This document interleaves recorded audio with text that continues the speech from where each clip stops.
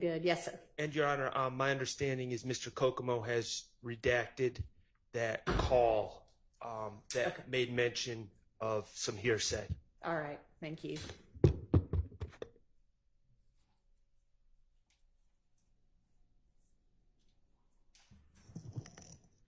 All right. Well, it's a few minutes early for the jury, so we'll just wait until we hear word that they're all ready. So we can just recess in place.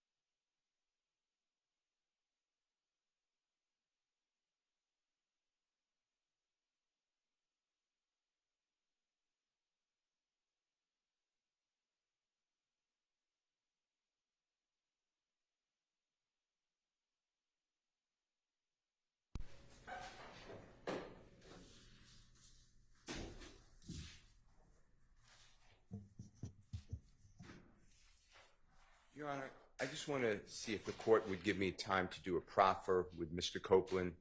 You know, I want to, obviously, I want to, but I will, whether I want to or not, but I will follow your order about the ex parte June 10th conversation in Judge Glanville's chambers. And you told me that there's some off limits, and I look at my notes and I'm not sure. I think the state opened the door to it. They asked on direct about that meeting, but I don't want to come close to your order in violation. So what I'd like to do is ask Mr. Copeland about the whole thing. Judge Glanville's there, what Judge Glanville said. You seem to, according to my notes, indicate to me you're not permitting that. That's my understanding. And of course, I need to make a proffer. I mean, the proffer, I guess, is memorialized in the transcript itself, which is in the record. But you know, the fact that Judge Glanville said, we need your testimony. Judge Glanville said, so long as you don't tell a big whopper, as Miss Love told you earlier, I want all that to come out before the jury. I think it shows coercion, and I think it shows the way that possibly to Mr. Copeland, I don't have any good faith beliefs because I never spoke with him, so I don't know what he would say, but that the prosecutor, well, prosecutors, but prosecutor, I'm going to say, and the judge, the former judge, were holding hands and working together. And I think that that goes to the jury instruction that courts don't have any interest in the case, save a fair trial for everybody. Because I would never, and I will make it clear, I'm not talking about this court, but we were with Judge Glanville for X number of months. And the jurors saw him act a certain way. So I would like to get into that. In addition to that, I plan on, and this I don't believe hurts your order. And if I just interrupted you, were you about to say something? No, go ahead. Okay. I thought you were finished. I plan on going into the fact that Mr. Copeland did say, it's on the transcript, everything, I did all these crimes. That's not a quote, but it's somewhere in that transcript, and I could get the quote. I'd like to get into that and ask him what he meant by that. You could ask him that. Okay. I'd like to ask him about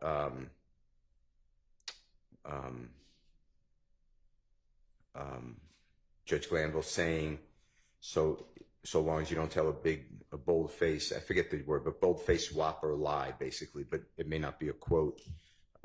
They won't prosecute you. I'd like to get into that and what that meant to him. And I think I'd like to get into the fact that he said, I've been telling everyone I am a liar. The most truthful thing I ever said is what I just said by calling myself a liar. You can ask him that as well. I thought I could. I'm just want to make sure that I'm not violating. So I think I covered it, but it's really that the environment, that he didn't ask for that meeting, what his belief is between the former judge, excuse me, I'll make it clear, and the state of Georgia, the prosecutors, and if he believed that they were working together. All right. Well, coercion. That's really what I'd like to get into. Understand. I continue to believe that that's not appropriate to come before the jury. The things that I said you can get into just now, you can ask him about. In terms of whether whatever happened in this meeting amounted to coercion, you don't need a proffer for that. I mean, that's going to be a legal determination. It's one I have already made. And if I'm wrong and this case ends in a conviction, I'm sure there will be an appeal, and that can be determined. I mean, that'll be a legal determination to be made. So you don't need to make a proffer for that. And you already have before the jury that Judge Glanville was a part of the meeting and that nobody from the defense was a part of the meeting. And I don't recall the state opening the door to that, but just it kind of came up naturally in your questioning of Mr. Copeland. He said, oh, you mean in the judge's chambers? And so you were able to ask questions about that. So that's really already before the jury as well. And in terms of the bullface whopper thing, you know, you've, I think, already asked him and can ask him again what he understood to be meant by perjury. And I just think that that's enough. I don't think we need to spend time on that otherwise. So, can I just make one record? Sure. I understand the court's ruling. Yes. I'm not trying to change it, actually, or I'd like you to change it, but I'm not trying to go against. I understand it's a ruling. I believe that coercion is actually a jury question. I think that the jurors get to take each witness and determine their motive, their interest, and their bias.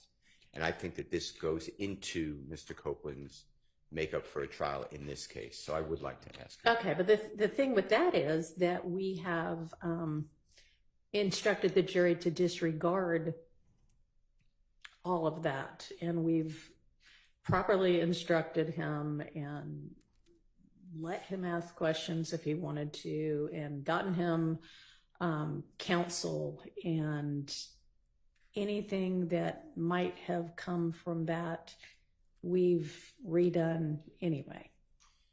To a certain extent, but doesn't it carry the witness? When I say the witness, Mr. Copeland, I mean, he's the one that the jurors are judging credibility. The state is saying, it's interesting, witness, because the state is saying he's a truthful man, basically, in 2015. He's untruthful in 2024. I am saying I am diametrically opposed.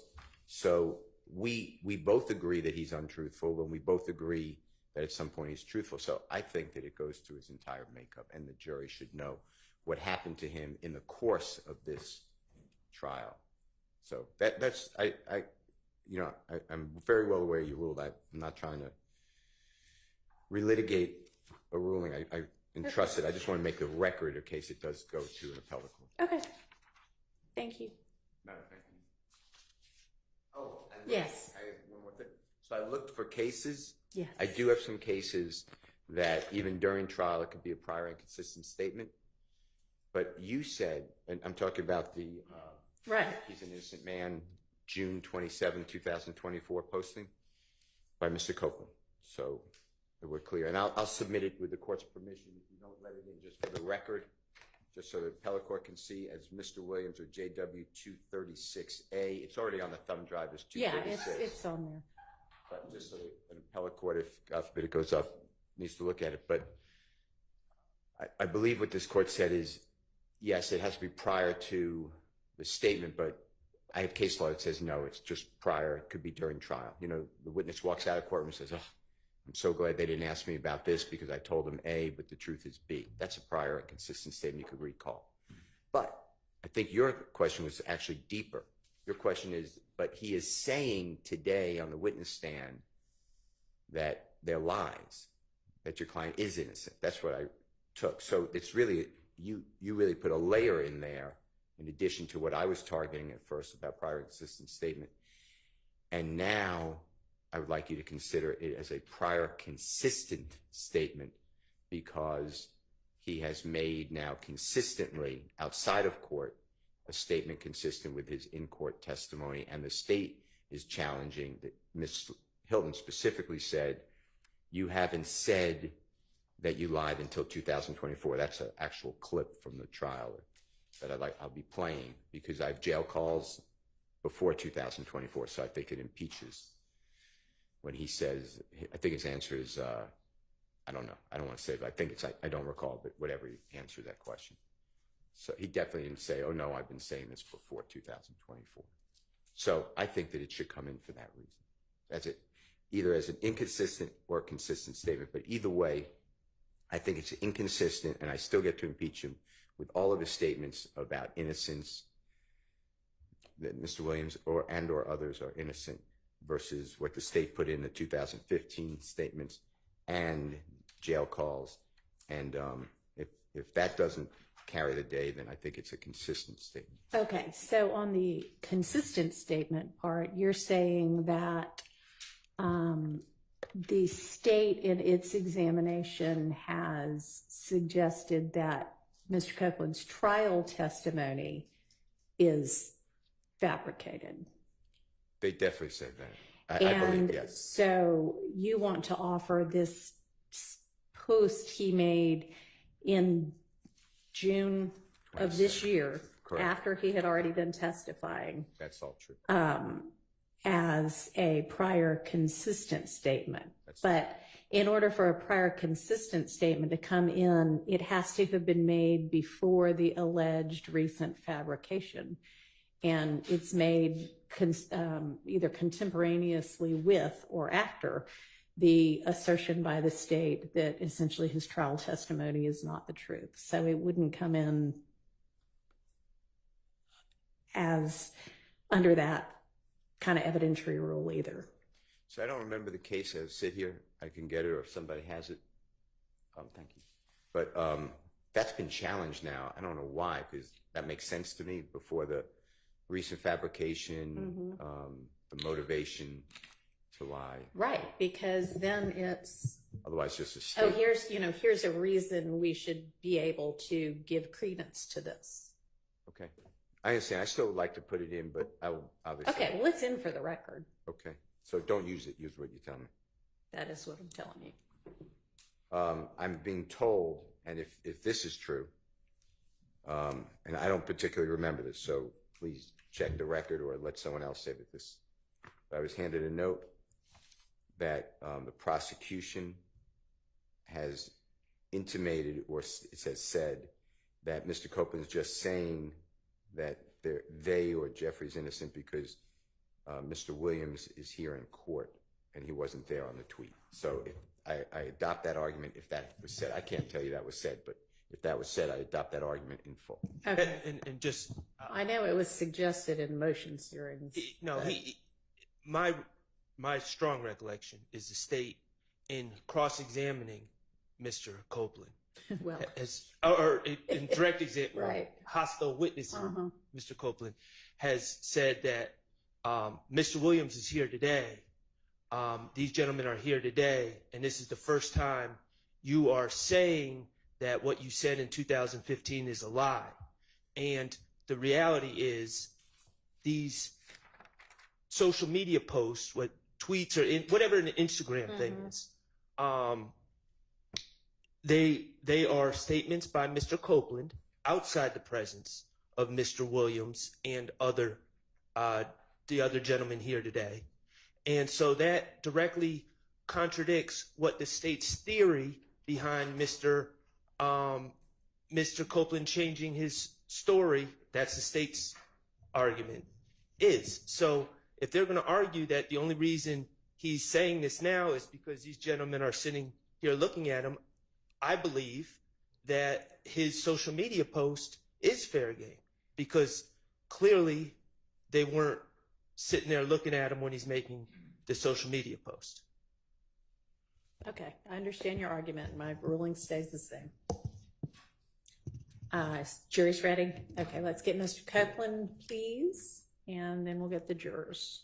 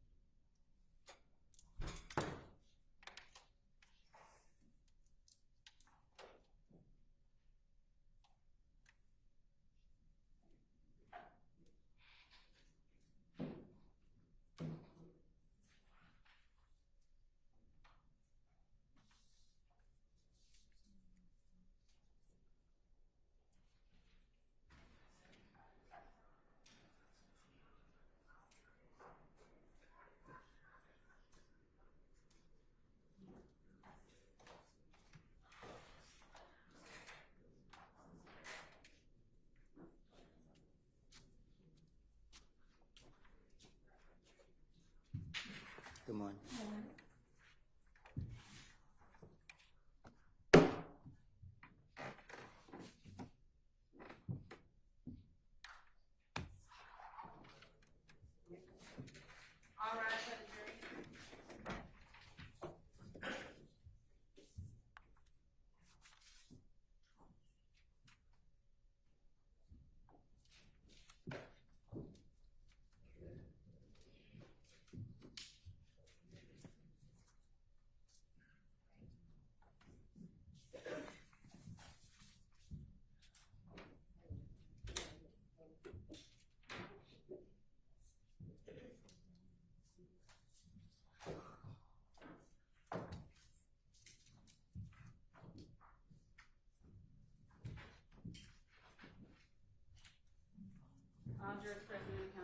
Thank you. Good morning, ladies and gentlemen. Go ahead, Mr. Steele.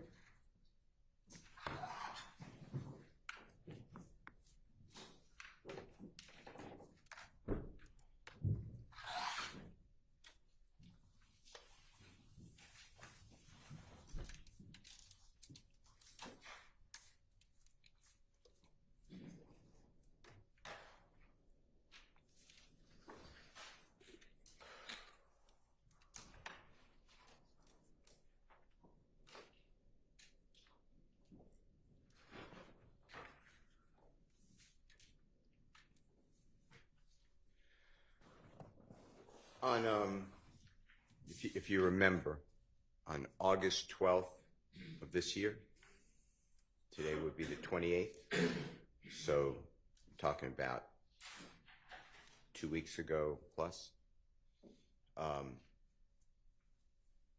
Prosecutor Hilton said to you that,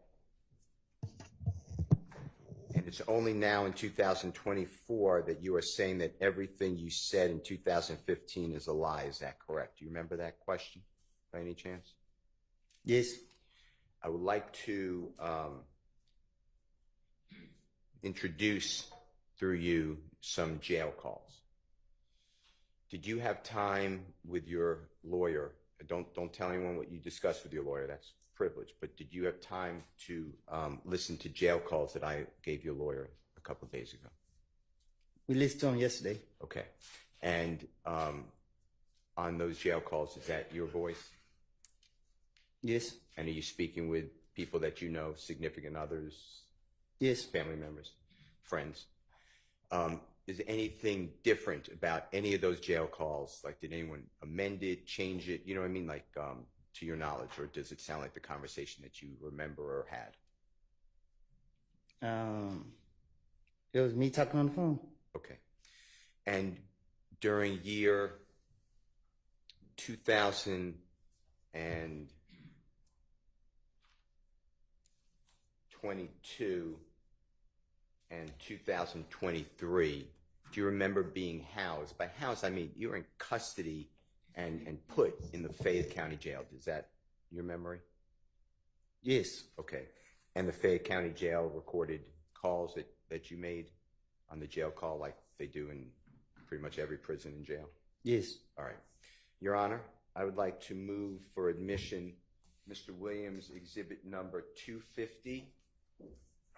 And Your Honor, A is cumulative, so it's going to be 250B as in Barry, C as in Colette, D as in David, and E as in Aaron. And this is the same thumb drive I gave to Honorable Court. The parties stayed in October, and Mr. Copeland's lawyer. All right, and these are from 2022, all of them? They're from, and I'll announce the date and time, Your Honor, but Okay. December 2022 through February 2023. There's Okay. four different calls. They're admitted. Okay, thank you.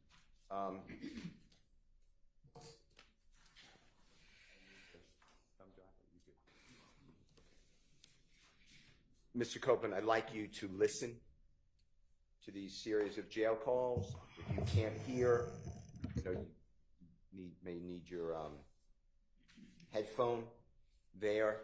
The first call I'd like to do with you, I'm going to go in date order. It's not in the order of my B, C, and D, and E. So this is actually 250E as in Aaron. It's December 21, 2022 at 1:23 p.m.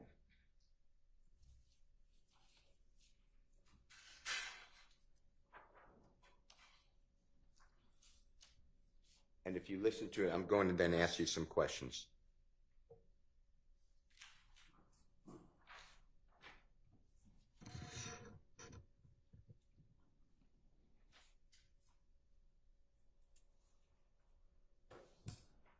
And after it plays for just a moment, I'm going to ask you, if you don't mind, just tell the jurors who you're speaking with, okay? It'll play Select just for a call little bit, from- and then just tell the jurors who you're speaking with, if you don't mind. An incarcerated individual at Fayette County Jail. This call is not private. It will be recorded and may be monitored.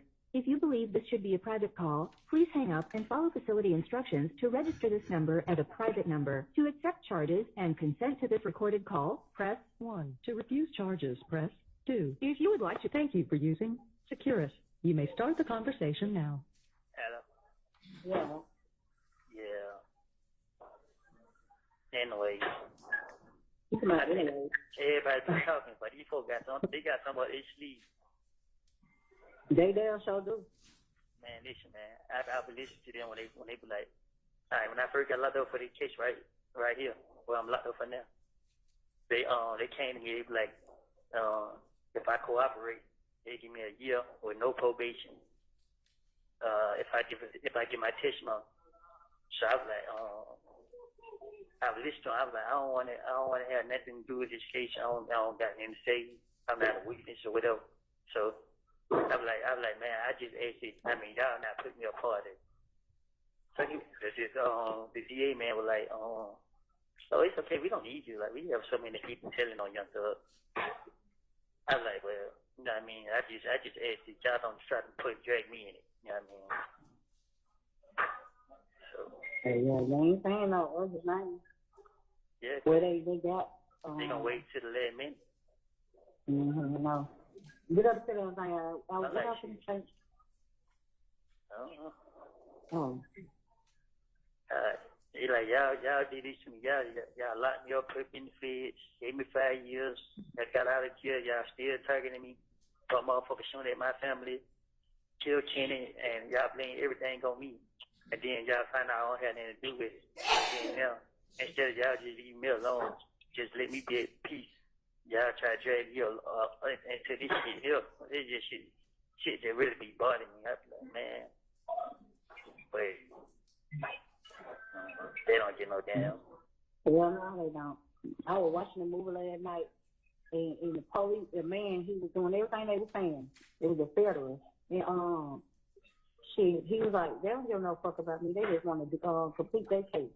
Because when they got his ass in there and he did what they told him to do, he called her and he was like, done. She didn't even get him out there. He had to kill a damn guard to get out. Watch it, you know, but these motherfuckers, last time they tried to come out here and try to admit that shit, right? I told him, I said, let me tell you. The lady said one thing. She said, first she like, if something happened to me, she gonna do everything in her power to investigate. I was like, damn, you already got it in your mind. That's all she gonna do.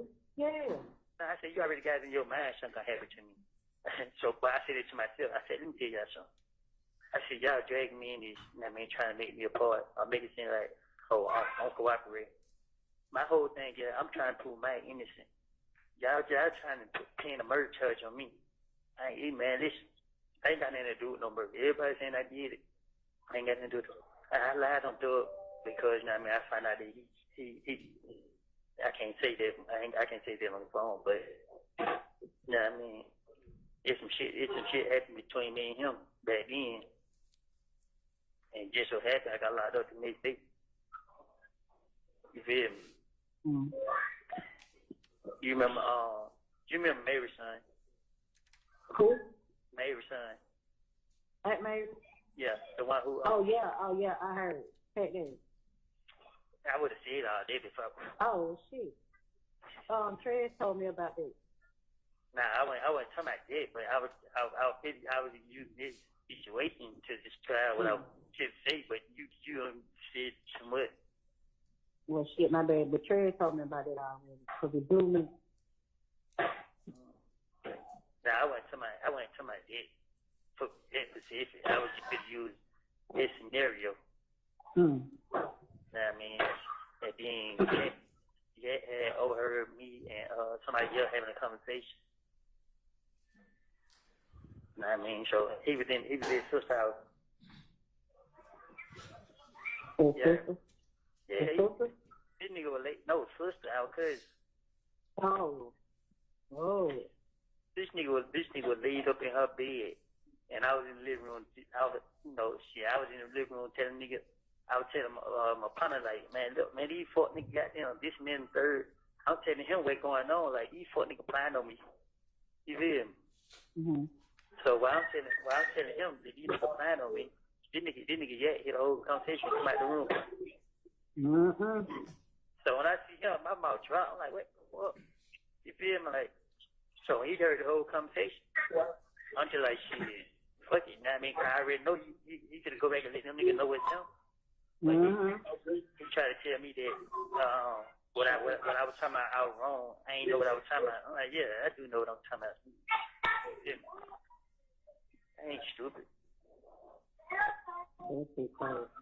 Huh? I said, that shit crazy as hell. Y'all just put that much on my feet.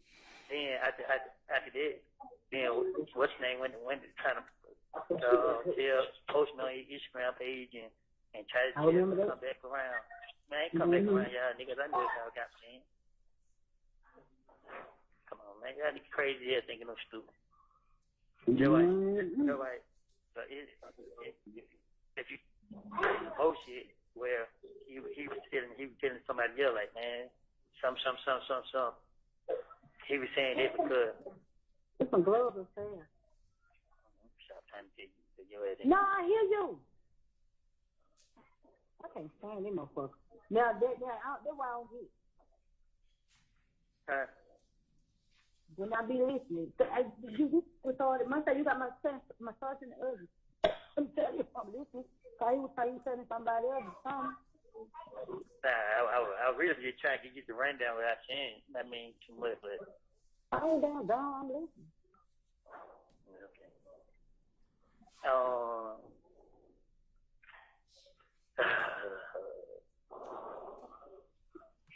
Greg said everything else. I forgot that concerned about him, man. I red might be sick. You dirty bastard. Cool. He is sick. But I don't think he's like past his sick. And then how did his grandma feel? You ain't never asked him about that. Call him back. I think he's done okay. You know he told you he'd be free. He said when he'd be free, he'd be getting out. Hold on, let me call him back. Give me some syrup. Hold on.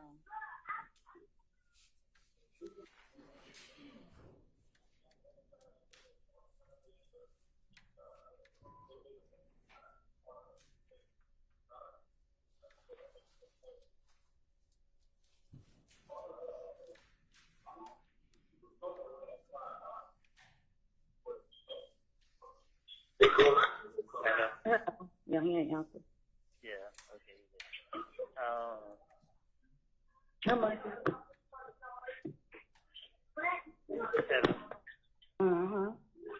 But that shit ain't going. They ain't talking about that how they was talking about that shit last time. They ain't buying no more. No, I was saying they weren't talking about it. They ain't talking about what? Yeah, well, damn case how they was talking about it first. Yeah. He said both service where he is. So great. Yeah. Okay.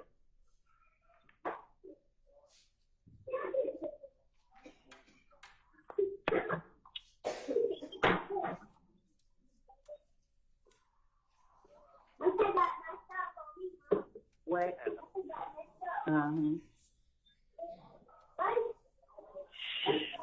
That guy got to get the hell up out of the damn room, boy. Kyle Jr.'s little bitch ass on 2 way.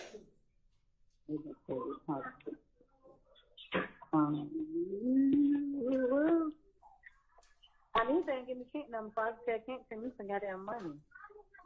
Hold on. Hold on.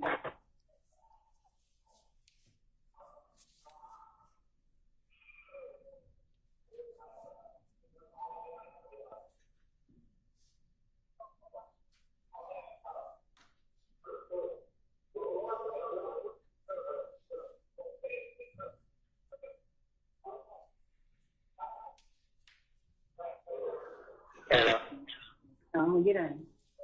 Green said, tell little bro I'm good and don't drop the soap on purpose. LOL. Say he been having me word, goddamn.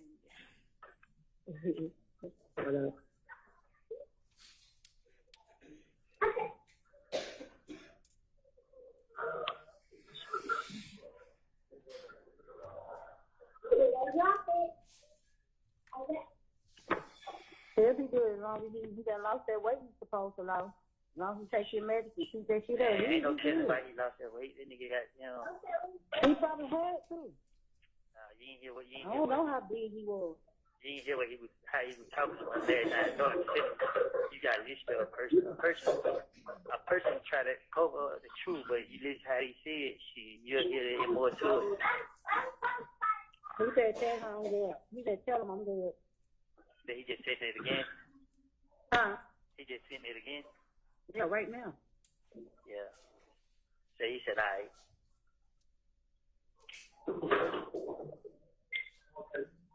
I said, and I love him forever with his bitch ass, LOL. Yeah.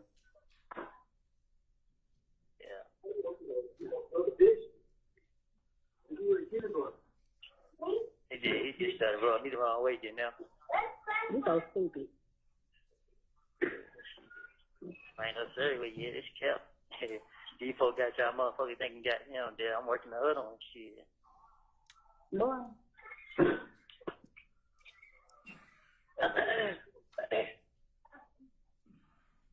I got cold since you opened that door. You say what? I got cold.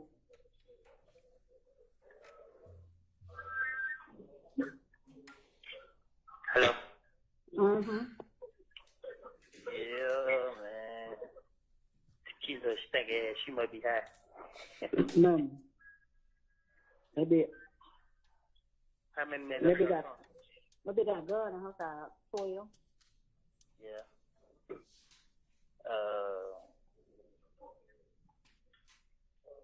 You got that phone out. Good girl. Duh.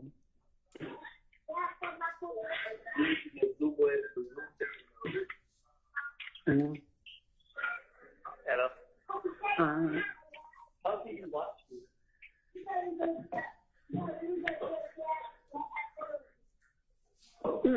Cash quick. Ooh, what's your fine call, huh? Shit, you ain't tell me. You just want She told me woke the kids up. No telling her if you leave.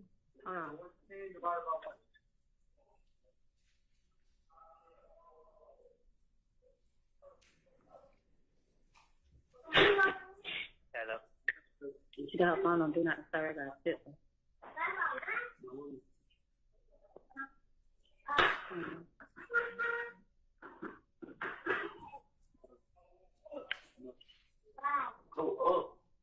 Hands on y'all. Get off the table.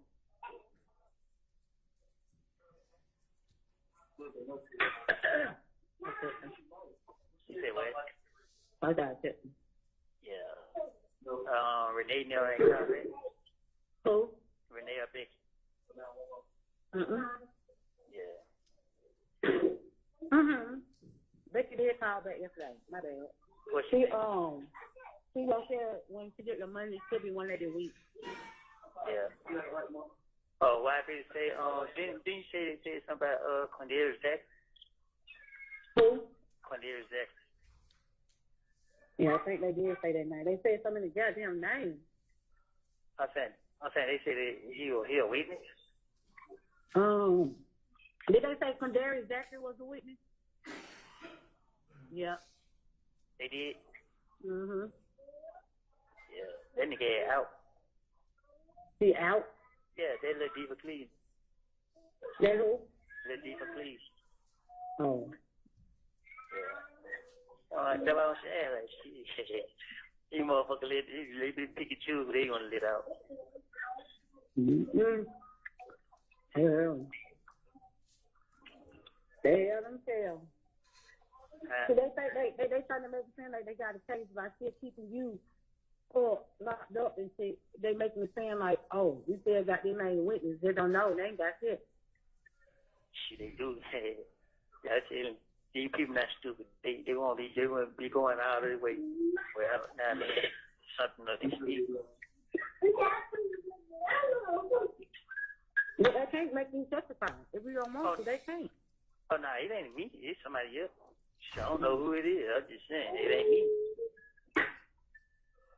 Then they made me mad trying to call that lady to the stand, and they done said she was dead several times, because she was a witness too. Cool, Lala. Yeah, I remember her because she was a made on friend. That's crazy. How the heck she be a witness? And then the judge even asked how she died, so they was like a brain aneurysm. I said, ooh, that scared me. A brain what? Aneurysm. Yeah.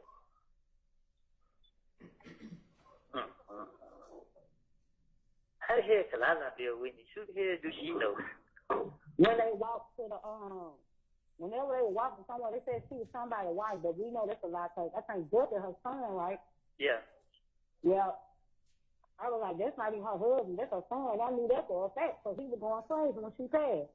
And but they was like, when they came to question her again, they said she don't know nothing about nothing. She don't know what they talking about. So I was like, that was funny. But they couldn't bring her to the stand because she passed. Yeah. So the judge had to ask how she passed and write it down. Oh, yeah. These motherfuckers so good, I need 2 more in the oven. Sit down. You don't play with hot stuff.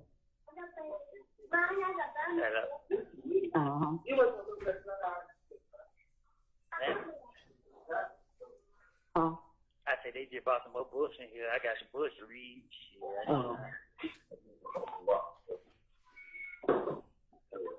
Now let's move. What I can say, I was gonna say that didn't bring some. You said bring me to who? The coloring book. I can't hear you. I was saying coloring book. Man. I was trying to see if we see your package. I keep sticking on. I was gonna have everybody to do it. I was gonna be on there, but You can't even do it. It's not letting you click on it. Shit. You do get the motherfuckers in Miami, shit. I know, and then I had pictures. No, it was saying we could select a package, but you can't. Yeah. Cause these folks, man, they don't sell no tater chips on the show. They don't sell no soups on the show. They only sell pies and candy. They Exactly. fuck that up.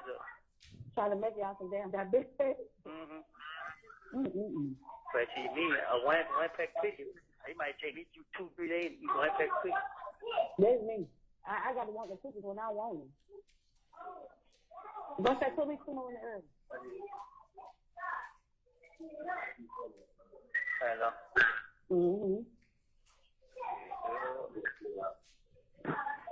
I seen Dale call this morning. I know she was calling to check up on you. Yeah. And I was asleep. I heard woke up and went back to sleep. Shit. Damn. Get down here.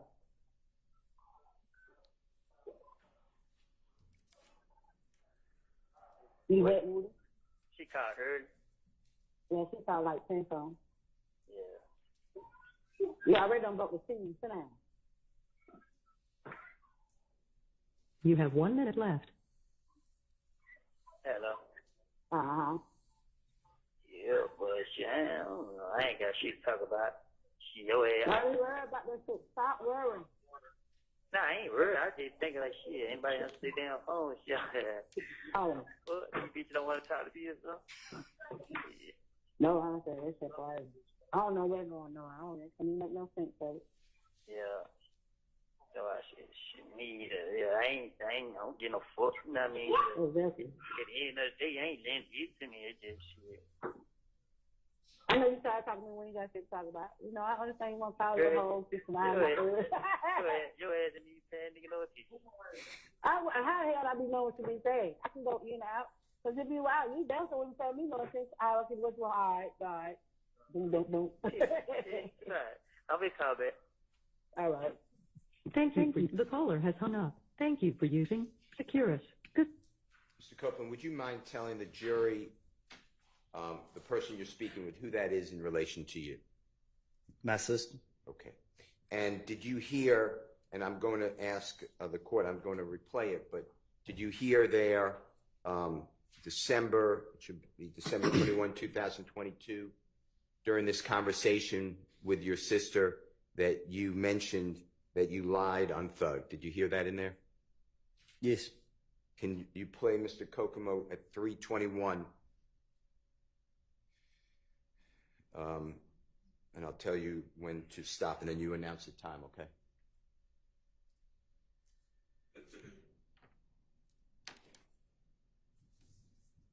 I ain't got nothing to do with no murder. Everybody, and I did it. I ain't got nothing to do with it. I lied on Thug because, you know what I mean, I found out that he I can't say that, I can't say that on the phone, but, you know what I mean, it's some shit happened between me and him back then. And just so happened I got locked up the next day. You feel me? Mm. You remember Mary's son? What number did it stop at? Time stopped at 3 minutes and 46 seconds. Ms. Winfrey, did you get that? 3 minutes and 46 seconds. 3 minutes and 43 seconds. 3 minutes and 46 seconds. You were right. Mr. Copeland, were you arrested in April, if you remember, April 2015 by law enforcement? What year? 2015. 2015? Yes, sir. I don't know. Do you remember the song Halftime that the jurors have heard about? Yes. That being released. I'm not saying created, but released in and around April 2015. It was released when I was in jail. Okay. All right. And the timing of that release was not good for you. The police used the lyrics of Mr. Williams as against you, that Woody would, whatever the words are, punch someone in the noggin or shoot someone in the noggin, whatever the words are, right? Yes. That was not good for you at that time. Right. At the time, okay. All right, I'd like to play with you, if you don't mind. Your Honor, this is Jeffrey Williams 250C, as in Colette. This is February 19th, 2023. It's at 3:52 p.m. Again, Fayette County Jail. Recorded call. If you don't mind listening to this, please.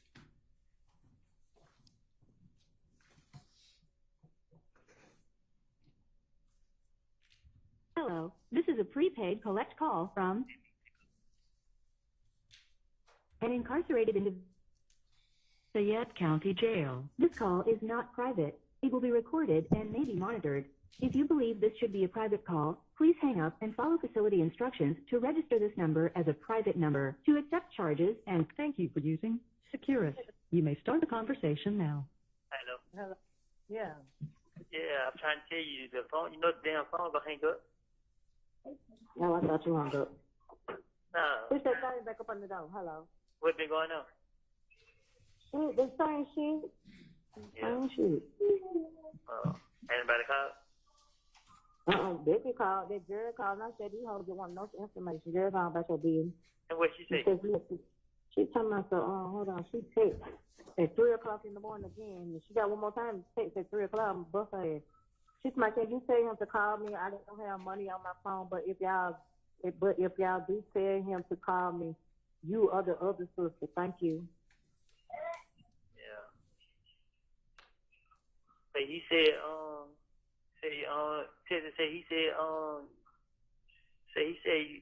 you made your mind up. Oh, I did my phone. Where Becky went? They don't watch the video. No, what's your name just went crazy on me. Who? Crazy. You talk to her? Yeah. She to my I brought her name up. No, you did not. Now why she lying? She I don't know. That's what she said. She lying like a motherfucker. All you said was she ain't had nothing to do with that, and you wanted to put that in her car. And then Rebel said that I about this close ass until that little bitch ass nigga. What happened? He always got to be the main one. I don't know nobody else, but he just here. He's laughing. I want to say, look, you little dick in the booty, bitch. Don't just delete this shit. You take the number? Yeah, I say so, yeah. Yeah. Yeah, I come out at 3 o'clock now. Oh. Yeah, I said, soon I take the phone down. I changed room. I changed room, so I mean, when I come out, I can call y'all. Yeah. Text your number real quick. Hey, Dion, I might have a text because you're gonna hang up if I call. Hello. Yeah. You say what now? Hey, if they play the number, can you not put it on there? 3 o'clock. Yes, sir. I'm sure it been called today.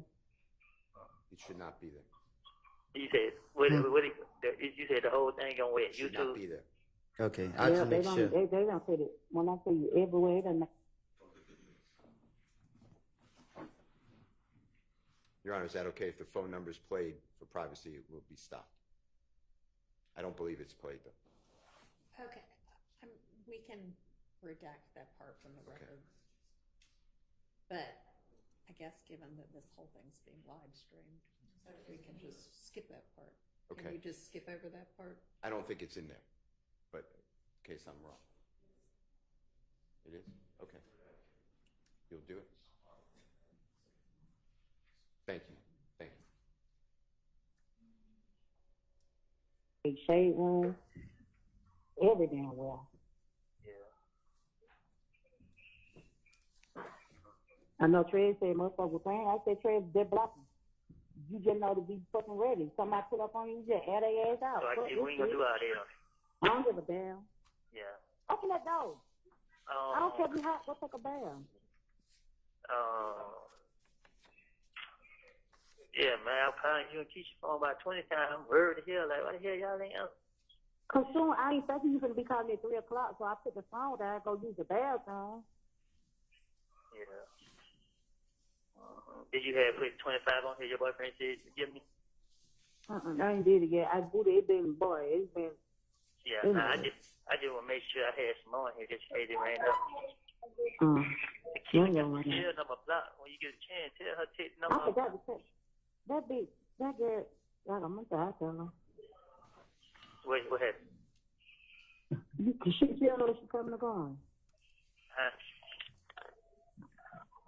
What? I said she don't know if she coming or going. Oh, excuse me. Yeah. Yeah. You should have told her 650 number start test. You had no damn 3 in the morning.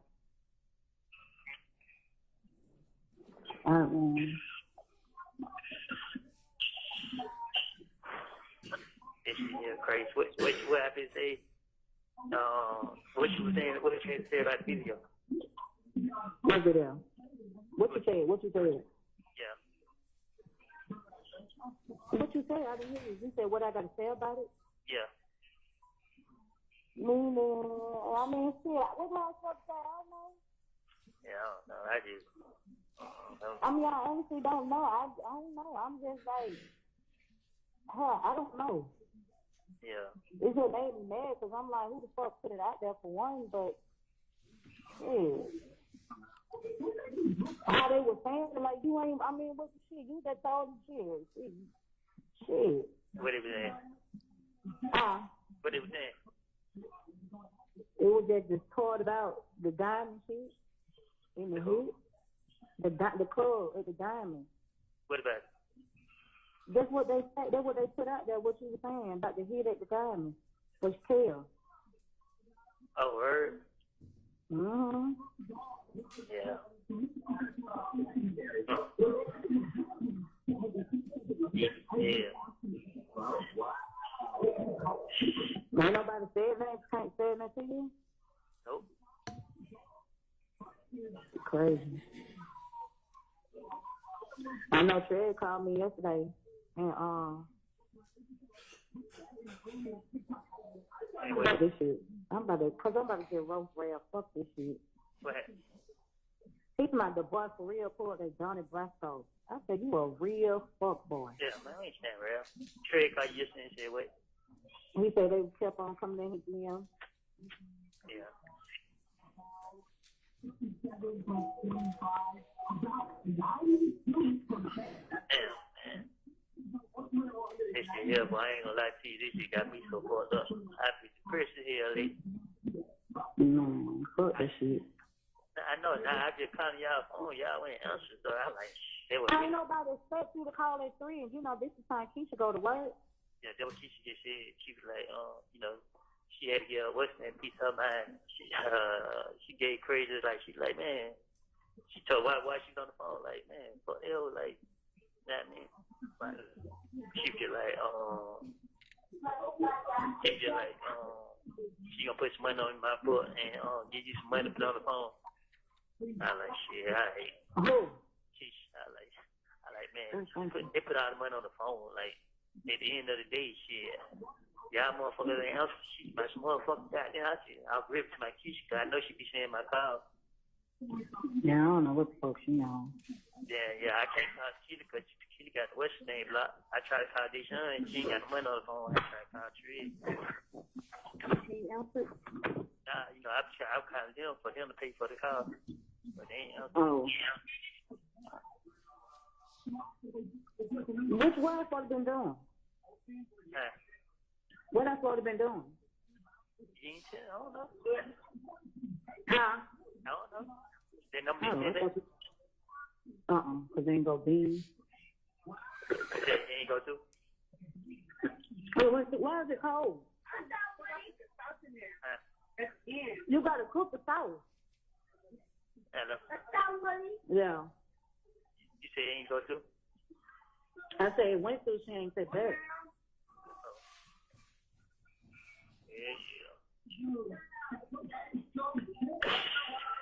Man.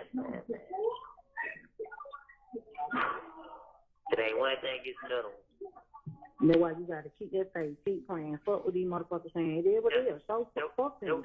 That's what I've been doing. I've been praying every day. You know what I mean? But she like, the more I pray, goddamn, the more the devil try to work with me. Because he know you praying. He know you turning to God. Okay, now I be like, man. But, I be, I should have said, when you get a chance, cause keep tell her ugly ass, she got the jail number blocked. And, I was 15, they got, put her number on here and tell her she don't need to be sipping no other jail card, wait this one. Tequila. Yeah. Because when you're in kitchen, don't answer the phone, I don't have nobody else no more here to call. I'm going to put her number back on there. Don't put her number back on here. It's until she take it out. Yeah, she take it out. Try to put, I just try to kind of squeeze collect too. I thought he was going to answer. It take it so long for him to pick up. I thought she quit the number on there, so it shouldn't be collect. Man, she squeezing on the answer. Like, she just quiet out of the way too. So I be like, I don't be knowing. Yeah. I'm trying to see that she, if they deliver, she ain't saying anything. I would say, they motherfuckers, what the little girls that you be calling? They said all that on there. And she really mad because the lady said, why you want to be with their son? And he was like, because she got 3 children. So she was like, so you don't need to be with the other girl. She ain't for you. That's why she really mad. Oh, yeah. Mm-hmm. Go get it up. All you worrying about is the money. You just come and get the money. The money. Who? The girl. What girl? Crazy. You said what now? That's all she worrying about, come and get the money. What, are they paid the jail card? No. They played everything that was in the thing. They played it's not even 3 hours long. That was a lie. This shit was like 20 minutes long. And half the time you just in there. It wasn't 3 hours long. It was like 20 minutes. What did she say about the money? No, she was saying all she wanted was the money. That was her main concern. A little money, about the money. And you didn't really say her name. You just said that was your girl. And then they asked you when you was somewhere, you was like, I was at a girl house somewhere. Yeah. Oh, it's not before I got locked up. I was at the girl house. Yeah. Mm-hmm. And they was like, where's your address? He was like, we ain't together no more. She went through my phone. Then the other officer was like, shit, my girl goes through my phone. I'm be homeless too. Yeah. Oh, shit. Yeah. No, I'm not doing stuff. The motherfucker out there to myself. Let me tell you something. I went through the same thing. It was different. I'm talking about my situation. It was like the more I prayed, the more the shit was coming at me. I got on my knees and cried to God. Once I got on my knees and prayed and I cried, got all that off my chest, I was relieved. And then things started turning around for me. Man, for real, like you, the way this shit going, like, man. She said, tell him that when I asked him to tell me what was going on, he had every chance to. I shouldn't have to learn about shit from other people when I talk to him down there every day. But he want to be, bitch, fuck you, hoe. Fuck you talking about, bitch. Keep reading. What? Keep reading. I read what she said. Oh. She said, tell him that when I asked him to tell me what was going on, he had every chance to. I shouldn't have to learn about shit from other people when I talk to him down there every day. But if he want to be like that, then cool.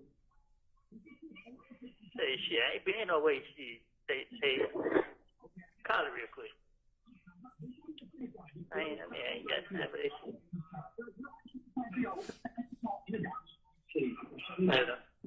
Mm-hmm. Yeah. I got the car because you know I know the car out. Yeah. Nah, I had to turn the volume up. It seemed like when I turned the volume up it did do it more.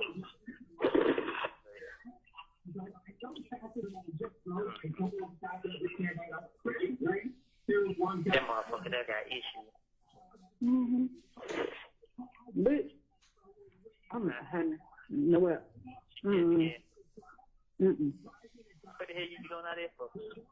Because I'm waiting on Ray to say something to me. Cause bitch, I'm ready for your faggot ass. Oh, you see him? And I'm ready for baby. Hell yeah, and his ass in the state. I said, fuck boy, I'm sick of your pussy ass. Bitch ass nigga, I ain't scared of none of y'all motherfuckers. Man, Who? yeah, nah. You ain't got it. I'm just tired of rap. You don't know. Like, shut your faggot ass up. Bitch, he dressed you in fed your thirsty, dry ass, crystal lip bitch. Baby, y'all come for it. I'm with it. Man, hell no. Cause you ain't gonna make it worship. You know what I mean? It's what these people want. They putting this shit out there for people to feed out, but hello? Yeah. Yeah, you know what I mean? They want people to react to this shit. You know what I mean? Cause it's crazy. All the people they done locked up, they ain't putting nobody else interview out. I knew what we had. Baby said she gonna look for a lawyer, and I am too, because like everybody said, this was a lawsuit. Y'all gonna put my life in danger? Like, come on, no, hell no. How the fuck is it leaked? Y'all gotta make it make sense. The defense attorney. Well, they talking about it's not very sick. The big thing very sick. I said, y'all come Woody good. You know, they won't say that dog come up here. Hold on, I'm merging in. Merging in. Yeah.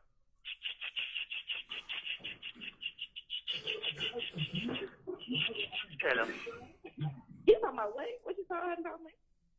Bro, you sitting here goddamn going off on me like it's my fault and shit. Like, come on, bro. Because when I be asking you stuff, I be asking you for a reason. I shouldn't have to find out for some other people. Man, I told you in that postcard I sent you that. Nah, man. No, you didn't tell me nothing. No, that's not what you told me. All right, bro. I ain't trying to argue with you. Nah, man. I wasn't trying to argue with you. I was trying to tell you, call me. That's why I didn't talk to you the other day. I didn't want you to feel like. Nah, I ain't saying you did. I wasn't trying to talk to you. I just didn't want to argue. Like, what? I ain't saying you did or anything. I just said that shit, I ain't mad at you. Nah, I mean, I can't shit, you ain't did nothing to me. Shit, I blame myself, thinking I got all the sense. Nah, this shit backfired on me. Hello? Mm-hmm. Yeah. I don't care. These people doing this shit intentionally. It still ain't gonna make me touch you, bro. I mean, I know that though, but my thing is, when I be asking you stuff, when I asked you last time, bro, why you just don't tell me everything? Why you be? We can't talk about this on the phone, right? Shit. But you could tell me that. To be honest with you, I didn't even know nothing about it. You know what I mean? Like, to be honest with you, I ask people what the hell, like they got to tell me what the video say because I don't even remember what the video said. How you don't know? You said it. And then How why? you know what you said? Because I just told you, man, when I got locked up, man, I was trying to say whatever got them to get these people to let me go. And shit, though I said backfired on them. At the end of the day, shit, they know it ain't nothing but some bullshit. That's why they putting it out there like this. Nah, I mean, shit.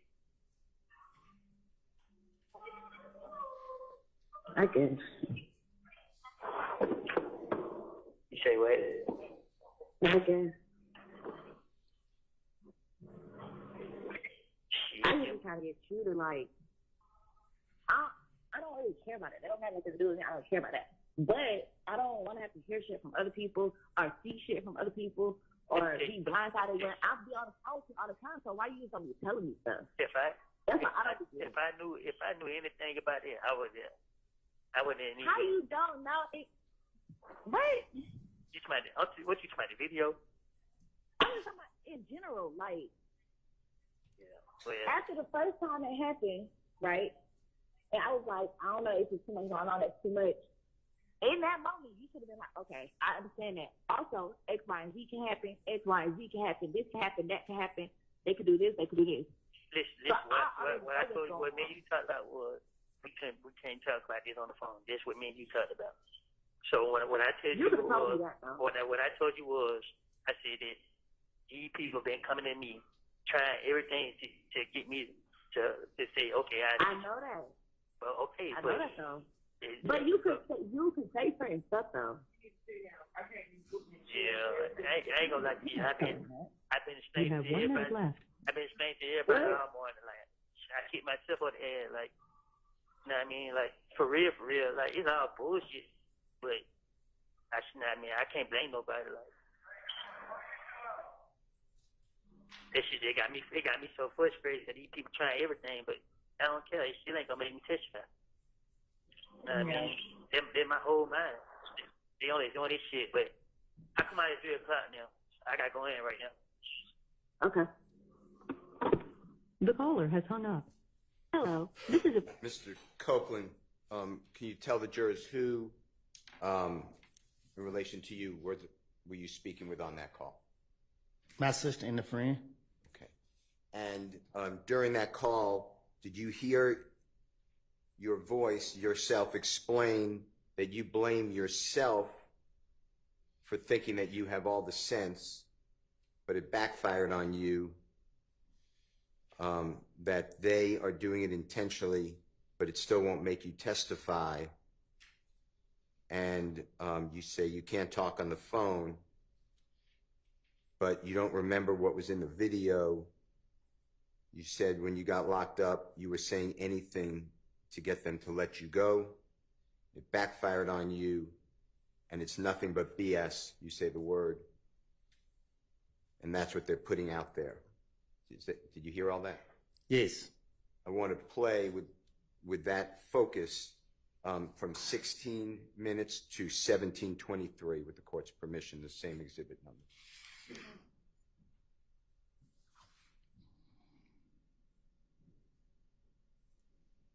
Dang, I just said that,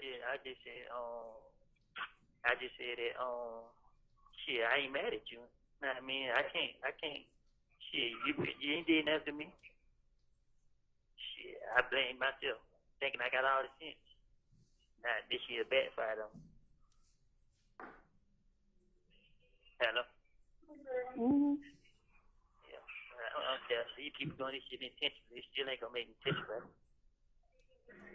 I mean, I know that though, but my thing is, when I be asking you, so when I asked you last time, Bro, why you just don't tell me everything? Why you be? We can't talk about this on the phone, right?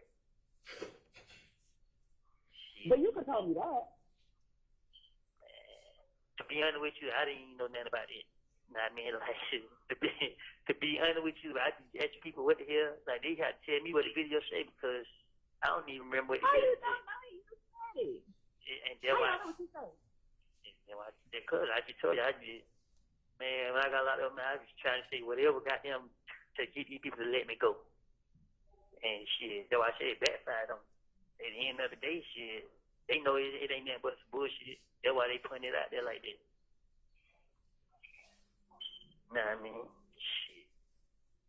Mr. Copeland, I'd also like to ask you whether you heard on this same exhibit recording that you said that that they, and you can explain who they is to the jurors if you don't mind, are coming at you to get you to say some stuff, and you explain that you say that you've been explaining to people all morning that you've kicked yourself in the backside, or ASS, and you say that it's all BS and you can't blame anybody. Did you hear that? Yes. Okay, I'd like to play 1825 to the end. Your Honor. If Ms. Combs said he heard it, I don't know why we're replaying, so I have an objection to replaying it if he said he heard it. It is so hard for the jurors, in my opinion. Well, you just read what you said was said, and he affirmed it, so we don't need to hear it again. All right. Mr. Copeland, this is going to be Mr. Williams, or JW 250B. So I'm going backwards, but B as in Barry, and this is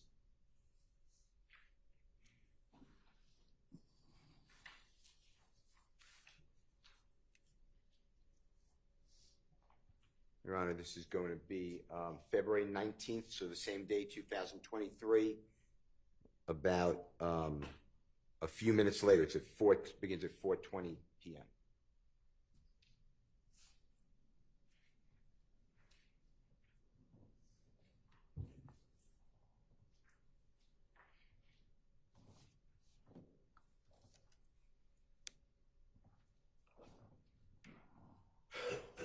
Hello, this is a prepaid collect call from an incarcerated individual at Fayette County Jail. This call is not private. It will be recorded and may be monitored. If you believe this should be a private call, please hang up and follow facility instructions to register this number as a private number. To accept charges and consent to this recorded call, press 1. Thank you for using Securus. You may start the conversation now. Hello. They won't let you call back again? Yeah, I called back. Yeah, that's why I'm gonna call back again. I told her that. I said it must won't let him call back.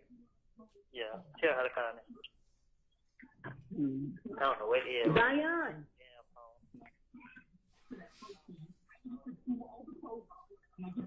Hey.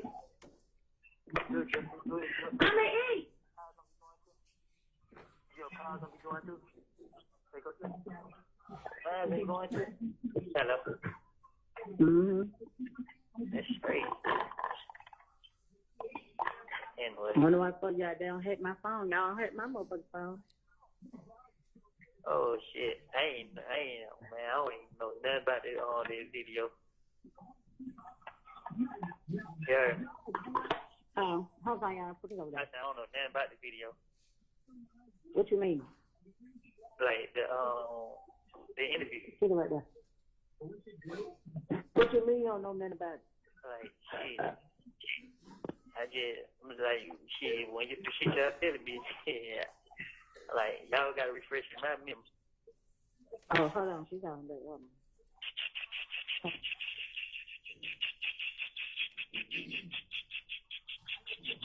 Hello. Yeah. Yeah, man, this damn regular ass phone, man. I didn't see you going back in. Shit, they ain't open the door, so I'm shit out. Oh. They told me to go in, but shit, they ain't open the door. Well. But what all I'm saying here, bro, I didn't get mad at you. I mean, You said what? I said all I was just telling you was I didn't get mad at you. Yes, you did. Tell her you made her mind up. You did. I didn't. No. Yeah, because I was gonna tell her to say, you don't have to explain yourself, but I just like shit. You just don't. I want to explain myself. Basically, you said the same thing twice. I'm like, No, I did say, because also you didn't understand what I was saying the first time, so I reiterated what I said. nah, I understood what you said the first time. I mean, I didn't. I just like, shit. Like I told her, shit, man.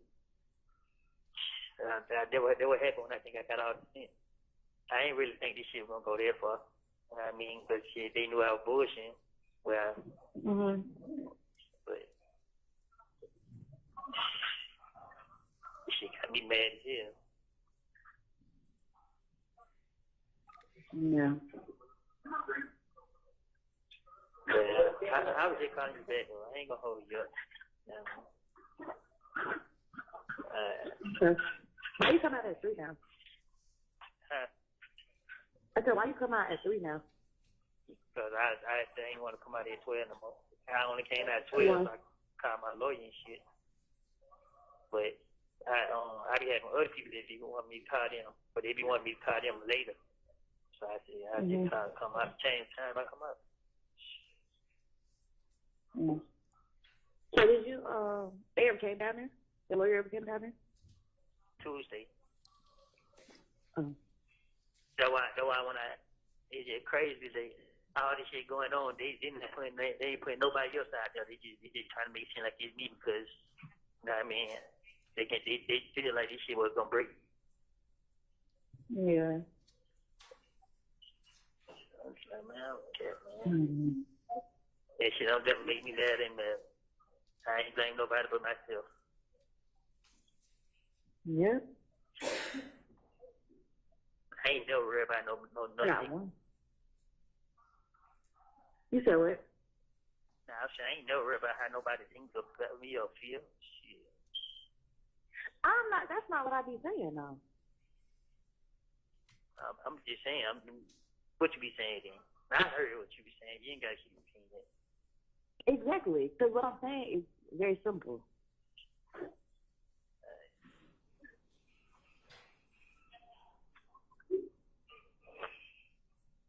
I don't know what you be speaking music.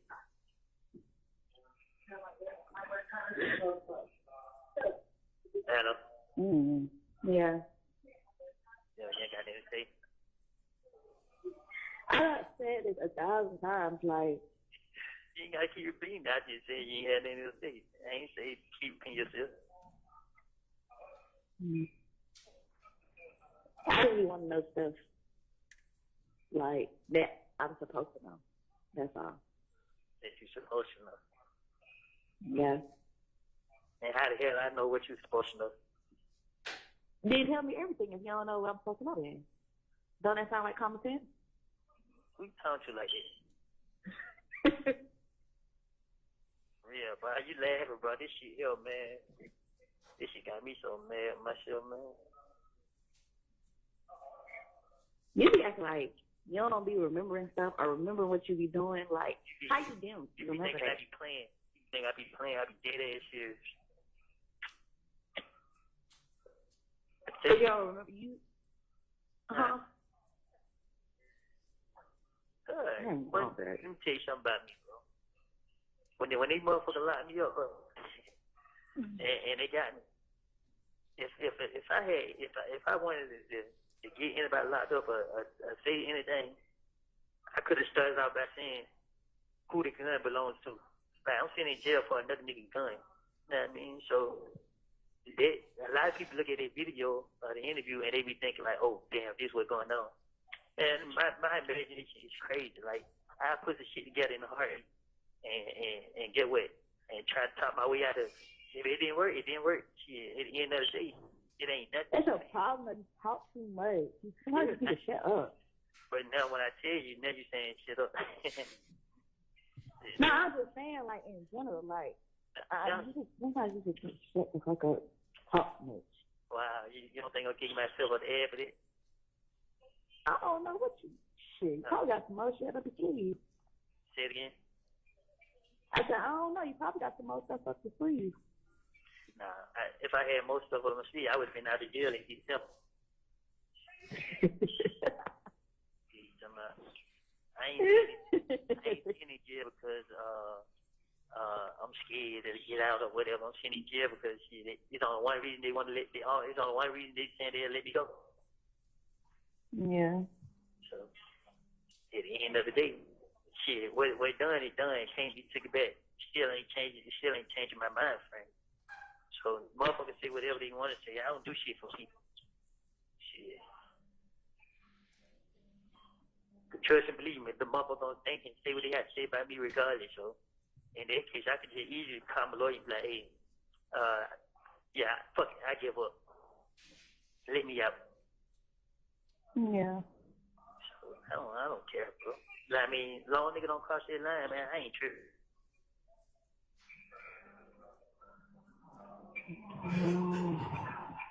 Thank you.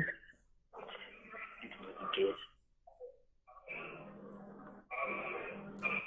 Hello? Crazy girl. Yeah.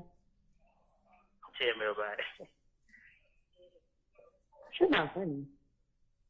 I'm not laughing, bro. I'm just. It's not funny. Trust, I know it. You ain't gotta tell me it ain't you.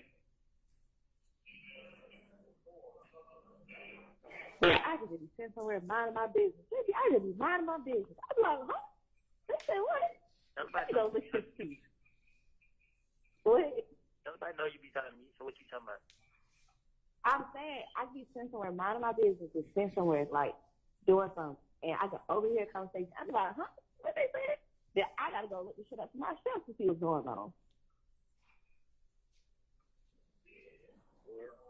Guess what? If I don't call nobody on the phone, I don't even know. If I called my sister, she told me, I'm like, what? Yeah, I called somebody else and he was telling me, I'm like, wow. I mean, like, shit. These people desperate, you know what I mean? Like I like to tell him is just pay attention to the shit. Look at what they doing.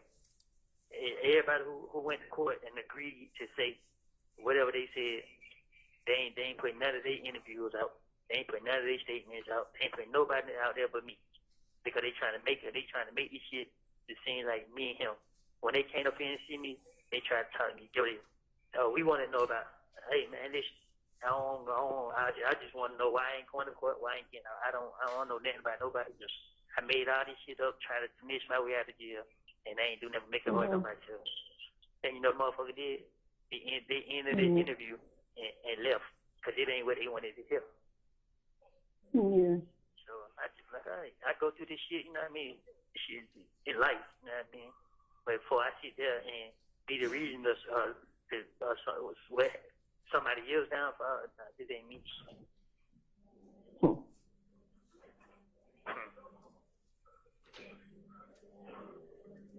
They trying to make this shit. They trying to make it seem like this and then third.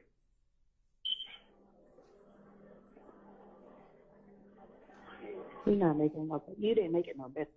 I did it. I didn't even for real, bro. I didn't even. Man,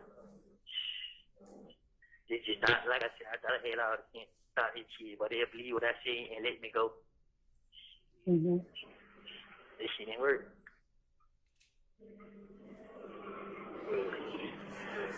But Thank you. anything else you want to know before I let you go on about your business? Anything else you want to tell me before I go about my business? You got them, you kept me up and you got everything to say like shit, like I be here pretty deep. I come to you off. Nah, you ain't jumping out. I just Exactly. I didn't even say nothing, but I knew that the other day I was upset. So if I got on the phone with you, I knew it was going to make shit worse because I was in a bad mood. So I just told her, I don't want to talk right now. Yeah. But let me tell you, but I ain't, like I said, bro, I wasn't mad at you. I was more mad at myself. You know what I mean? Because I said, for real, I knew better. What? I knew better. But like I said, I don't care. They shit don't do nothing. It just give me, I ain't gonna lie, it made me mad right now. But it just give me more strength.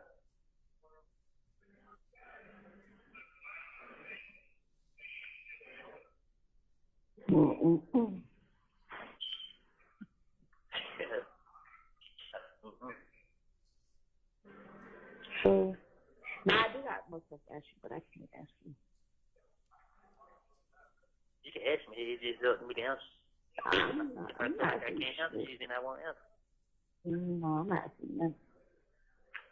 Alright.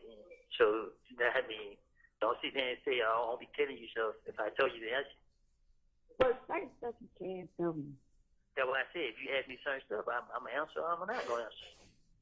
No, I should just tell you. Say it again. No.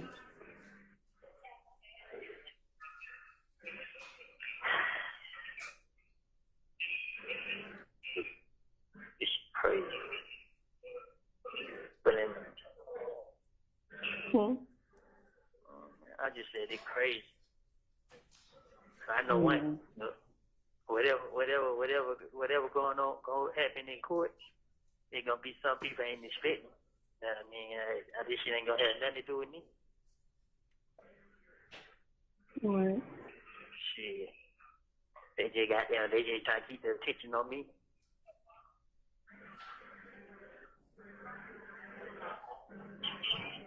Could you put yourself in it to begin with? Only if you knew.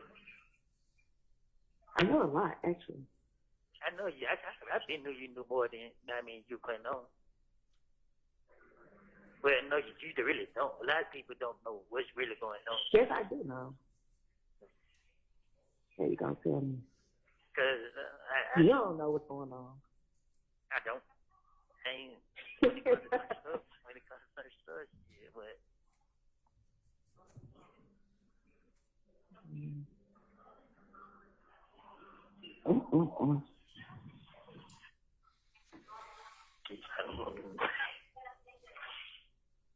You be stressing me out. I be stressing myself out, bro. This shit here, man. This shit here ridiculous. This shit here ridiculous. And that just gonna take so long to do.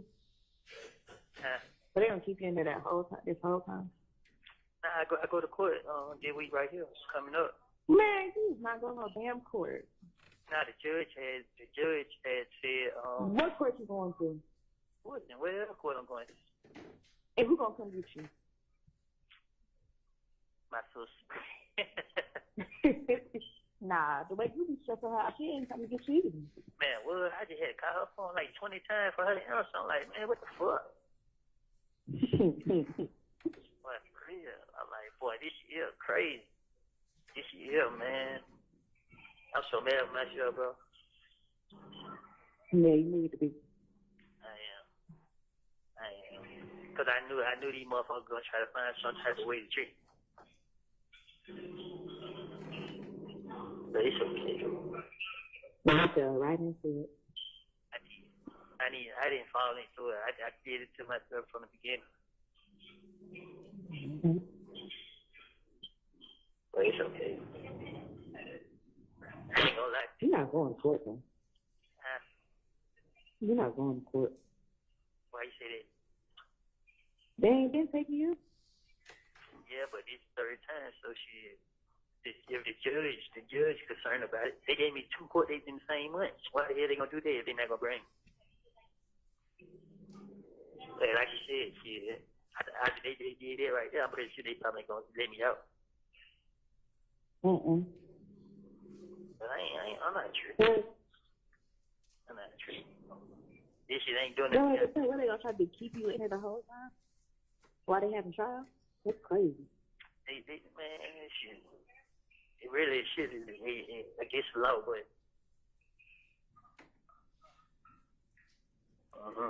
they put me in front of the judge. I'm sure I'm gonna speak up. I'm gonna explain to the judge exactly what these people doing. Like, ain't no in here they gonna be holding me in jail. You're always trying to explain something to somebody. Yeah, you're right. I'm dumb. Golly. Why you in the situation you in now? Always trying to plead your case. I be thinking I be having all the sense. You don't? I don't have none at all. At all? I know that. I don't know who made you take that from. I had a fucked up way of thinking like, shit, but if I got down, if I line this motherfucker right here, I know they're not gonna touch this motherfucker or do nothing. And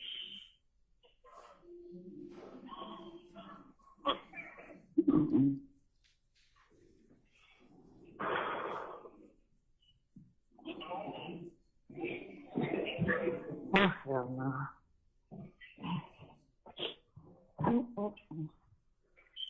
say what? Hey, Susan. Then I really feel like they got motherfuckers in here, goddamn, working for them. You work for them. I do. I ain't last.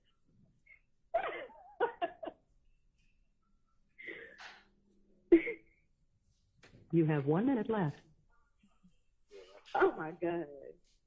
I can't laugh now. Nah, cause you really made me goddamn, you know what I mean? I made you wait. Nah, I just like shit. It is what it is, bro. You know what I mean? I ain't gonna let these people goddamn, I don't work nobody. Let these motherfuckers get me. Nah, I just say I ain't letting these motherfuckers get to me.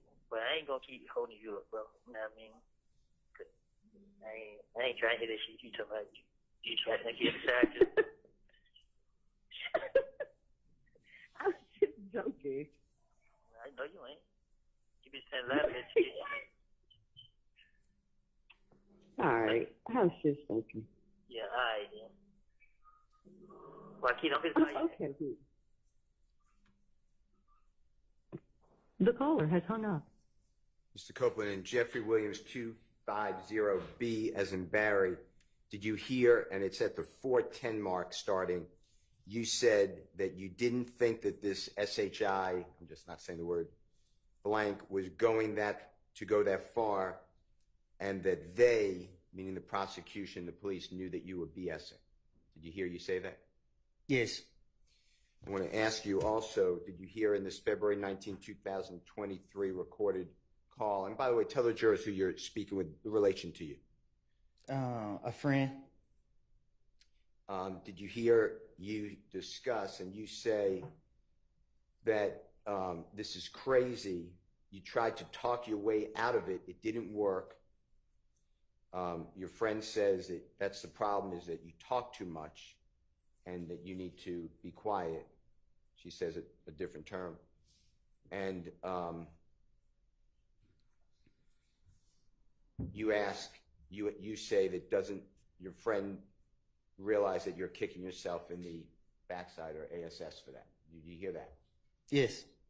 And that you're sitting in jail. There's only one reason that they will let you out, meaning the police and the prosecutors. Is that who you're referring to? Yes. And you said what's done is done. You can't take it back. Did you hear you say something to that effect? Yes. Okay. Did you hear on this recorded call that you said that they didn't put anybody else out there but you? They are trying to make it seem like it's you and Thug.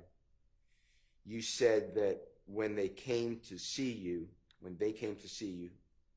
they asked about it. You just wanted to know why you weren't going to court. You don't know anything about anybody else. You said you told the police and the prosecutors you made all of this SHI blank up to try to finesse your way out of jail. Did you hear something to that effect? Yes. And who is the person, when you said they, when they came to see you, who are you referring to? Them two right there. And when you say them two, the two prosecutors sitting at the front table before the Honorable Judge Whitaker? Yes. Ms. Hilton? Huh? Ms. Hilton? And Ms. Love. Okay. And did you tell them back in 2023 that what you said previously was to finesse your way out of jail and it's untrue? Yes. Did you make that clear? Yes. Did they come visit you at the Fayette County Jail? Yes. Did you hear on this recording, you then said that they ended the interview and left because you weren't doing what they wanted to hear. Did you hear that? Yes. And you're talking same as two prosecutors that sit before the jury every day? Yes. Did you hear yourself say that you thought that they would believe what you said back in 2015 and let you go, but it didn't work? Did you hear something to that effect? Yes. Who is the they? Who are you, when you say, I thought that they would believe what I said and let you go? Who are you referring to? The police. Okay. The gang unit. And the jurors know who they are, but the same people that's been on the videos? Yes. And Detective Thorpe, I assume, if I'm wrong? Yes. Say, okay. And Agent Cunningham? Yes. Okay. Did you hear, and this is at 1750 start time on the same Jeffrey Williams 250B as in Barry, did you hear you say that you have effed up, you have an effed up way of thinking, you think that you have all the sense, but you don't have any, your friend agrees, you say you had an effed up way of thinking, you thought that if you lied on that MF, I'm not saying the word, but MF, they wouldn't touch him or do anything. Do you remember hearing that? Yes. Who is the MF you're referring to? If you lied on the MF, who are you pointing at? Thug. Thug. Okay. And you made that clear to these prosecutors and the police? Yes. Okay.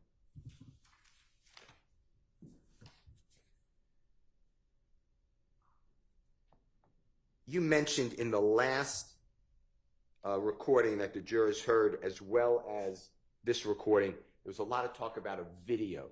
Do you know what I'm referring to? There's a lot of talk Yes. about the video getting attention. Do you know what I'm referring to? Yes. Tell the jurors what you are referring to on your calls that we just heard. Interrogation footage. Video. And was it one of the ones that we saw or the jurors saw in this courtroom before the Honorable Judge Whitaker? Yes. And when you say, when you're talking and your friend is saying, you know, people are talking about it, you heard all those conversations, right? On the Yes. recording? Do you know who put that video on the internet during this, before this trial started? I don't know who did it. Do you have a belief who did it? Yes. And who are you referring to who did that? Objection, relevance, who he believes. Goes to his state of And mind. speculation. Goes to his state of mind on the conversations that he's referring to. It puts it in context. I'll allow it. Who did you believe put out the videos on the internet of your interrogation, or the video? The state. And by the state, the same people you've been referring to? I can't say specific if it was them, but the state did it. Okay. And what did that have an effect on you or your family when you believe the state of Georgia put out your interrogation? Well, they believe I be, if everybody say I'm a snitch, you know, this and then third, they believe that I'd be like, okay, and just do what they want me to do. And is that, there's a mention in the last recording that your friend was saying, or your sister, we're getting a lawyer, they put us in harm's way. Was that a lawyer for what? To go out to the state. For putting that video out? Yes. Okay. To see who put it out. Okay. I'd like to go to, Would this be a good time for a break? sure. Okay. Let's take a bathroom break. For how long? How long? Oh, 10 minutes. Okay.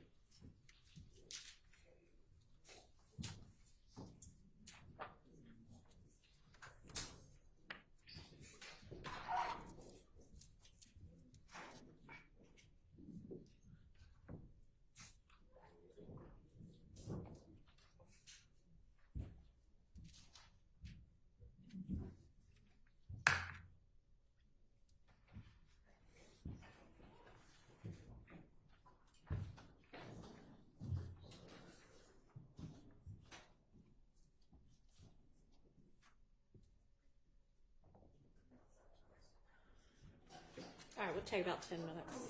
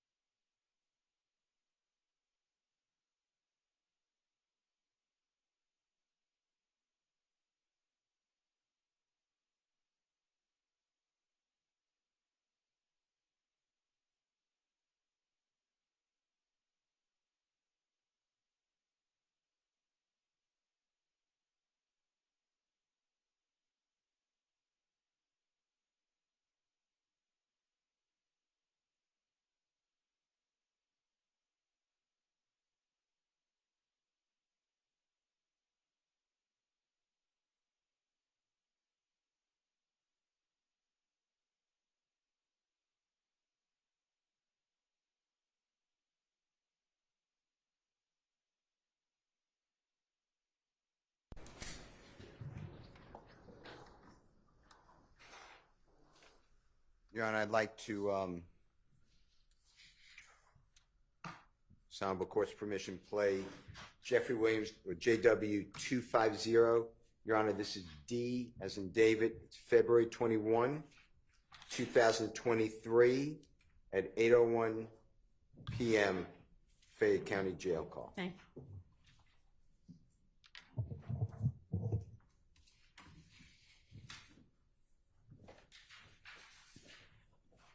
Hello, this is a prepaid collect call from an incarcerated individual at Fayette County Jail. This call is not private. It will be recorded and may be monitored. If you believe this should be a private call, please hang up and follow facility instructions to register this number as a private number. To accept charges and consent to the thank you for using Securus. You may start the conversation now. Hello. Yeah. My brother didn't call? Yeah, he was calling. He was on the phone with Trey. Call him real quick. I'm good. He can call now. Huh? I told him he can call now. Yeah. Now I don't feel like going to sleep no damn serious. But I I ain't know gonna I'm lie. finna fall asleep. My head just started hurting bad as hell. Shit just made me feel better though. I be feeling like I be got. Because you worry about what the street say for the street. Ain't lie. We're gonna fuck with you, because of you. Everybody else fuck them. Fuck that whole. It's a court situation, man. You know what I mean? Like it just like Let me tell you something. God gonna let you out in the right time. Hold on, he calling. You just gotta trust that shit and believe it. Have faith. When you pray about everything. kick him in. Why can't Cry you? that shit out the dog. Yeah, you can say that while you kick him in, crazy girl. Mhm. Yeah, you can. Hello. I'm saying this before y'all start talking. You rude, that's why I can't stand talking to you. But I'm done. Nah, with I'll that. tell you to click him in and say that when you click him in. I did. Shut up. Yo. I was telling her to finish saying what she was saying when she kicked you in. She taking over being so rude. What's up, man? No shit, what's going on, boy? Man, these folks doing, they trying everything in their power to try to goddamn break a nigga, man. Yeah, they got all kind of shit going on the internet, boy. Yeah, my sister was telling me, I was like, man, they don't put me on a goddamn some type of lockdown where I come out hey, this time now. So, yeah. All people come out is like the 1-13. They got like they call themselves Viper here. They bring out, but they let me come out. They ain't in here. What the hell, they chop that shit up or something? Like, I'm trying to see like what the hell, you know what I mean? They got a part, man, on that motherfucker. They chop that motherfucker up. What you say? That Come out. What you talking about? Tell me. To my with the they saying that shit to my y'all let me go right now. Man, he said I go right to him. He said I go right to him with this shit. Yeah. To my kids situation. Man. To my yeah. When they're like, what is you think?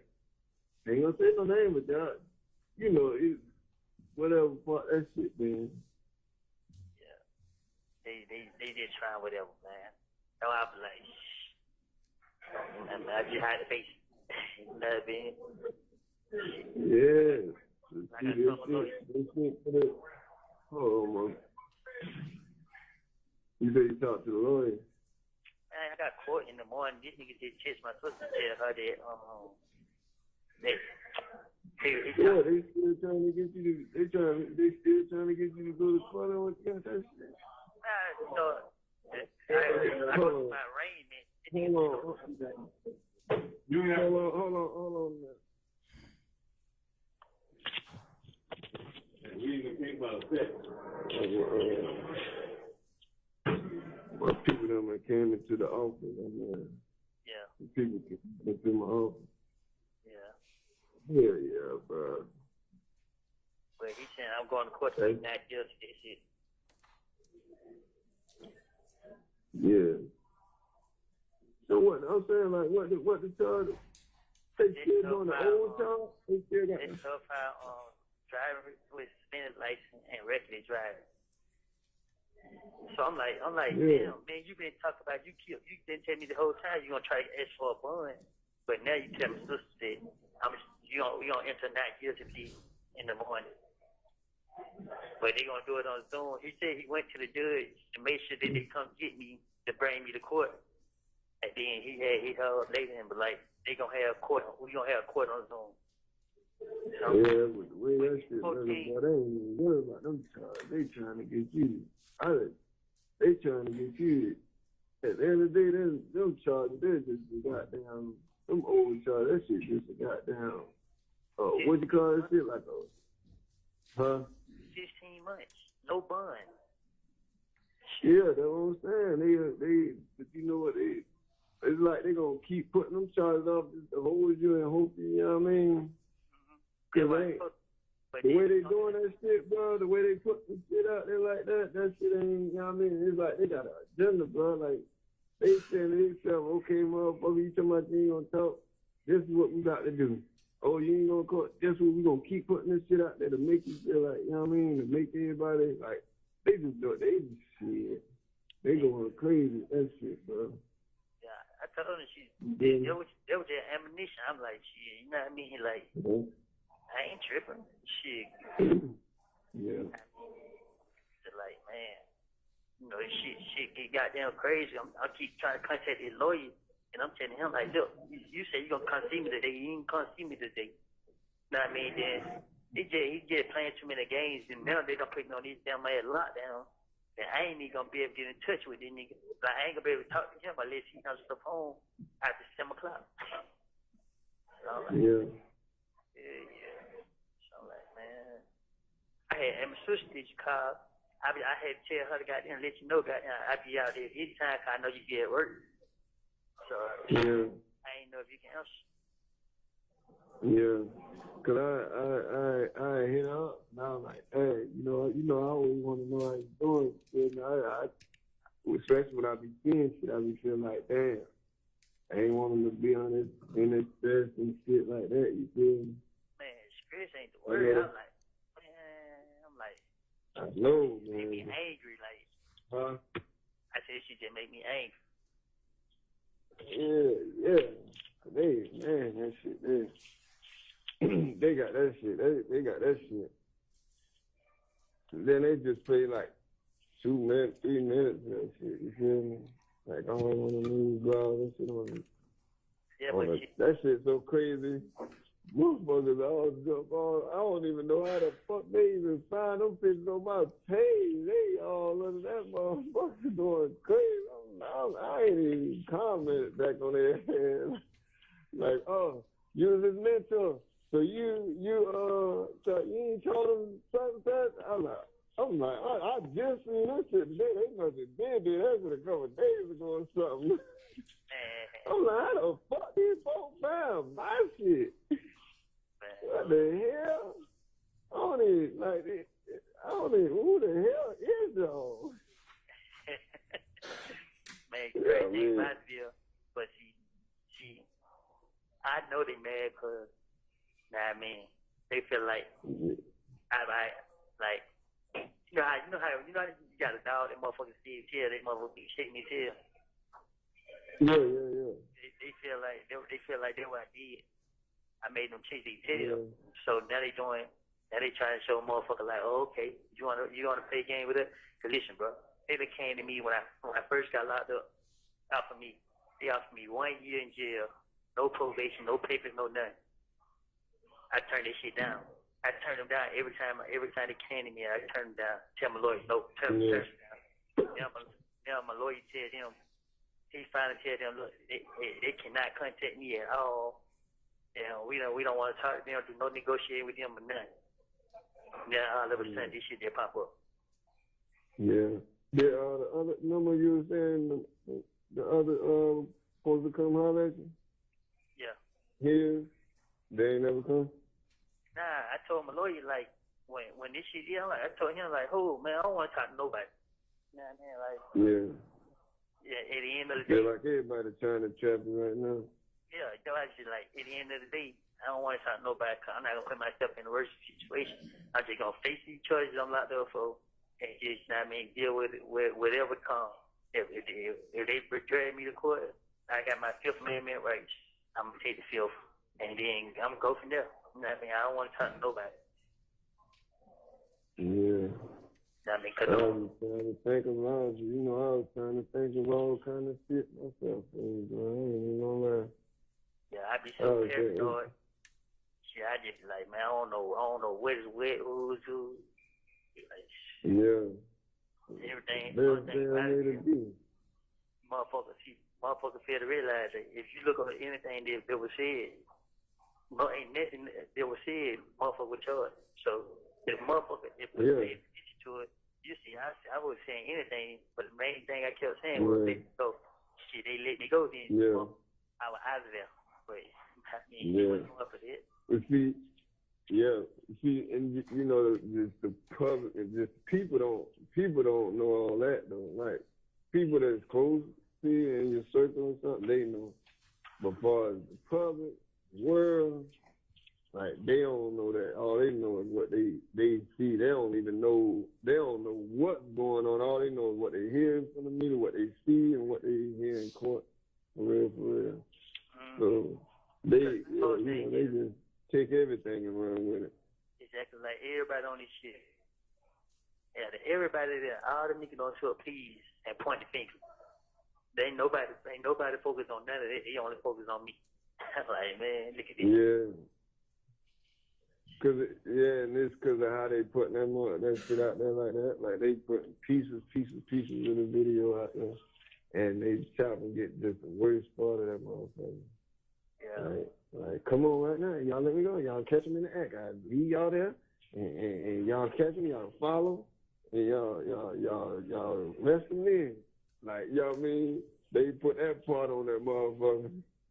Yeah. You feel me? Like, it just. They try. But remember, I used to always tell you, bro, that's the only thing that gotta be. Because remember, I like, boy, if anything ever happens, you got a right to that discovery. That's the only thing I was always feeling, man. Man, listen, my whole thing here. I feel shit. I just like. Well, at the end of the day, I feel like I'm more, you know what I mean? I feel like fuck him regardless. It ain't about, you know what I mean, him, fuck him. You feel me? It ain't about him kind of at the end of the day shit. It's like, you know what I mean? It's like what they putting you through right now. You feel me? Yeah. I ain't feeling sorry for him, not him. I'm feeling sorry for you feel me? Yeah. Like, shit, at the end of the day, shit. Yeah, my whole thing, fuck them. I feel that way too. I don't care nothing about them, but my thing is with these they doing this to me intentionally. So by them doing this to me intentionally, I'm like, okay, y'all gonna drag me, then okay, I'm gonna get drugged because I should allow myself to be put in this situation. Yeah. So I just like, this shit get hard. I get crazy as hell. But then I just remember everybody who standing on my side, shit, that's the only thing that matters to me. I like fuck everything else. Yeah. Yeah. I know the whole thing, like, I be laughing to myself, but I be mad with myself too. Like, I know better, you know what I mean? But it's crazy because motherfuckers don't pay attention. Shit, if I wanted to tell, I could have easily tell if I had anything to tell about. Shit, just like still up on another nigga charges.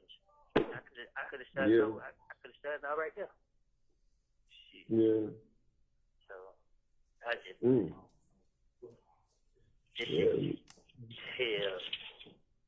Just try not to stress yourself, bro. Try not to.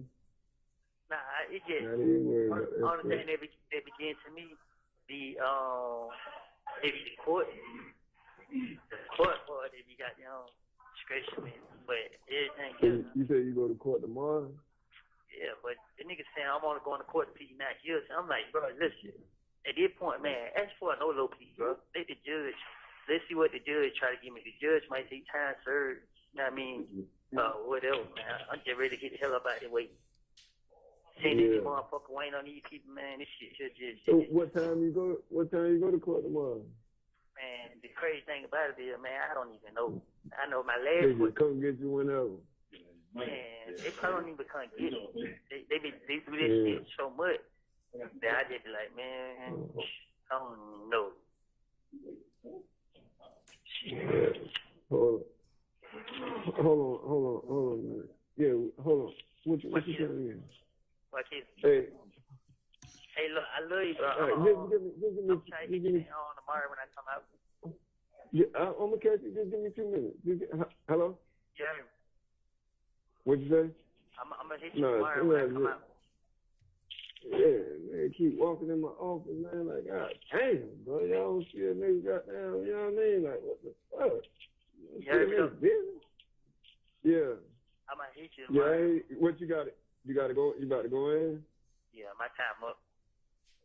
All right, I got like 2 minutes. I got 2 minutes. So I could try to tell you. Yeah, hell yeah, you know my head up, nigga, you know what I mean? You do the same too. Yeah, I am, boy. I'm just waiting on much. Some shit to fall through, you know what I mean? Motherfuckers have you waiting forever, boy. You motherfuckers will wait you, boy. Man, I really be knowing. I just be like, shit. Yeah. I be in the motherfuckers so goddamn spook. I be thinking, goddamn, they be goddamn. They have goddamn. Motherfuckers. You already. It ain't no thinking. Shit, boy, it seems like how they motherfuckers. Boy, shit, ain't no thinking. I would be thinking, I would be knowing that shit. Somebody in this motherfucker. Yeah, you know ain't no way. I just ain't trying to say it like that. Yeah. Hey, that motherfucker trying hardball, boy. Yeah, well, I tell you, like, and it's so crazy because they not beating around the bush with it. They straightforward. Yeah. Oh, okay. How the fam them talking?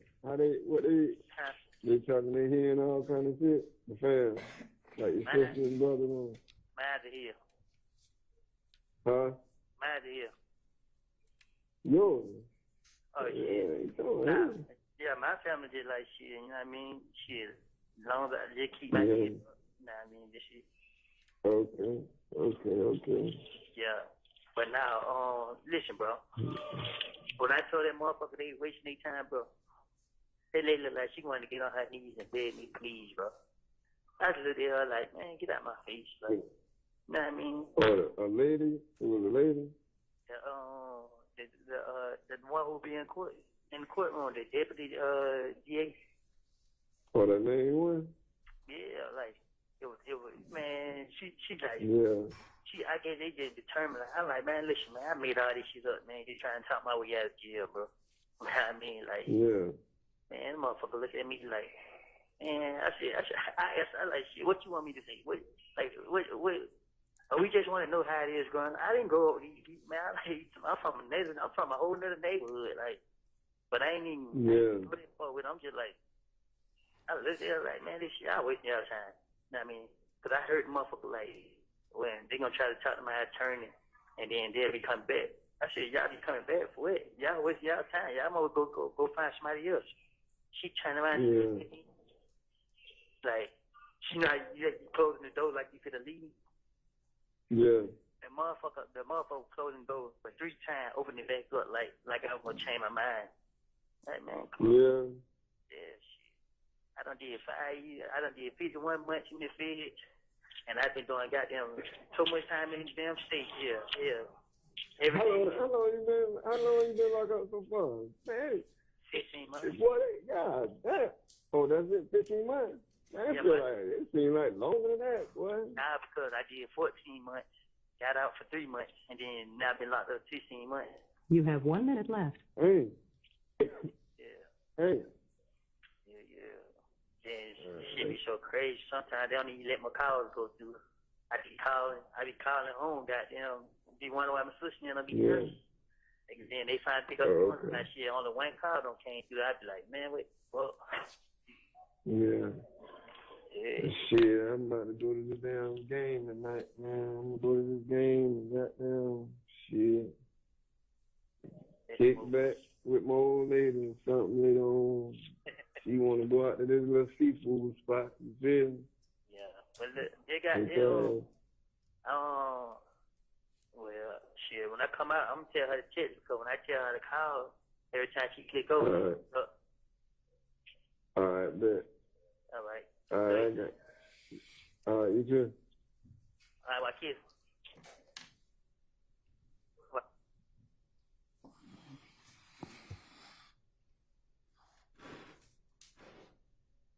Mr. Copeland, can you tell the jurors, just orient them, what relation was the people that we heard besides your voice on the recording?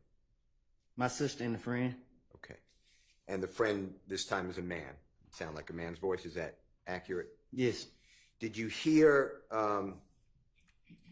explain that you've made people mad and that they feel like you feel like you made them shake their tail? When you first got locked up, they offered you a year in jail. You turned them down, and now your lawyer has told them not to contact you at all. And then all of a sudden, the video of the interrogation pops up. Do you remember hearing that? I said, chase they tail. Chase their tail. Okay. And who are the they that you're talking about when you say you think you made them mad? Say that again? Who is the they? Who is they when you say you think that you made them mad or chase their tail? Who are The you police. And then at 10:05 on JW 250D, as in David, did you hear yourself say that people failed to realize that if you look up at what was said, nobody was charged with what you said? Do you remember hearing that? Yes. What were you referring to on that? The 2015 interrogation. And it's now February 21, 2023. This year? No, when this call was made, February 21, Oh. 2023, so a year and a half ago, maybe. Is that what you're referring to? In that call? The length of time? Yes. Okay.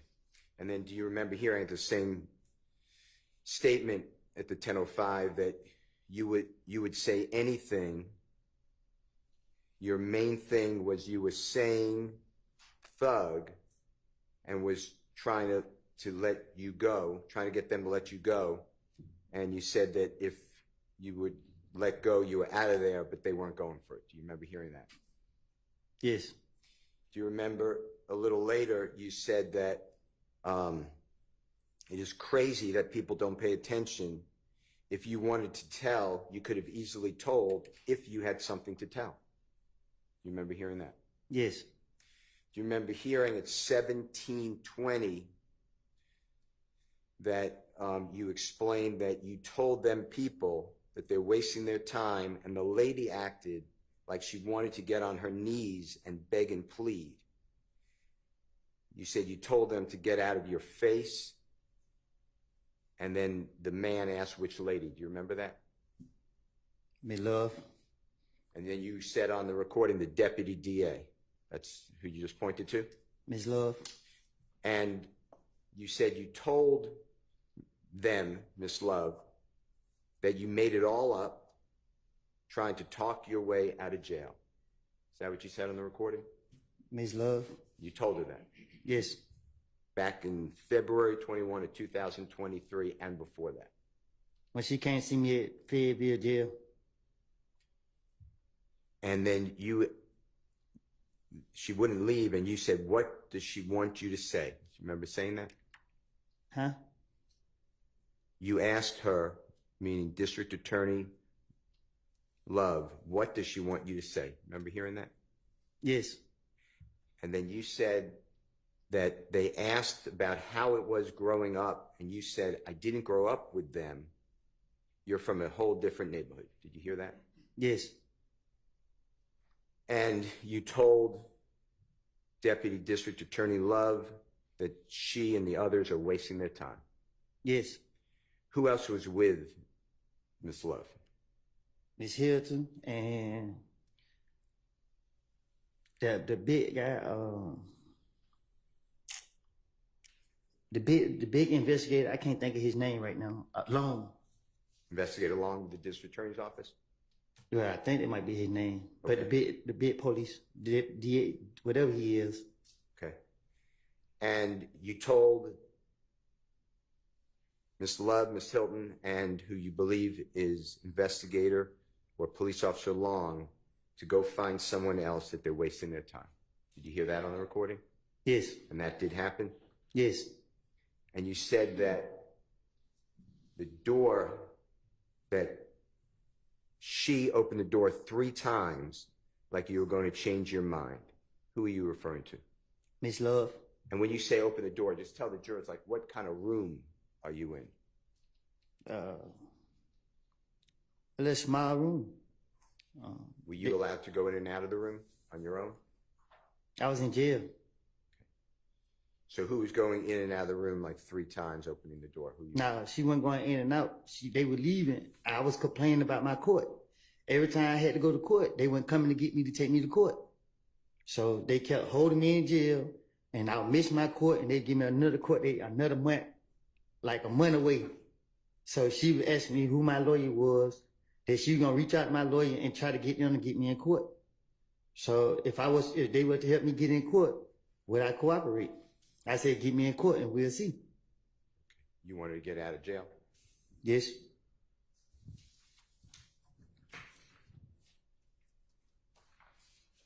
Did you ever hide the fact from the district attorney's office or the police once you were in federal custody that everything you said was just to get out of jail? It was not true, it was a lie? I don't understand it. Okay. Once, I think you said, and tell me if I'm wrong, but I think you said once June 10, 2015, the interrogation that we've watched with the jurors, after that date, Yes. you go over to federal custody at Lovejoy Yes. Detention Center. You get charged with murder of Donovan Thomas in October 2015. Yes. You then go before Judge Totenberg, federal Judge Totenberg, in Yes. the Northern District, Georgia, receive 60 months in custody. Well, actually, I fought my case for 40 months because the lawyers who I had represent me over there kept telling me that the prosecutor wanted to talk to me and they wouldn't fight for me. So I had to write letters to the judge asking for new lawyers. So I had to fire 2 lawyers because I kept telling them I didn't want to talk to them. I made it up. And then I didn't trust them. So it took me 2 years to file one.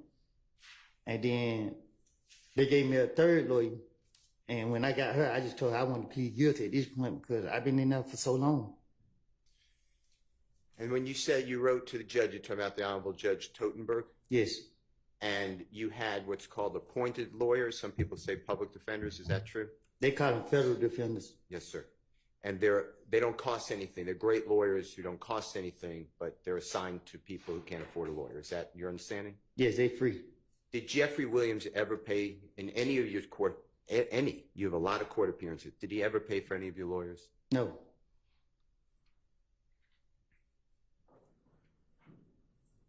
With regards to that time that you were going through Judge Totenberg to get the 3rd lawyer for 40 months and then you pled guilty to 60 months, which is 5 years, right?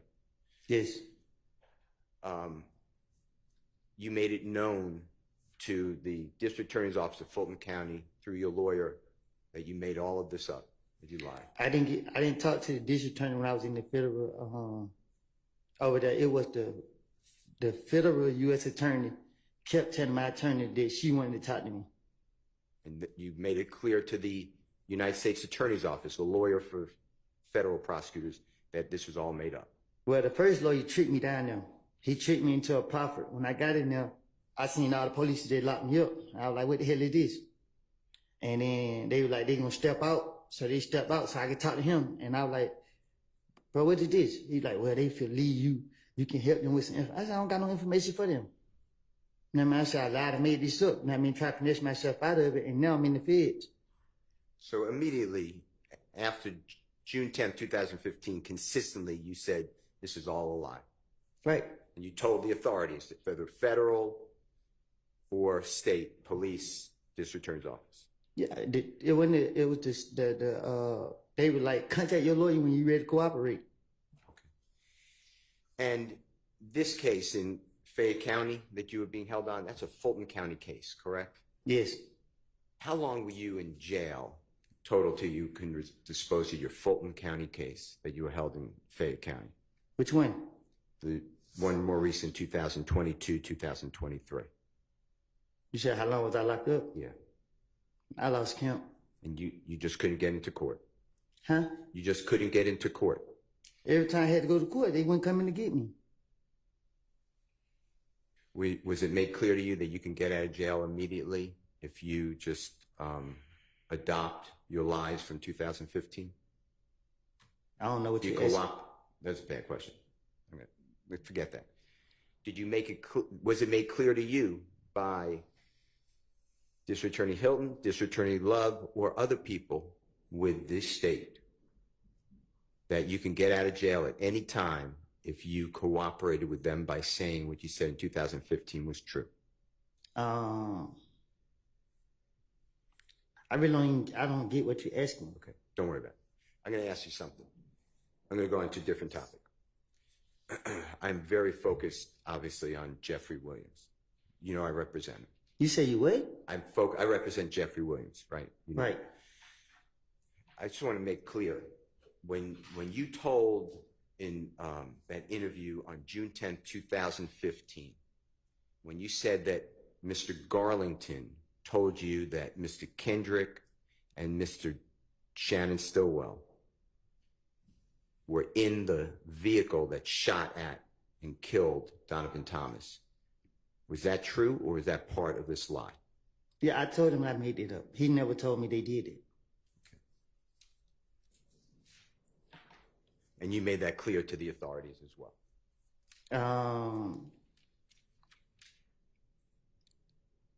I can't recall if I told them that, but I can't forward to tell them I made it up. Okay. All right. I'd like to go through a jail call that the state played for you, Ms. Hilton played for you earlier this week. It's, Your Honor, it's already in evidence. It's State's Exhibit number 295Y. And specifically, Your Honor, starts at 128. And just to orient the jurors, this should be the 13th day of June of 2015. So 13th day of June 2015. And I believe you said that you're on the phone, and there's other people on the phone too, but Jeffrey's sister, you identified her, or she'd been identified as Max, and then Jeffrey in the background, maybe his voice on the phone, is on the call. I'd like to just play that short snippet, okay?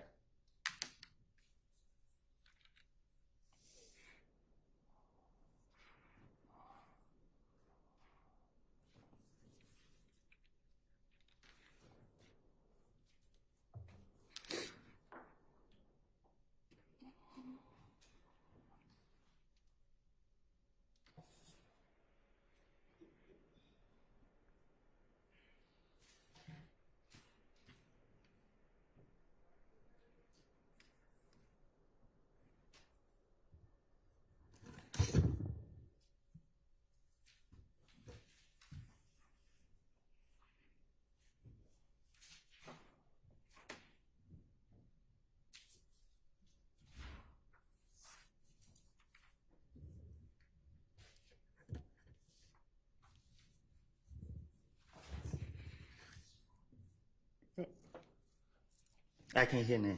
I don't think it's playing. Hello.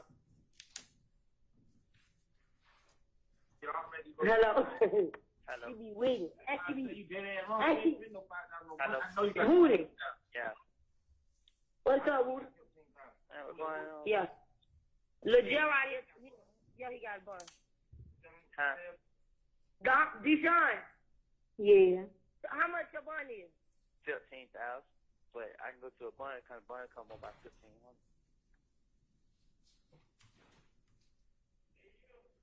You found the bun company? I'm on lockdown, so they don't let me out one time a day. But my brother now did. Deshaun, when he hang up, click on call his brother, and I'm gonna meet his brother so he can get his money. If your brother go, no, I'm saying call his brother gonna sign it. Yeah, Deshaun, where you at? I'm at home. You don't got no ride. I can get your brother bring. Meet me on University. On University where? That gas station we always do. You know what that gas station? Chevron. That's Chevron. Meet me at Chevron. Hey, man. Okay. Yeah. Look, you ain't right, bro. What did D do? I'm gonna say too much, bro. The D told. What's that? You talking about rock from the D? Yeah. I told him. He told on Roscoe too. You think I'm fucking playing, bro? He told on Roscoe. He told on Roscoe just call me Roscoe ain't no fucking blood. And he don't give a fuck. Roscoe ain't free. Hey, D-Shot come meet you so you can get their money. Go and pay Woody Barnes so he can get out, bro. And when you get out, Woody, I need to have a serious talk to you because I really feel some type of way. I'm going to talk to you about it so you get out.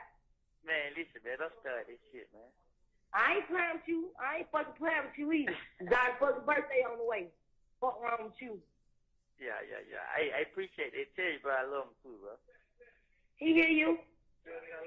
You gotta get this motherfucking mind together. He said you gotta get your mind together, bro, because you been tripping. Man, how, bro? I been left out there alone, bro. I ain't had nobody, bro. I just felt like nigga left me out there. I ain't did shit. You ain't left out there alone. You just want to be out there in the trenches. And bro, we ain't fucked up no more. You ain't got to be hanging out there in Cannonville.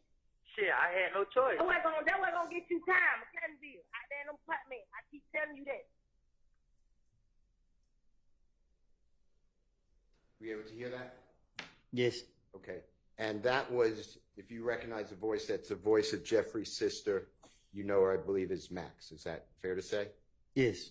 And she said that she asked about a bond, and you had a $15,000 bond through a bonding company. Yes. And that she would meet Mr. Sean Quarterman at the Chevron on University. Yes. To help you, I guess, your family, you, to secure money for a bond. Is that fair to say? Yes. And when you go through a bonding company, if you're familiar, do you know how much percentage, if you know, if you don't know, just say I don't know. 10%. So $1,500? Yes. Do you know how much money was actually given, if you know? I heard it say 700. Okay, so about half. Yes. Half the money needed for bond. All right. And then did you hear Jeffrey's sister say you have a birthday coming up and she has to have a serious talk with you? My little girl birthday was coming up. I'm sorry. Okay. Did you hear that? Yes. And then did you hear Jeffrey say, and it was faint, but you said that tell Jeffrey you love him. He said, I love you too. You got to get your mind together. You are tripping. Did you hear that? Yes. And then you hear Max, the sister, say, we're not effed up no more. You got to get out of the streets. Did you hear all that? Yes. Okay. I'd like to go with you the Infinity. Also on that jail call, you heard, let me just go back to that jail call in State's Exhibit 295Y. Did you hear you say that little D is tripping? Did you hear something like that? Yes. And then Max said something like, he told on, I know him as Mr. Winfrey, but Roscoe, I think, is the name used. If I'm wrong, just correct me. I heard that. Okay. Did Jeffrey say anything about that? I didn't hear him say nothing. Okay. Now, I want to go back to the infinity. You made it clear when being questioned by Miss Hilton that infinity that you asked Jeffrey to rent it for you. Do you remember saying that? I didn't hear you. You didn't hear me? No. When Miss Hilton was asking you questions, you made it clear that infinity, the infinity vehicle, was rented. You asked Jeffrey to rent it for you. Do you remember testifying that way? My this time? Yeah. I don't get what. Just ask me what you're asking. I don't. Do you remember explaining, and I'm just asking for the truth, but do you remember explaining when questioned like when Miss Hilton was standing here asking you questions, do you remember explaining that the infinity, that you asked Jeffrey to rent the infinity for you? Do you remember saying that? And if you don't, that's fine. Yes. And do you remember explaining that infinity was yours, that was for you, that Jeffrey did a favor? Do you remember explaining that? I said we just get it anytime we want it. Okay. I'm going to show you what I've marked as Jeffrey Williams number 253, because you gave, I thought, I may be wrong, but when I asked you about the infinity, I thought you told me something different. So I just want to see if this is true, okay? This is from... Just counsel testifying about what he thought saw. I apologize, I won't do that. The prior inconsistent statement, but okay. This is Jeffrey Williams 2, that's wrong. No, Jeffrey Williams 253, Your Honor, and this is from August 12th, 2024, questioning by Miss Hilton of Mr. Copeland, and it's from the live feed, Your Honor. It's a short clip. And just listen to this, and if it's wrong, just correct it. I was only protecting him.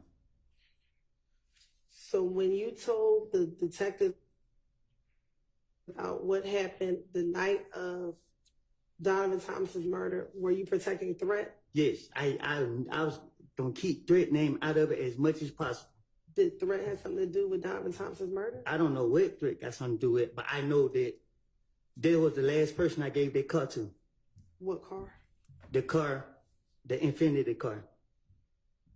And I wasn't gonna say nothing about it. What Infinity car did you give the Threat? The Infinity car that I had.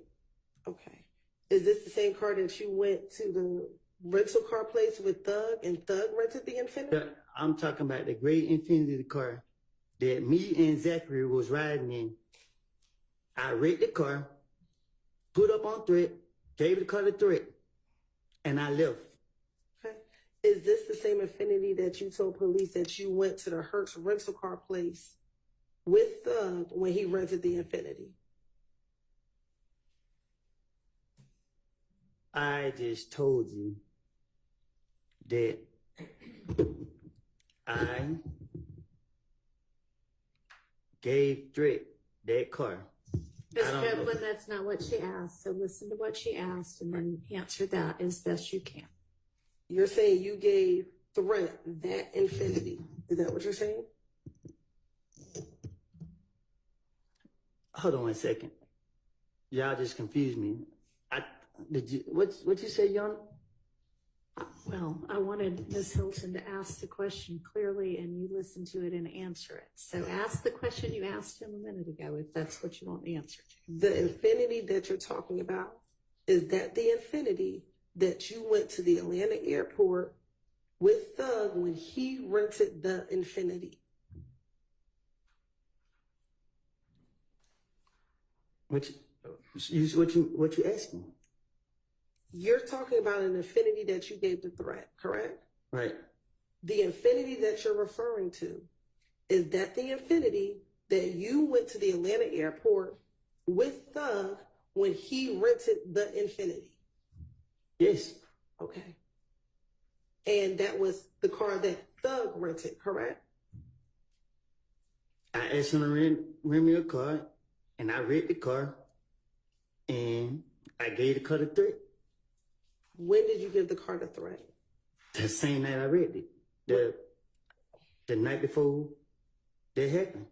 Before what happened? The same night it happened. I can't remember. I gave the car to Threat, and I left. Where did you give the car to Threat at?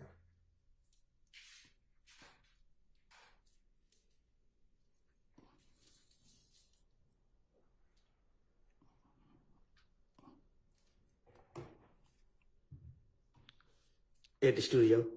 What studio? I pulled up and gave it to him and pulled right off. What studio?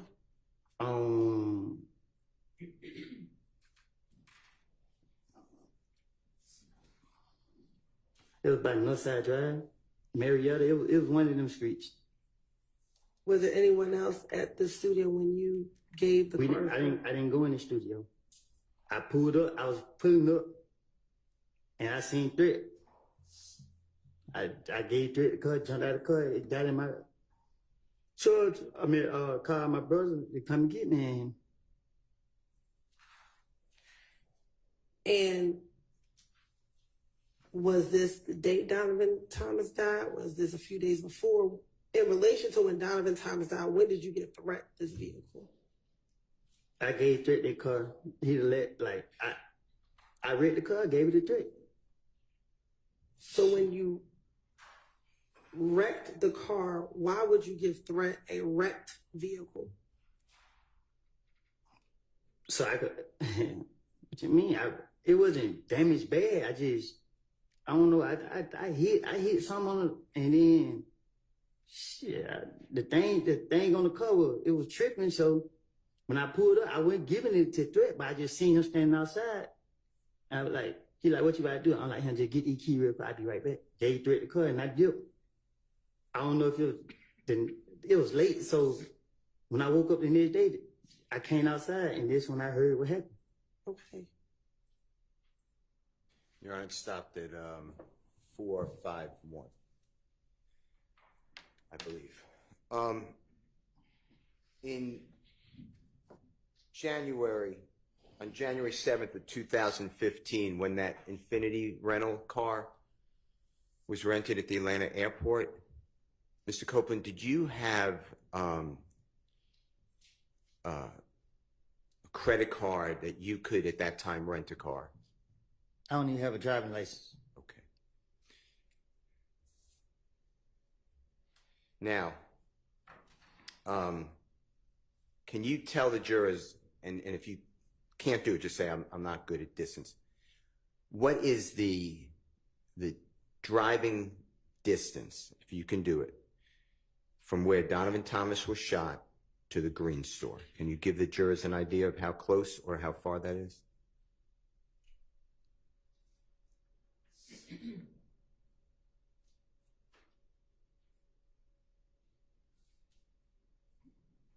$5 minutes.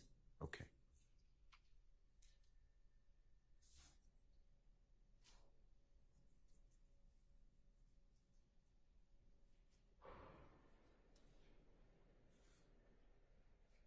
Now, I want to talk with you about the night of Donovan Thomas's shooting. Eventually that evening, is it true that you're at Jeffrey Williams' home? I didn't hear you. Were you at Jeffrey Williams' home at all after Donovan Thomas's shooting later that night or early the next morning, before you went to the police department? I was all over the place. Okay. Do you personally know whether Sprinter vans were already summoned to come and pick people up that evening to take them down to Miami for Jeffrey Williams to perform and do shows and work in the studio? And if you don't know, just say, I don't know. Yeah, I don't know. Every time we went with him, it just be like, spare the moment. Okay. When you went to Miami, not the night of Donovan Thomas's killing, not the next day, but the next day. And if you don't remember or I'm wrong, just correct me. You went with Miss Quarterman, Deshaun Quarterman, and your child. Is that true? To my when I went to Miami. Yes, sir. After Donovan Thomas's shooting, a couple of days later. Yes. It was just me, my baby mama, and my little girl. And do you remember if you flew to Miami or you drove?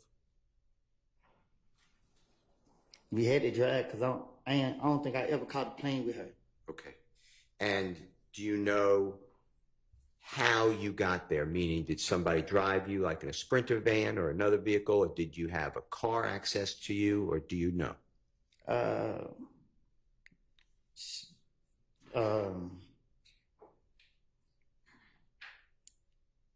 I can't remember how we drove down there, but I know we drove down there. I don't know if it was a Sprinter, a van, I can't remember how I got down there. Okay.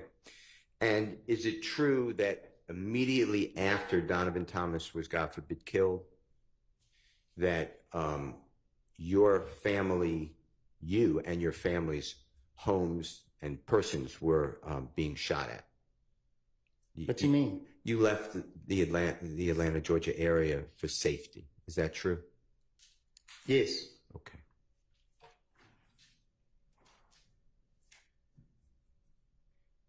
The And detective told me to leave. was it Detective Thorpe? Do you remember? Yes. Okay. And did Jeffrey give you any money for that trip and pay for anything, hotel room, anything like that? No. Did Jeffrey ever give you any money ever for committing a crime for him? I never committed a crime for him. That was my next question. Okay. You had a lot of contact, it appears, what the jurors heard, with Detective Gaither, Detective Thorpe. It was just telephone calls. You could text them. They could text you. They could call you. Is that fair to say? Before, obviously, June 11th, 2015, before you got incarcerated and continually for 60 months, 51 months. Have the prosecutor and the police ever showed you any recordings of any of those calls that you had with them, besides the interrogations that we had? My first time ever seeing these two was during this trial right here. I never talked to nobody outside of these two right here. Okay, and when these two, you mean Miss Hilton, Miss Love? Yes. I'm talking, and I appreciate that, I'm talking about Detective Gaither, Detective Thorpe, and all those communications, Detective Dennis. Did anyone ever show you, let you listen to any of the recordings that you had with every time that you met with them? Did you ever have that outside of these video audio? No. Did you ever see a report that was shown to you, hey, you said this on this date? No.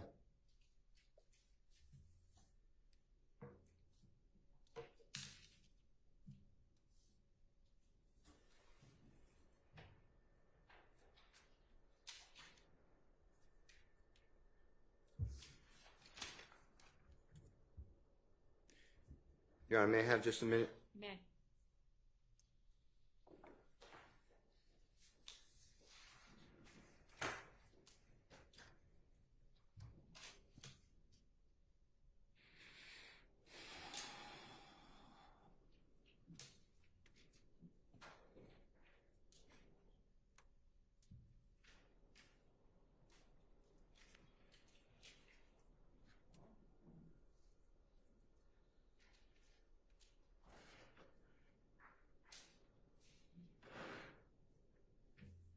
I have no other question. Thank you. All right, thank you.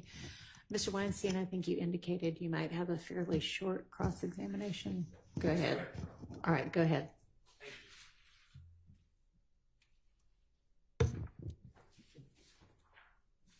morning, Mr. Copeland. Good morning. My name's Doug Weinstein. I'm Diamante Kendrick's attorney. I think you know him as Yak, right? Yes. Okay. So when I refer to him, I'll just call him Yak. I know you weren't feeling well yesterday. How are you feeling today? I'm feeling better. Thank you. Okay, good. I'm glad to hear that. I'm not going to ask you a lot of questions about years ago, because it's been about 9 years. I can't remember what I had for lunch yesterday. But I will ask you a few. So let's talk about 9 years ago. You've stated repeatedly that you would tell the police anything to stay out of jail, right? Yes.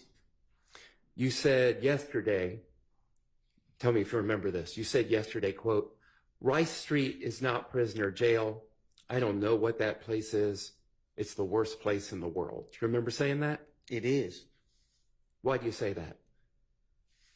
Because it's the worst place in the world. Okay. That I done been to. Okay. So let's talk about finessing the police. Okay? I think you've heard the word, I'm just going to say it once, you've heard the word bullshit a bunch the past couple of days. Right. So we'll just say BS. Is that basically what you were telling the police, BS? Yes. So you're a bullshit artist. You're a BS artist. At As the you time. can see. I'm sorry. I said, as you can see. Okay. Or at least you were several years ago, correct? And I told them that. Okay. And you would stay at a jail to help yourself because you didn't want to be in there, correct? Right.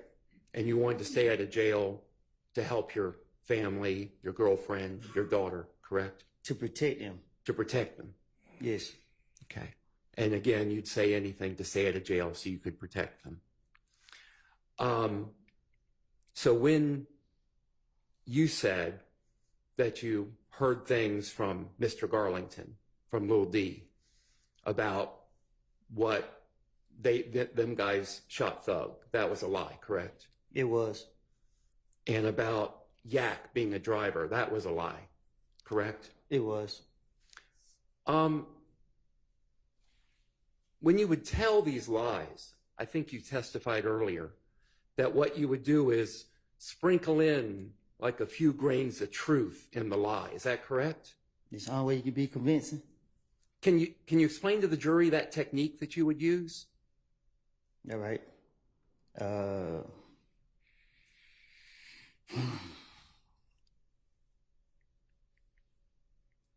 You hear stuff, you know what's true, and you know what's not true. So you take this right here and put it with that right there. And you would, have you finished your answer? Yeah. Okay. Which one, I'm going into details? Well, no, I think that's a good description. Unless you want to go into more detail, you're free to do that. I'm saying, I'm trying to get out of here, so I don't want to. Yeah, I don't want to keep you too much longer either. So, again, those things that you said were lies about Yak. The reality is that you told the prosecutors, these two prosecutors here on my left, you told them before June 7th of this year that what you had told the police, what you had told those detectives in 2015 was a lie. I told them when they came to see me that, yes. And you told them on June 7th it was a lie. June 7th of this year. That was that Friday. I don't know. When y'all go to using dates, yeah. I don't know. I can't say what date, but I told them. And the date I'm referring to, if this helps you at all, is that first Friday that you came to court here on this case. You told them it was a lie on that date.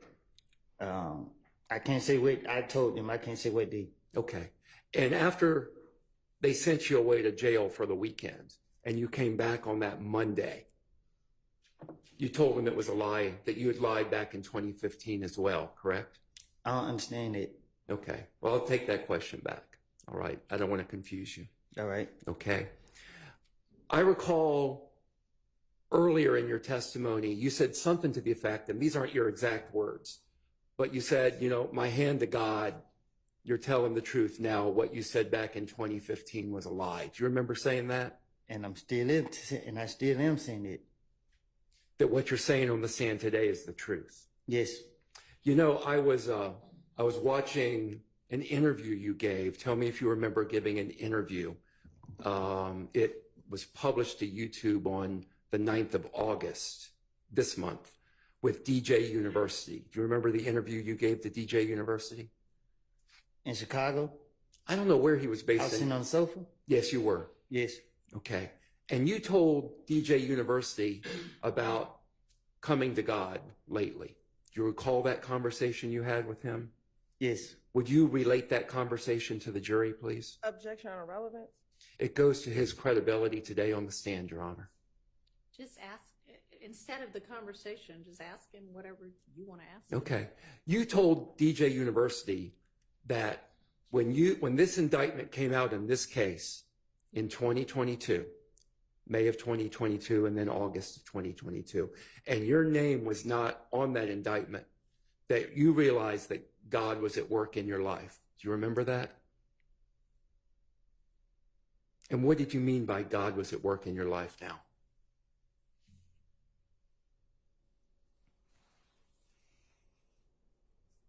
Say it again. Yeah.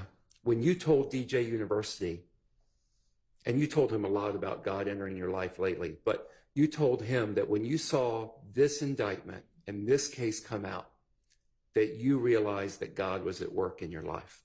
And I asked, what did you mean by that when you told him that? If you can express it. Just God is real. God is real. And you have that in your mind when you said on the stand that you put your hand to God and what you're saying on the stand is the truth right now. That's with you knowing that God is real. Is that correct? Say that again. Yeah. That knowledge that you have, that belief that you have that God is real, you have that in your mind when you took the stand and you raised your hand up and you said, my hand to God, what you're saying now is the truth, and what you said in 2015 was a lie. Yes. That was with God in your mind, correct? It's in my heart, not my mind. Okay. So having told the prosecutors repeatedly that what you said in 2015 was a lie, did they tell you why they were still putting you on the stand today?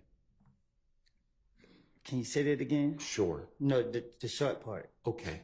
Did they tell you why they were putting you on the stand? Okay. Despite you having told them that what you said in 2015 was a lie. I don't know. Why they put me on the stand? Okay. Thank you. I don't have any further questions. Thank you for your time. Mr. Matthews?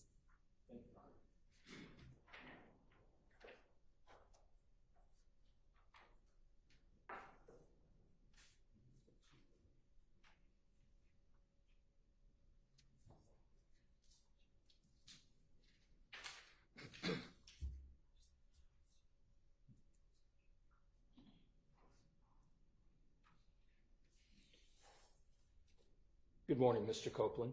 Good morning. My name is Carrington Matthews, and I represent Mr. Marquavius Huey over there. We're about to look at a certain exhibit, a certain picture that the state showed you a few days ago when you were on the witness stand. It was a picture of you and Mr. Huey and someone that you referenced as Nard at a restaurant. Do you remember that? Yes. Okay. That particular photograph, can you pull it up? Okay. It was taken at Mr. Pig's Smokehouse at 1992 Donald Lee Hollowell Parkway in Atlanta, Georgia, right? On Bankhead. On Bankhead. And that is probably about 20 plus minutes from Cleveland Avenue, right? Probably for, yeah.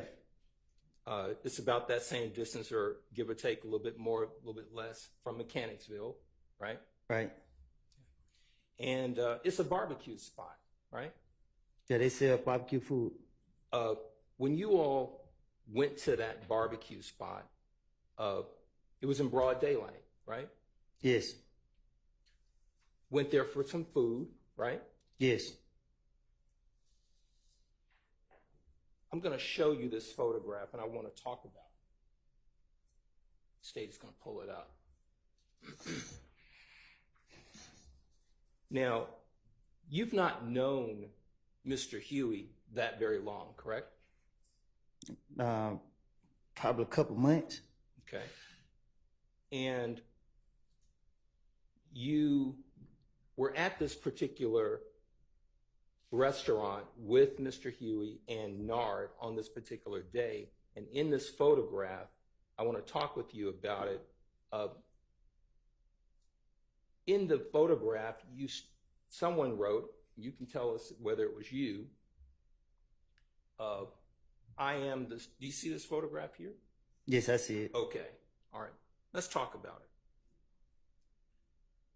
Is that you in the middle? Yes. And this is at Mr. Pig's Smokehouse on Donnelly Hollowell? Yes. Okay. Now,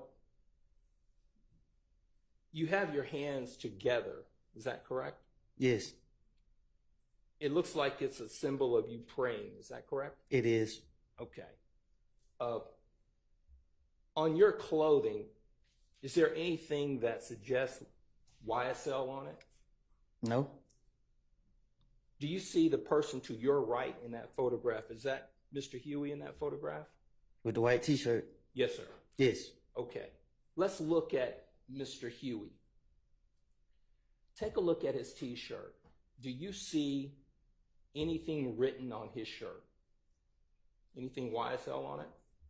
It's a white T-shirt. Okay. Let's look around his neck. Do you see any fancy jewelry around his neck? No. Do you see any bracelets on the arms that you do see? No. Any rings or anything of that nature? No. On this particular day, do you see or did you have in your waistband a handgun? No. To your knowledge, did you see or Mr. Huey have a handgun on him? No. How about this person, Nard? Did you see him with any type of handguns on that day? No. Were you all meeting there to do a crime or anything of that nature? No, we were chilling the whole day. Okay. Now, any AKs, any rifles or anything in the background in this photograph? Huh? Any weapons? No. On this particular building, do you see any signs or symbols, any graffiti with YSL or anything of that nature? No. Now, you said y'all were just chilling that day. Nothing about this photograph is suggesting that you all are asking anyone to participate in any type of YSL gang or anything of that nature, is there? YSL ain't the game. Okay.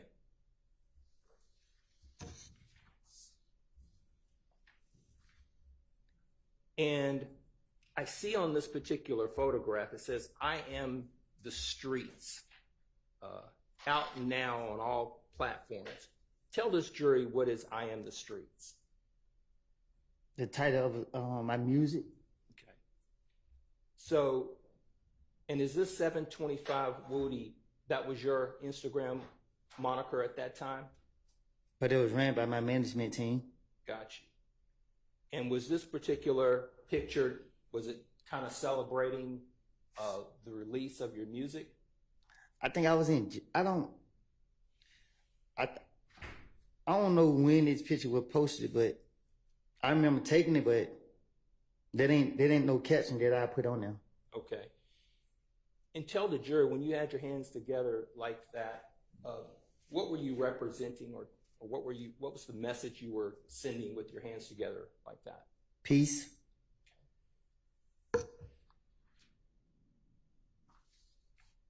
Now, on this document that we're looking at, on this photograph, at the bottom it says, "Free the guys." Can you tell the jury if you know what was that about or what that represented? That we was incarcerated, or that at least one of us was incarcerated. Okay. And was there anything in your mind criminal or wrong about saying free to guys? Well, I don't know who posted it. So on my page, if there was posted on my page. Okay. It's not something you posted? I didn't have a phone in jail, so no. Okay.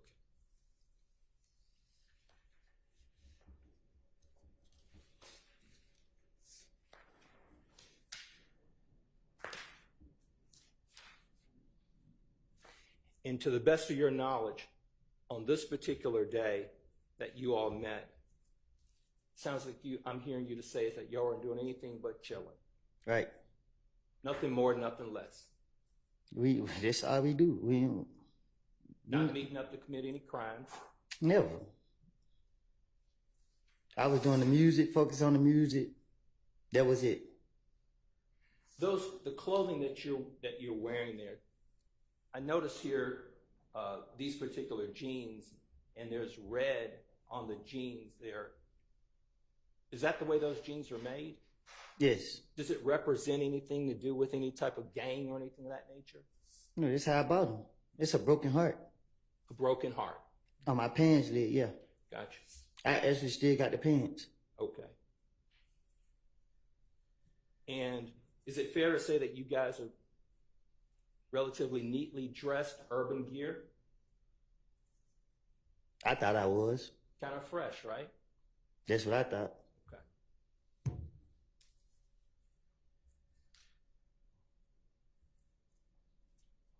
Have you had any conversations with Mr. Huey since this particular day that you're aware of? I don't know what you mean. Have you talked to him? What you mean? Have you had any conversations with him? In other words, do you... After this? Yeah. I don't... You saying... Had you talked... After we took the picture? After that particular day, had you talked to him about anything that you can think of that had anything to do with other than chilling? What's wrong with us taking a picture? I don't believe there's anything wrong. Do you even know why this picture was even put up in evidence? I don't have a clue. Okay. Thank you. No further questions. All right.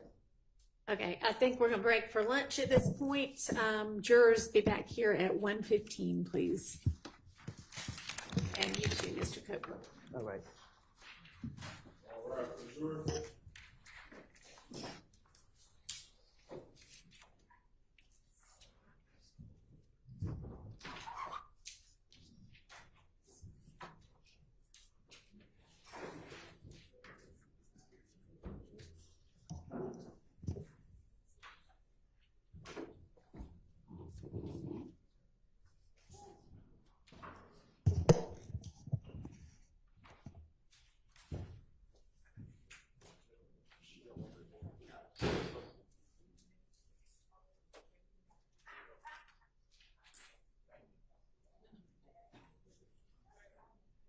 All right, y'all can have a seat. So I have an answer back from the juror with the potential job. September 25th is when they would want that juror to start out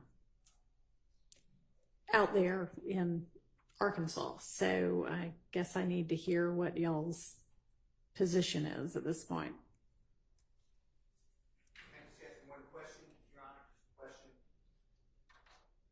Thank you for that information. Is the juror not getting paid through her current employer? Does that seem to be accurate? Her current employer, as far as I understand, she is. She just wants a It different sounded job. like there had maybe been some hiccups at some point about that it sounded like she acknowledged weren't really because of jury duty, they were about other things, but that she is currently being paid. That was what I understood from our conversation with her. Understood. Okay, as far as You we wanna- have to talk about with Mr. Williams. All right, let me know maybe when we get back from lunch, okay? Anybody else, or just want to check back in after lunch? All right, I'll see y'all at 1:15.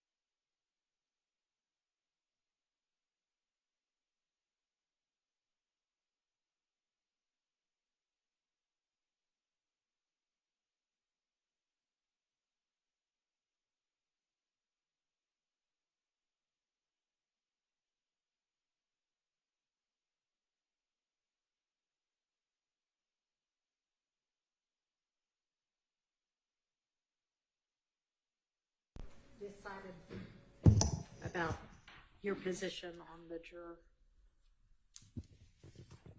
Your Honor, in regards to, and on behalf of Mr. Williams, we've had a chance to consider everything that's been presented to the court in regards to this juror, and we've spoken with other counsel. We're not of one accord, and so I'll let everyone speak for themselves. All right. But on behalf of Mr. Williams, we would oppose the juror being removed from this jury. We would ask that she remain. We do not think that there's been enough put forward to substantiate her being removed, Okay. and that's our position. Well, we're not removing her. We would be letting her go. Oh, it's the same. But, That's what I okay. mean. All right. Mr. Kendrick is not opposed to the court letting this juror go. Okay.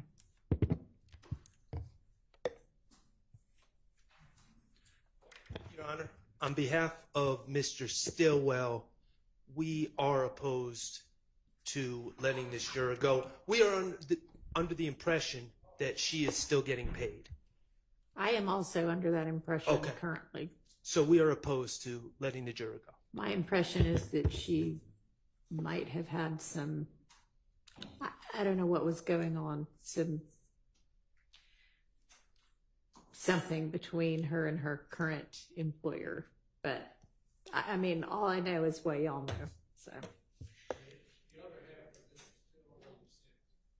I couldn't hear what you said without. Okay, well, y'all gonna have to work that out between yourselves. Mr. Ryan would like to voir the witness or the juror to ensure she wouldn't hold it against us if we were to keep her. Okay. Your Honor, on behalf of Mr. Huey, we want her to stay. All right.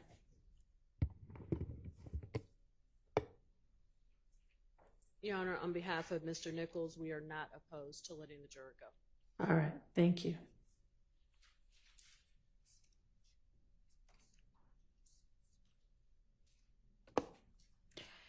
All right. And essentially, the state's position was, I'll leave it up to the court. Do It you was have a essentially- position one way or another, or? It was essentially that. We'd ask that the court just make an inquiry whether or not she's experiencing any kind of hardship that, you know, makes her more inclined to take the job. That's the thing that we were trying to discern, if she's experiencing a hardship that makes it, in her mind, necessary that she take the job because of the 2 months pay that she didn't get from the current position. Right. I don't know that she She voiced said- not getting 2 months pay. I thought she said that she got paid late, that there were some issues with payment a few times late from her employer. I may have misunderstood that. I thought that she said that she didn't get paid once last year and then another month earlier this year. Yeah, but I thought that that was, and we can find out more, but I had thought that that was an issue with not getting paid when she thought she was going to get paid, but ultimately it getting paid. And then we'd ask that if the court could get clarification on whether she is or is not currently getting paid. Those two things. Okay, well, I was pretty clear that she is currently getting paid. I think she just wants another job because she's not happy with this job or something. I don't know. But okay, all right, well, we'll take it up later. All right, anything else before we get the jury back in? Who's going to be up next for cross-examination? Is Mr. Nichols going to have any cross-examination? Okay. All right, let's get Mr. Copeland and... Your Honor, we do have Oh, okay. Hang on.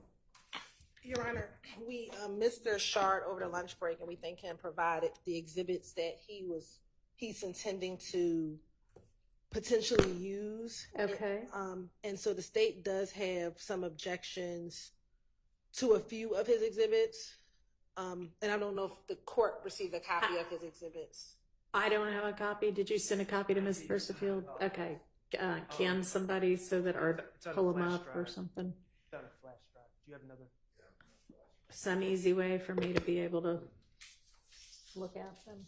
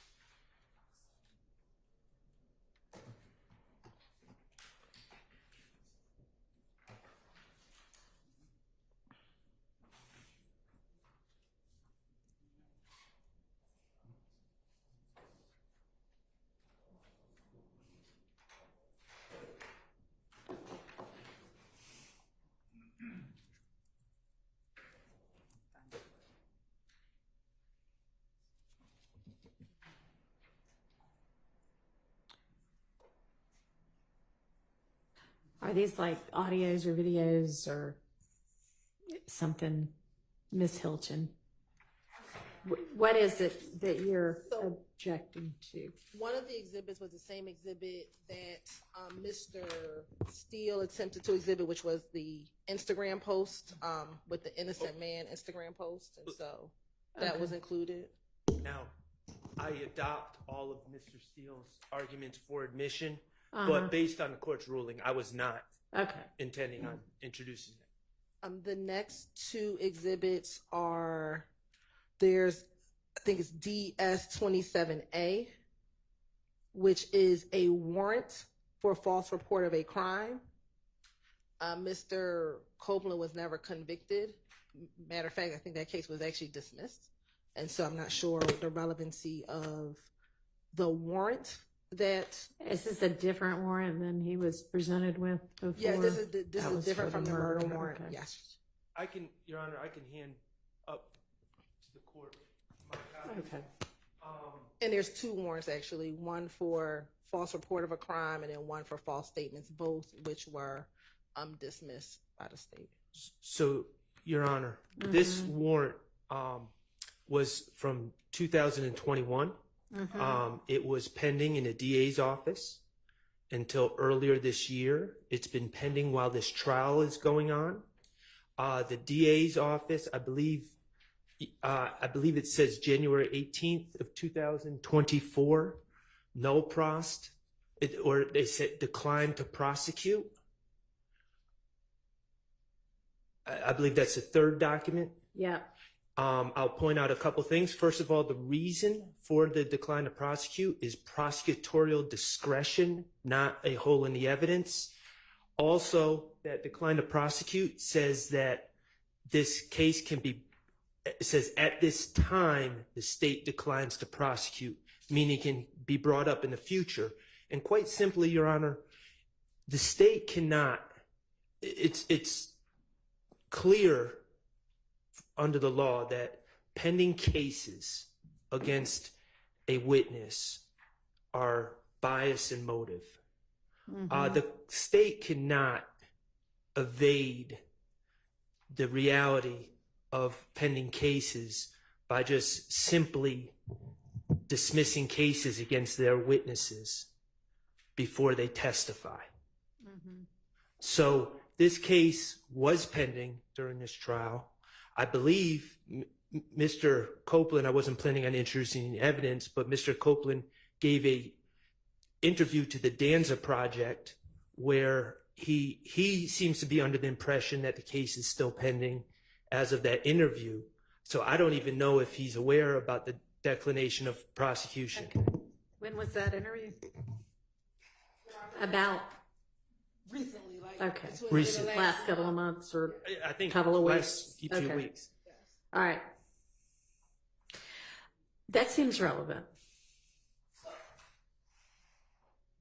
Then that's fine that it seems relevant. We just don't think he can go into the warrants. He can say, was he arrested for false report of a crime and was the case declined? But I'm not sure if he intends to show him the warrants of his arrest.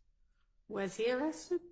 He was arrested and then the case was dismissed 3 years later. Well, just to be clear, When was he was in arrested? jail. The false report of a crime is he accused a jail guard of using OC spray on him, and the jail reviewed the tape, and the jail guard didn't even have OC spray. Okay. And so this going into the warrant trial, it was declined earlier this year in January of 2024. Okay. Well, you can ask him about all of it, and then if it becomes necessary to use those documents, you can use them. Yes, John. What else? That's it. Okay. All right. Then I think we're ready to get Mr. Copeland and the jury in.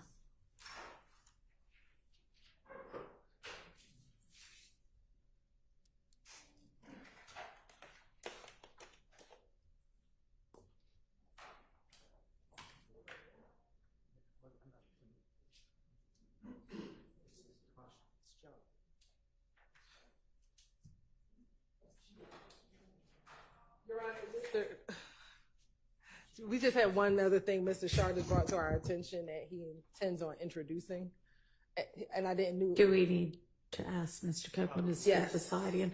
Sorry, we thought we were ready for you, but we're not quite. Just hang very close. I'm going to have y'all come back from lunch 15 minutes earlier than the jury so that we can do these kind of things. All right. Yes. Your Honor, it appears that Mr. Shar intends on showing him as a demonstrative a jail outfit, and I don't know the relevance of Why? showing him the jail outfit. Because a theme in this case has been the Fulton County Blues. In particular, on June 10th, 2015. He came in wearing that, right? Well, I'm talking about 2015. Oh, 15. Okay. 2015, Sorry. he's on. June 10th. Okay. He's on video. Yeah. All right, there's a lot of June 10s. He's on video, and he's not wearing a jail outfit because they haven't brought him to the jail yet. Okay. Part of the reality of Rice Street, and I'm not asking this to go back with the jury, it's just a demonstrative. Part of the reality of Rice Street is you wear the outfit, you lose your individuality, your identity, you're thrown into Fulton County. No, that is nice and dramatic, but no, we don't need to do that. May I use a picture? No. Okay. Okay, let's get Mr. Copeland.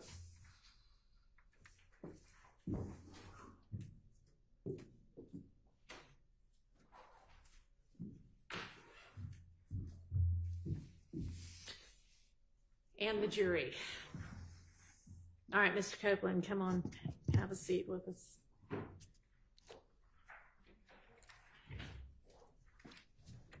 Well, I guess stand up for the jury.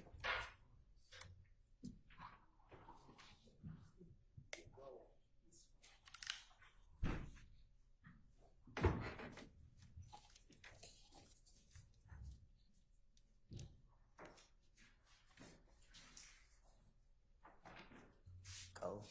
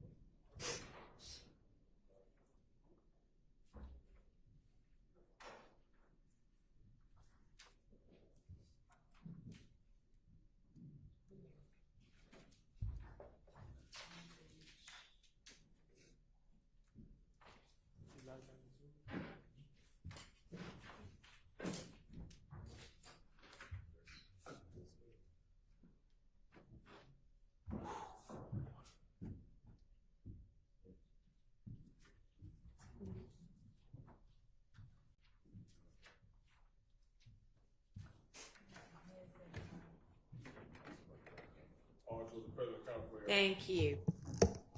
Hope y'all had a pleasant lunch. We good? Yes. All right. All right, Mr. Shart, you can proceed with your cross. Thank you, Your Honor. May it please the court. Good afternoon, everyone. Good afternoon, Mr. Copeland. Good afternoon. Okay, Mr. Copeland, we have never met before. Isn't that correct? No. Okay. We've seen each other in the hallway.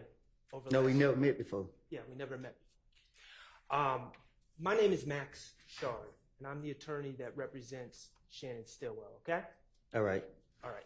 And I know you've been asked a lot of questions, and I'm going to try not to repeat questions that you've been already asked. I'm going to do my best.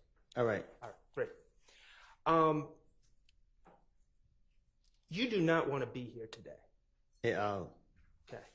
And the reason you don't want to be here today is not because you're scared, correct? You know that. Okay. It is because what you said in 2015 was lies. You said it again? What you said in 2015 were lies. Right. Okay. And specifically, when you said that Demekion Garlington told you something at that McDonald's about Mr. Stillwell, that was a lie. Right. You lied to get out of trouble. Right. You lied as part of your finesse to the police. Right. You've testified that if the police mentioned anyone, you were going to come up with a story about them to get yourself out of trouble. As y'all seen.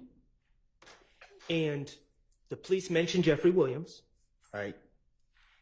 They called him a big fish. Right. And you lied on Jeffrey Williams. Right. Okay.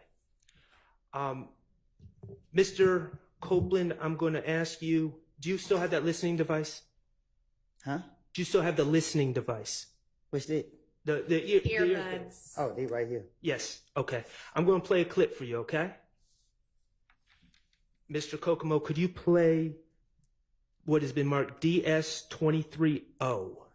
And for the record, this is a clip from State's Exhibit 378 Yankee Echo, which is the June 10th, 2015 interview, and it's from 9:53:35 to 9:54:10.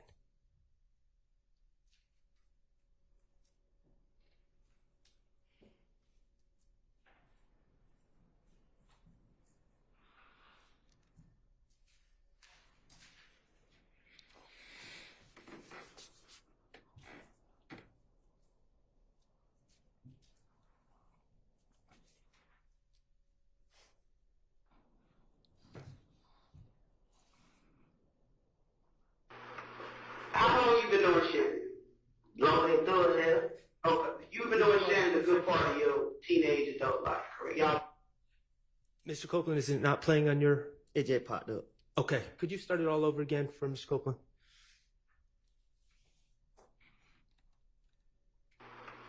How long you been doing Shannon? Long as through as hell?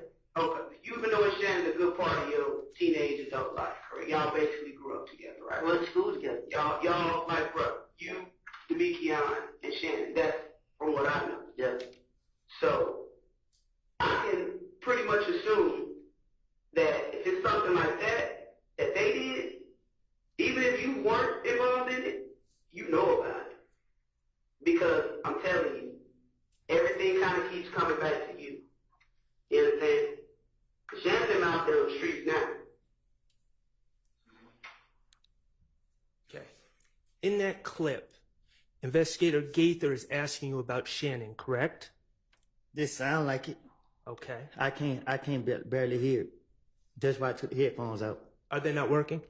No, it's just like the way the way I can hear, it's not clear enough for me. That's why I had to listen like out loud. Okay, I understand. All right, well, we're going to do our best to work through that, okay? All right. So, regardless, in that clip, I'm going to ask you about that clip, and you can, if you didn't hear it, you didn't hear it. Investigator Gaither tells you that while you're in the interview room with her, Shannon is out on the street. Isn't that correct? I just heard it. Okay. Investigator Gaither says to you, if Shannon's involved in something, you know about it, correct? I didn't hear that. Only thing I heard was just the last part where she said he on the street. Okay. You now realize that the police were saying some things, such as Jeffrey's on a European tour, or Shannon's on the street and you're in here with us, to try to get you to tell on other people, correct? Objection, speculation. Sustained. Is that how you took those statements at the time? I don't get what you're saying. Did you take those statements when Investigator Dennis told you that Jeffrey's on a European tour while you're sitting in the investigator's room, or Shannon's on the street while you're in the interview room? Did you take those statements as invitations to give information on other people? Yeah, that's what they were doing the whole time. He got these big houses and cars, and that's what I think that was Dennis kept saying it all the time. Okay. And these conversations and Investigator Gaither talking about Shannon then, that's not the only time law enforcement talked about Shannon in your interviews, is it?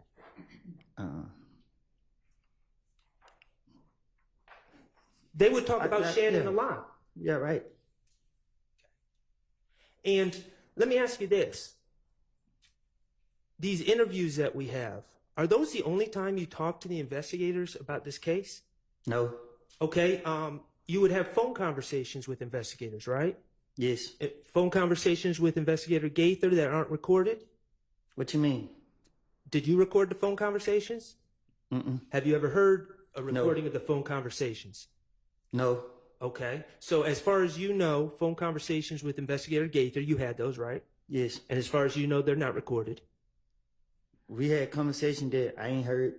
How many conversations would you say you had with Investigator Gaither from January 1st, phone conversations from January 1st to, we'll say June 10th? Weekly, daily? I can't, a lot.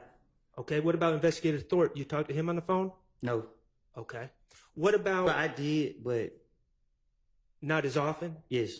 Okay. What about when they bring you to the interview room? Okay, obviously we see videotapes of you in the interview room. Do the police talk to you outside of the interview room before you go in there? Yes, they do it all the time. Okay. And are those conversations about what you need to do? Yeah, some like that. Okay, and what officers had those conversations with you, to your recollection? Shit, everyone they have me. Okay. So the bottom line is you said that the state were asking about Jeffrey when Mr. Steele was asking questions, right? Yes. Okay, the reality is the state was also asking about Shannon. Yes.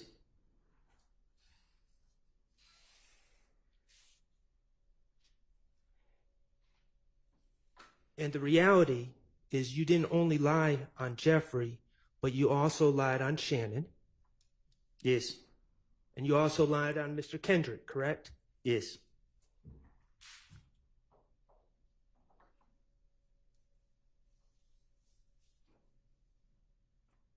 You remember when Attorney Steele showed you that video from the Texaco gas station and asked if you saw Jeffrey Williams walking around the Texaco changing cars? Yes. Okay, I'm not going to play that video again. Thank God. Yeah, I don't think you're the only one that's saying that.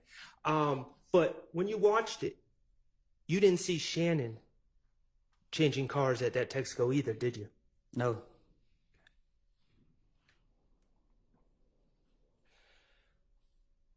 Regarding these lies you told in 2015, you have repeatedly told the state that they were lies, correct? I told everybody who listened to me. Okay. I want to ask you about, you mentioned it briefly with Mr. Steele. Remember that on June 10th of this year, we're talking about this year now. Remember when you were in the judge's chambers? I'm listening. Do you remember that? Yes. Okay. And just so we're clear, you didn't request to speak to the judge or the prosecutors, did you? I had no clue where I was going. Okay. And you had been in jail the weekend before. Yes. And guards brought you to the judge's chambers. Took me straight in there. Okay. And when you were brought to the chambers, Miss Hilton was there, correct? Yes. Okay. And the SWAT team. And security, whatever they were. You're saying the SWAT team. I was not there. No, I didn't see you. Okay. Mr. Stillwell wasn't there. Who? My client, Mr. Stillwell. Shannon. No. Okay. And none of the other defense attorneys were there? No. Okay.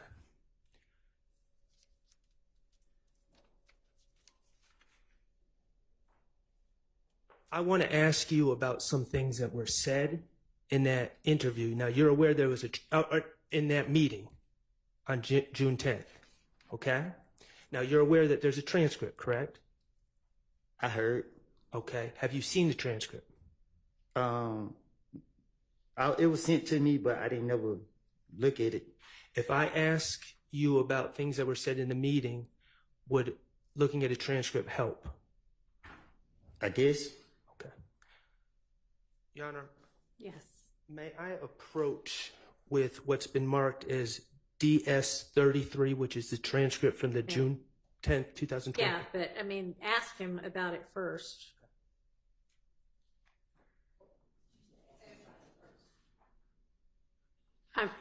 Ask him about it, Oh, and okay. then if he needs to see it, then Okay. you can give it. Okay. You can hand it to him, but Thank you. Don't look at this unless you need to, okay? All right. there you go.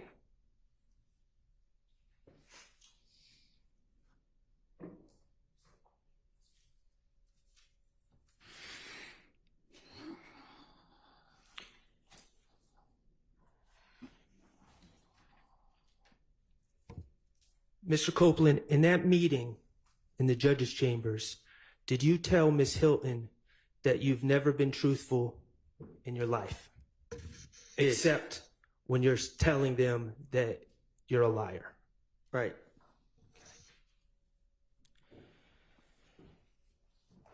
In that meeting, did you tell Ms. Hilton that, I won't get the quote,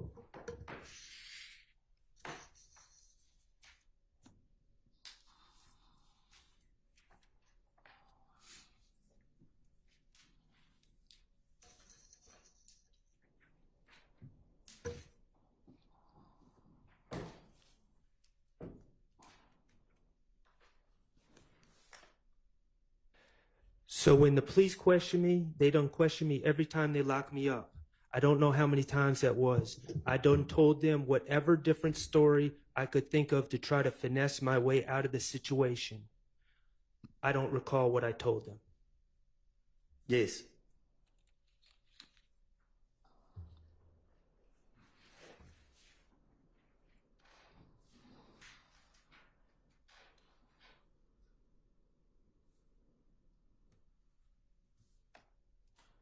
Did Miss Hilton tell you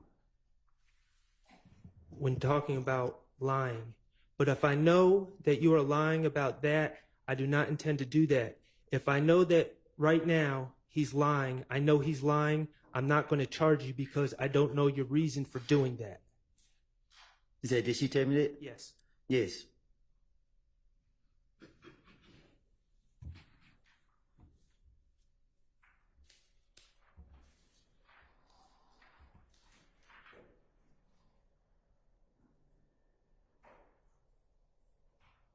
You were offered immunity by the state, correct?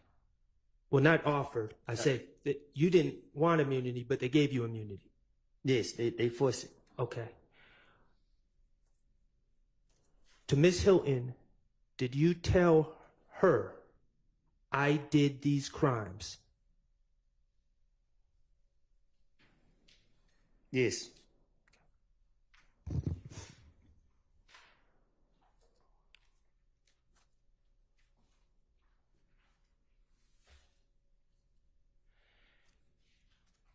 And they have insisted that you testify, correct?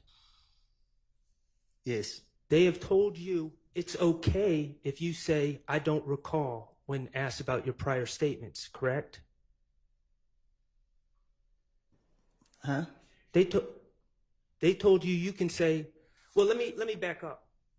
In preparation, the state's met with you several times in June of 2024, right?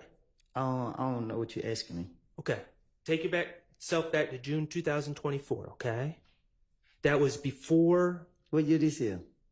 This is 24, so a couple of months ago is what he means. Couple months ago, right? Before you testified at all. You remember the week before you testified? Mm-hmm. Okay. You remember when the state and Miss Hilton and maybe some other people started coming to find you in the community? Yes. Okay. You had a lawyer at the time, right? Yes. His name was John Melnick? Yes. Okay. Jonathan Melnick. To your understanding, did the state, when they were trying to find you in the community, did they reach out to your attorney or did they go behind your attorney to talk to you? Objection, Your Honor, relevance. So, to your understanding? on the relevance, I mean, we've kind of been through all of this. Can I? Try a different question. Was Mr. Melnick there for those meetings with Ms. Hilton in the community? No. They took you to the courthouse one day before you were to testify, correct? No. 2 days. 2 days before you were to testify. And was Mr. Melnick there for those meetings? No. And you told the state that what you said in 2015 was lies. I told Ms. Hilton. Right.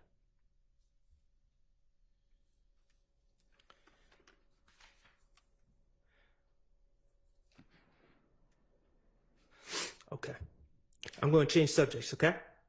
Now, I'm not going to ask anything too personal, but I'm going to ask a little bit about your life, okay? Is that okay with you? No. All right. Let me ask you this. At some point in your life, you lived in Mechanicsville. Mm-hmm. Yes. Okay. And as I understand it,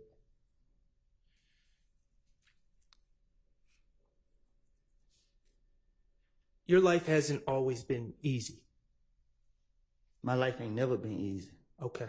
Your life has never been easy. And there have been times where you have been in dangerous situations in your life. Is that fair to say? Yes. Okay. I want to ask you about some ways that you avoid dangerous situations. Okay. When you are approaching a stoplight, a red light, do you stop at the red lights? Objection on relevance? It's very relevant.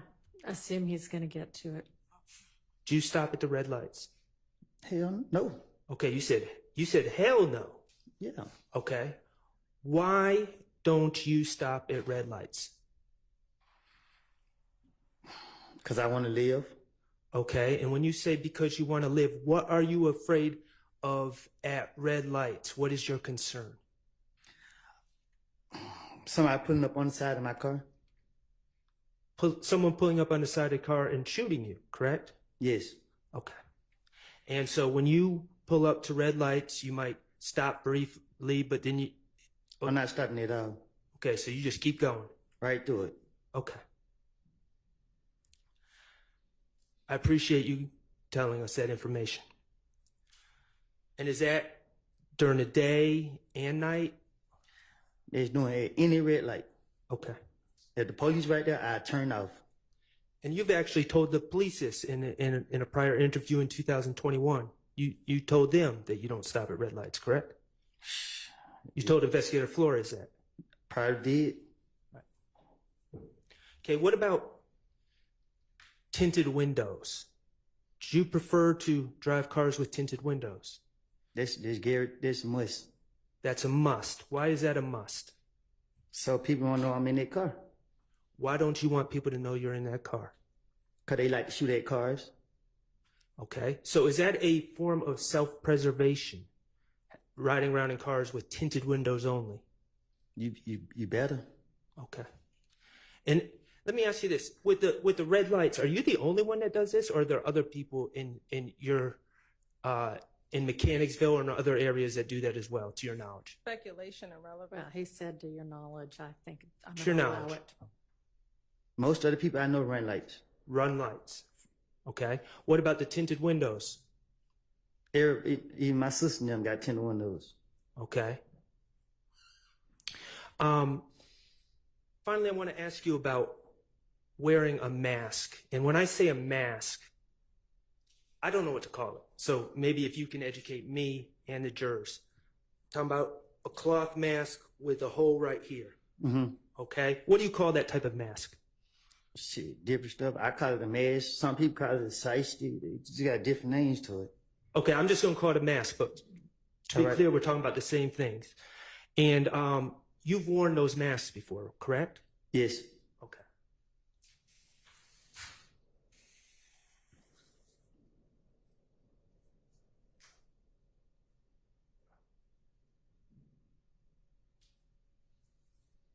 Your Honor, may I approach?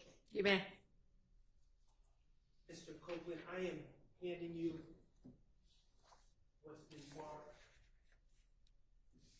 DS29A and DS29B.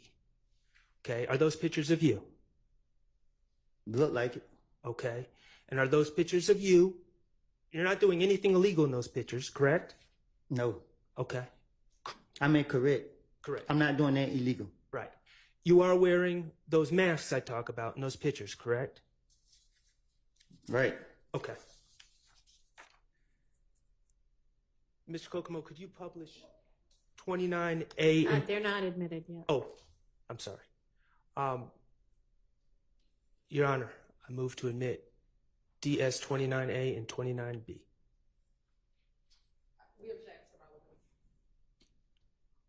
I assume this is going to be kind of the same lines of testimony. They're admitted over objection.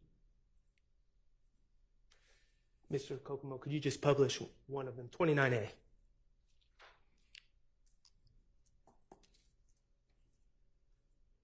Okay. We're going to publish 29B.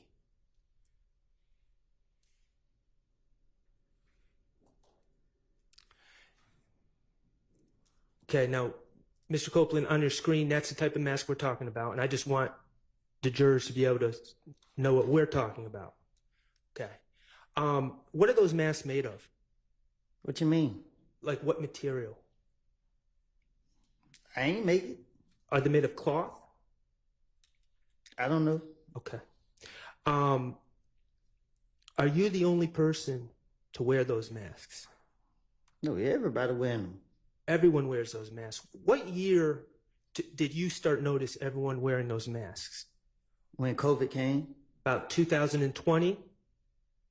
When COVID would cause us to wear the mask. Okay. And are they... Okay. It became more like a fashion thing. That's what I was about to ask you. It became more of a fashion thing. Right. Okay. And where can you buy those masks? Shit. Anywhere. Gas stations sell those masks? Yeah. Okay. Corner stores sell those masks? Beauty supply store, all that. Okay. They're not rare. Huh? They're not rare. They're not weird? Rare. They're not unusual. Unusual. They're common. Right. Those masks are common. Mm-hmm. They come in all different colors, yes. all different sizes. Yes. Okay. All right. Just because you're running a red light, does that mean you're committing a crime? Other than a driving infraction? It depends on, yeah, I guess. I don't know. Well, you do it to preserve yourself, correct? To avoid being shot. Right. Okay, avoiding being shot is not committing a crime, is it? You're just protecting yourself. Okay. When you're riding around in tinted windows, you ride around with tinted windows to the grocery store and other places you go about on your everyday life, correct? Right. That's an objection on this point. I just don't know if this is a relevant line of questioning. I'm asking Well, because it's it relevant. is cumulative. Okay, well, I have one more question. Okay. When you're wearing that mask, you just wear that mask in your everyday life, when you're going to the store, when you're going to run errands, doing whatever, correct? Right. All right, thank you. Okay. Mr. Copeland, you said that Rice Street is the worst place in the world. Yes. You have said that you'd rather die than go to Rice Street. Yes. Okay. You talked about your stay in Rice Street in, I guess it would be February 21st of 2015, when they arrested you on that probation warrant, and you stayed there for several weeks, correct? Yes. Do you remember exactly how long you stayed there? Yes. How long? 3 weeks. 3 weeks, okay. So that would have been February 21st to the middle of March of 2015. Yes. Okay. And in that, first of all, in Rice Street in general, there's dorms, right? Not where they put me at. Well, I'm just talking about in general right now. I'm going to get to where they put you at in a Yes. second. There's dorms, and then within the dorms there's cells. Yes. Okay, and the cells, how big are the cells? 18 in someone's 16s and other ones.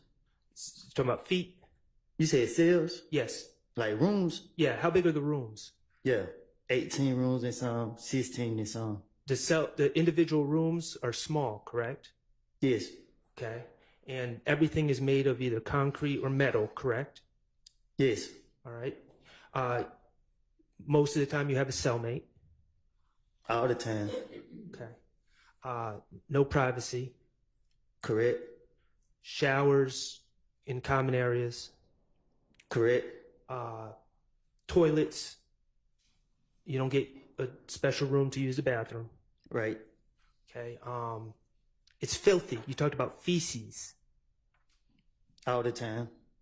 When you on the ground, on the walls, things like that? Yes. Okay. Standing water in the showers? Who? Standing water. We call it nut juice.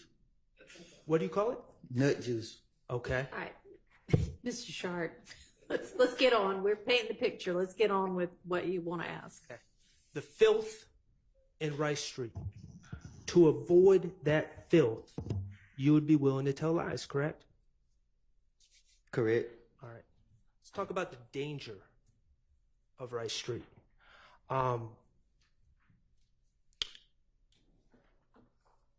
What's a shank? A knife. Okay. Knife made of just a random piece of metal, correct? Whatever you can make with. Whatever you find. Are shanks common in Rice Street? Is they who? Common. What you mean?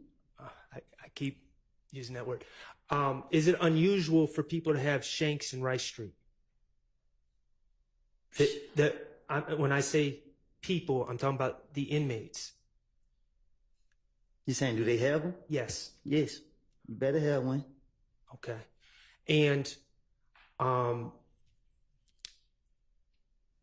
is it a concern of yours that someone that doesn't like you would have a shank in Rice Street? Yes. Okay.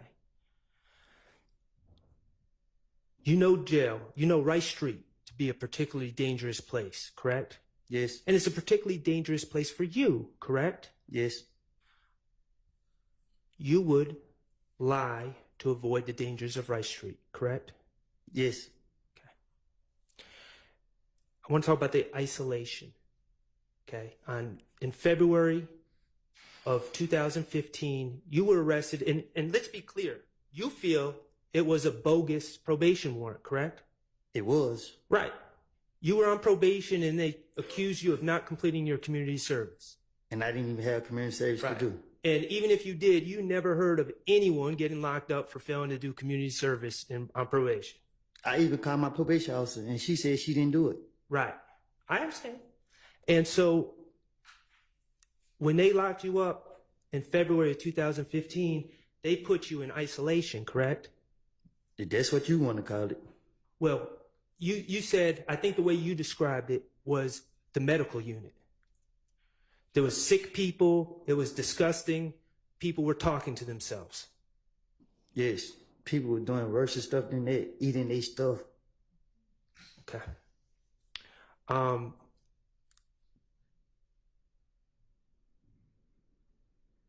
You would lie to avoid going back to that place they took you and put you in February of 2015, correct? You talking about now?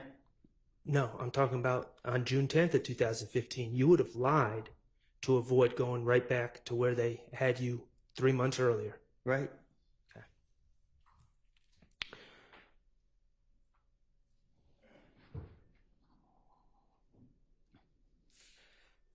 Mr. Kokomo, could you play DS23Q, which is States 378 Yankee Echo, June 10th, 2015 at 4:16:13 to 4:16:36.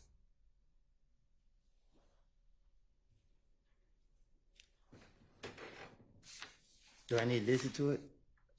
I would appreciate it if you did. Thank you.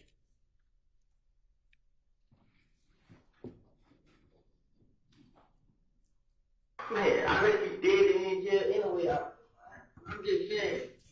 What I'm saying is, man, I do whatever it takes. Whatever, man. I hate jail. I promise you, God, man. Because you can't, you want to be out. I was gonna take these niggas guns and bring them to y'all myself. I would set them up myself. I would do whatever it takes. I will, man. I will. Ms. Copeland, that was you and Investigator Dennis on June 10th, 2015, correct? Yes. Okay. And you told Investigator Dennis that you'd rather be dead than be sent back to jail. Still will. Okay. And you said you will do anything to stay out of jail.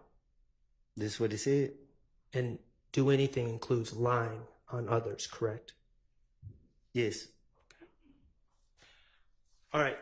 Mr. Copeland, we're going to change the subject a little bit. I want to talk to you about some of these statements you made to the police, okay? In 2015. All right. And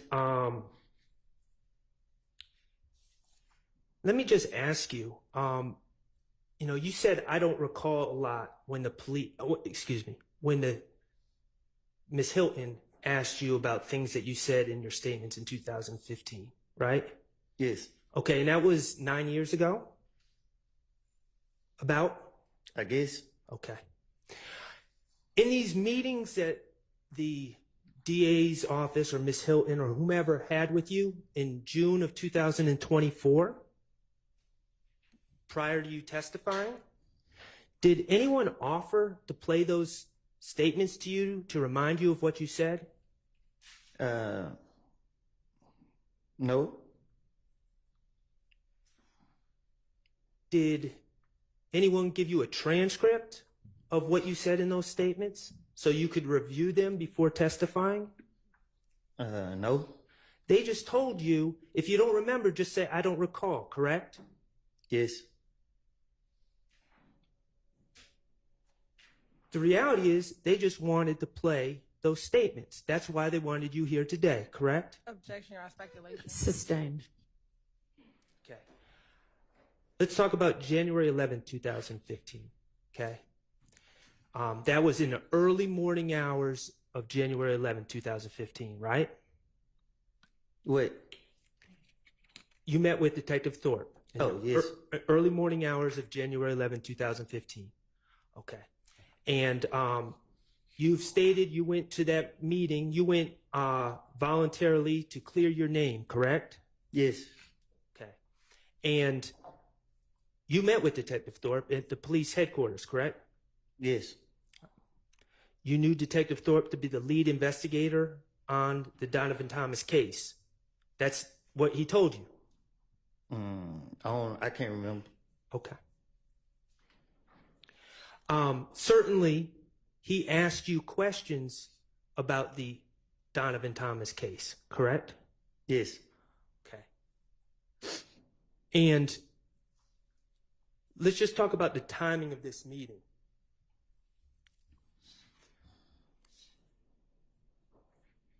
If, and I know we're saying it did not happen, I want to be clear on that. If Demekion had told you something at the McDonald's, right? Now listen. This meeting with Detective Thorpe would have been hours after Demekion made that statement, correct? It would have been the same night, just after midnight. But he never told me that. I understand. I understand he never told you that, but I'm saying if he did. Are you saying that? The meeting was mere hours after. It would have been. Right, it would have been. Okay. And Detective Thorpe asked you about the Donovan Thomas shooting, correct? That's what his papers are calling me down now. And you showed up, and you went through your movements that day, correct? Yeah. Your movements from January 10th, 2015. I think I did. He asked me where I been. That's what you asked me? Right. And you went into details about everything that happened that day, correct? I guess. Okay. That meeting on January 11th, 2015, you never claimed that Demekion Garlington told you that Shannon Stillwell, Diamante Kendricks, Duwop, and Nard killed Donovan Thomas, did you? You never told him that on January 11, 2015. No, I didn't. Okay. And the reason you didn't tell him that is because you hadn't made up that lie yet, correct? Right. Let's talk about January 28th, 2015. That was your second recorded statement. And I understand what you've testified to. There may have been phone calls and all sorts of other communications in between there with police. But January 28th, 2015 was your second recorded statement. Okay? You met with Investigator Dennis, Investigator Gaither, and Detective Thorpe on January 28th, 2015, correct? I don't know the date, but yes. Okay. And they certainly asked you about the Donovan Thomas shooting, correct? I don't remember what they asked me. Okay, well, I'm going to play a clip. But you would agree that January 28th, 2015 would have been 18 days after, if Demekion Garlington had told you that information, it would have been 18 days later, this statement. I guess. I don't keep up with time. Okay, 28 minus 10 is 18. So 18 days between January 10th, 2015 and January 28th, 2015. You with me? All right. All right, cool. Mr. Kokomo, could you play DS-20A, which is States 378 Yankee Beta from 7/22/37 to 7/24/40. Yeah, who you think killed that? Okay. You're prime suspect, but move yourself out there. Okay, did you hear Investigator Dennis ask you, who do you think killed Nut? Yes. Okay, go ahead.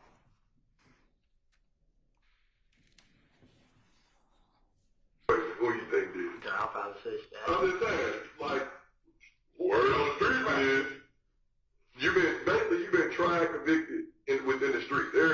Now they said two of my other partners were locked up for it, but who? They my head and dog. But they ain't have anything to do Who with was that?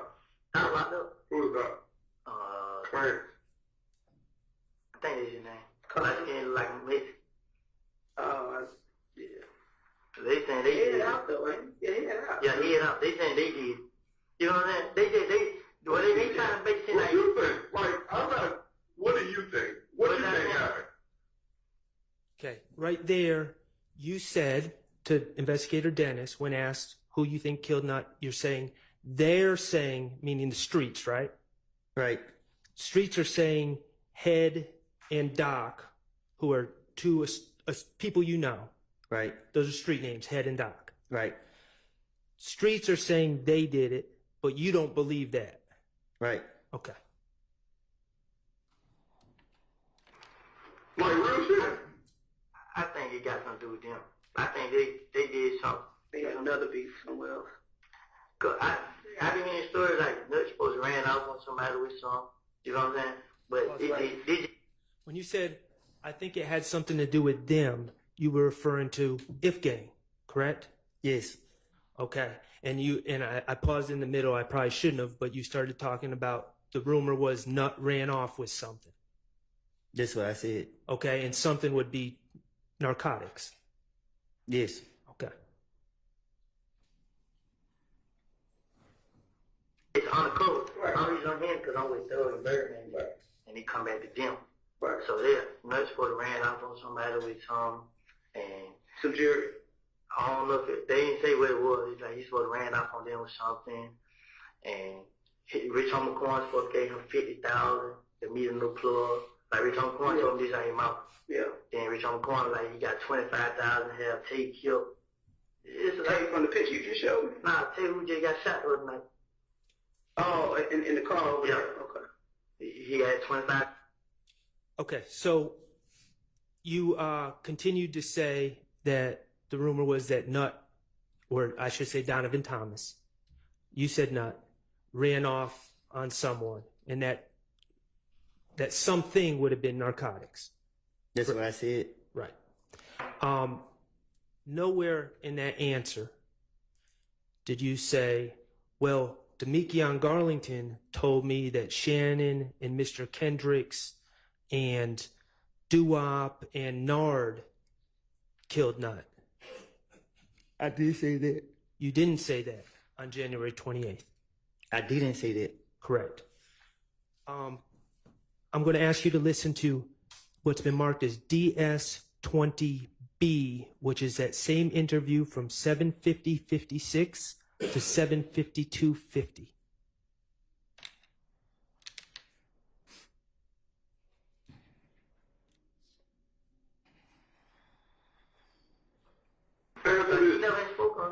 Why was people saying Birdman had something to do with all this? Because that's what they gonna do. They gonna do what they, like, I realize it. You know what I'm saying? They say they bagged me up. It might be, but they paying for it. So. They financing it. Yeah, that's what they saying. So I just like, man, whatever. What about Nut stole his watch? Stole what? Birdman watch. I doubt it. So when you go in Birdman's house, you're not gonna go in their room. That's Shannon calling right there. But, like, every time you're in the Birdman house, you go in the living room, don't nobody go in his room. What about Kels and Greedy stealing the watch, stealing from the phone? Never heard nothing back. What about Kel knocking off Nut? Doubt it. No. I ain't gonna say I doubt it, ain't. I heard that. I'm gonna say I doubt it. I don't know. Because when him and Thug, like, he was just like, well, call Nut. I'm gonna tell Nut about this. Like his big homie. Yeah. Like the big brother, like I'm telling like the boss. Yeah, like he just like I gotta tell Nut what he need to say. I'm looking at him like, why you gotta tell Nut? But I ain't never seen that, but right here. What about Thug knocking off Nut? Like I said, I really can't say, like, when it came out of Nut, I don't know. I don't know nothing about it. Who did you hear? You said that you heard just in the streets that Head and who was the other dude?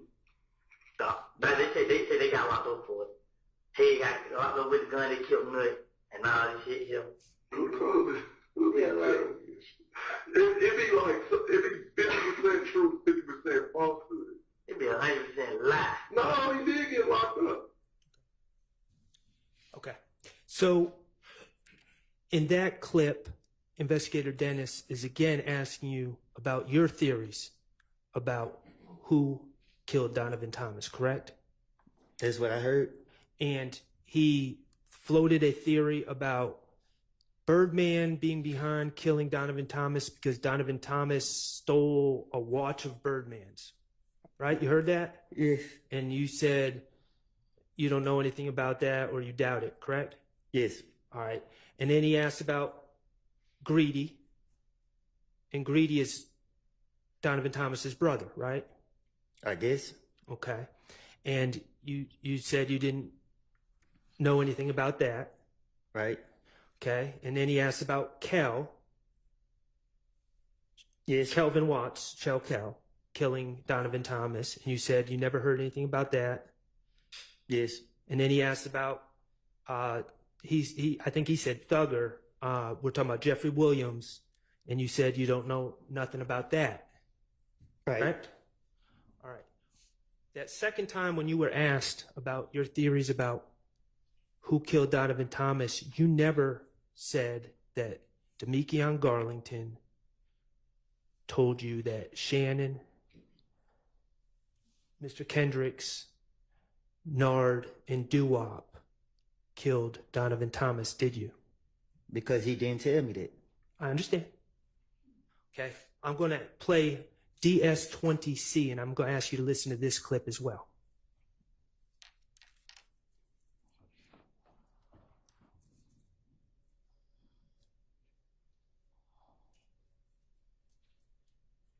My girl, she get a lot of information from her friends. She got a lot of friends, so they be around me. Luchinell was talking at the studio, and it was a girl in there. They messed with one of them, and she my girlfriend. And she said that they know I didn't do that. You know what I'm saying? They was all like Kill and K robbed somebody. You know what I'm saying? Kill and who? K. Who was that? I sent you a picture of that to them. I think I sent it to those pictures. They had a chop on in the picture. Oh, yeah. And the gym was in the car. Yeah, them two robbed somebody, and they supposed to came back. This was they talk about the studio. You know what I'm saying? They just put my name on it and covered it up. Make it seem like they ain't got beef in the streets, whatever. Yeah. And then it's like, she be like, they know what they do it.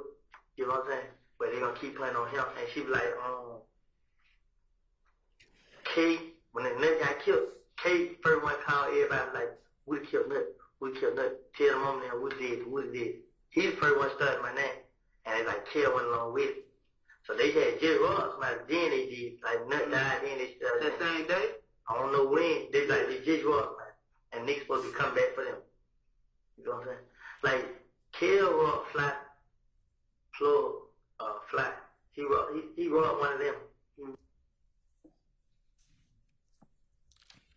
So, in that clip, Mr. Copeland, again, you were asked about your understanding or what you've heard about who killed Donovan Thomas, correct? Right. And you said that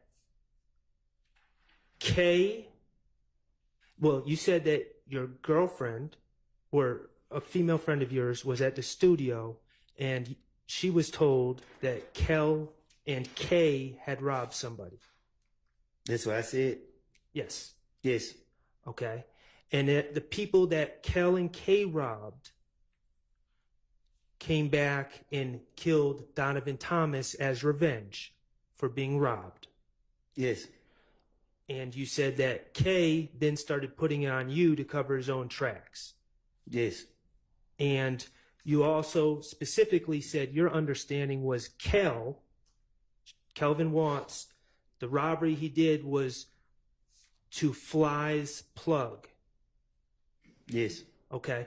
And so we're clear, Fly is Mr. Jervin Henry. Do you know his government name? No. Okay. He's someone who runs clubs, correct? And runs TIG, the record label. I guess. Okay. And when you say plug, what do you mean by plug? That's a drug distributor, correct? That's just a phrase that we use. I don't know. Is it involved in the drug game? I guess. Okay. The bottom line is you gave, on that third clip, you gave some more information about things you heard, but you never said, detectives, let me tell you, Demekion Garlington told me that Shannon, Mr. Kendricks, Doo-Wop, and Nard killed Nut. Did you? I never said that. Right. And the reason you never said that on January 28th, 2015 is because you hadn't made up that lie yet, had you? Yeah. Yeah, you had, or no, you hadn't? I haven't. Okay, and the reason you hadn't made up that lie, let's just be clear, on January 28, 2015, no one was trying to lock you up, right? I just didn't have no reason to. Right. You had no reason to finesse at that time. Right. They lost like I was. I want to ask you about February 20th, 2015. On that date, you met with Investigator Curry, correct? And let me just, I think his name is Curry, it might be Kerr, but it was the investigator about those people shooting at you while you were holding your baby. Remember that? Yes. And you remember that investigator? I remember, I didn't know no name, but yeah. Okay. And that would have been 40 days if Demekion Garlington had in fact told you that my client and others were responsible for Donovan Thomas's death. That would have been 40 days after you received that information, if that had occurred, right? I don't get it. Okay. It would have been a little bit over a month. February 20th, 2015 is a little bit over a month from January 10th, 2015, correct? Gotcha. Yes. Okay. And you were asked In that interview about the Donovan Thomas situation, right? Yes. Okay. I don't remember. I don't know. All right. I can't. Well, you didn't say anything about Demekion Garlington telling you that Shannon and Mr. Kendricks and Doo-Wop and Nard had killed Donovan Thomas in that interview, did you? No. And the reason is because you hadn't made up the lie yet, right? Right. February 21st, Detective Gaither and Detective Thorpe had you in there. And they were arresting you for that bogus probation warrant, right? Yes.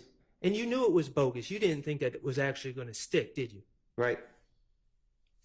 They asked you about the Donovan Thomas case. And this would have been 41 days after Demekion supposedly gave you that information, right? Right. And you never told them that Demekion Garlington told you that Shannon, Mr. Kendricks, Doo-Wop, and Nard killed Knott, did you? Right. We can agree that in the 4 recorded meetings prior to June 10, 2015, you never claimed Demekion Garlington said those things about my client or Mr. Kendrick, correct? Right. Okay. So let's talk about June 10, 2015 and what makes that date different.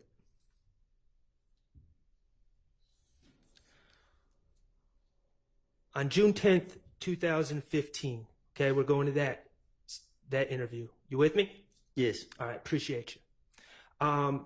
You met with Investigator Gaither, Investigator Dennis, Investigator Thorpe, and Federal Agent Cunningham, correct? No. I didn't meet with them. They brought you to the interview room and they came in the room? Yes. Okay, you didn't choose to meet with them? No. All right, and let's just talk about the circumstances, and I'm going to show you a picture that's already in evidence. I believe it's 378 Yankee Echo 1. If I may approach and get that, Your Honor. You may.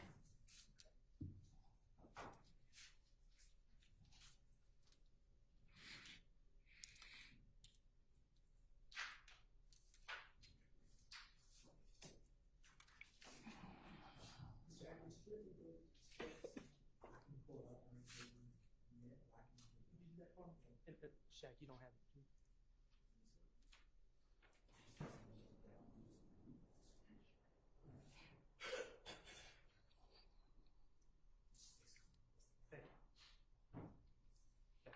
May I approach? You may.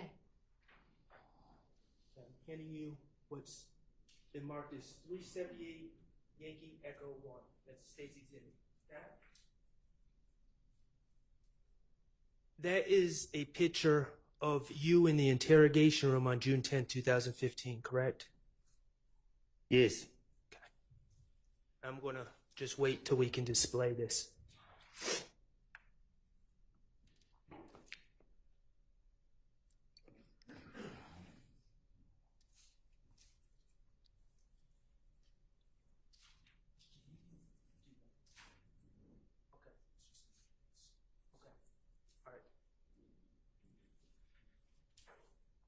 Can you display it?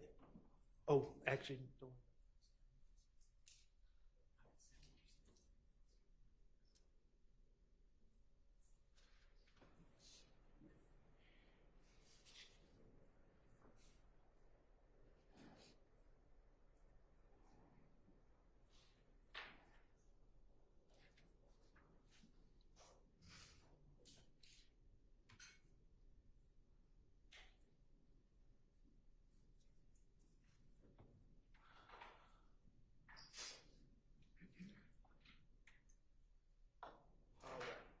Thank you, Mr. Atkins. All right. Mr. Copeland, when you go to jail, you wear a blue jail outfit that's given to you by the Fulton County Sheriff Department, correct? Yes. Okay, and it says Fulton County Jail or Fulton County inmate on the shirt and the pants, correct? Yes. You absolutely hate wearing that blue outfit, correct? Without a doubt. Okay. In this picture, you are not wearing one of those blue outfits. You're wearing street clothes, correct? Right. Okay, but let's just be clear. In that picture on June 10, 2015, when you're being interviewed, your hands are shackled together, correct? Yes. You have leg irons on, correct? Yes. And the leg irons are attached to an anchor on the ground so you cannot get up and run, correct? And they're hurting. And they're hurting. And you knew that it was only, unless something drastic happened, it was only a matter of hours before you were going to have a blue Fulton County jumpsuit on, correct? Yes.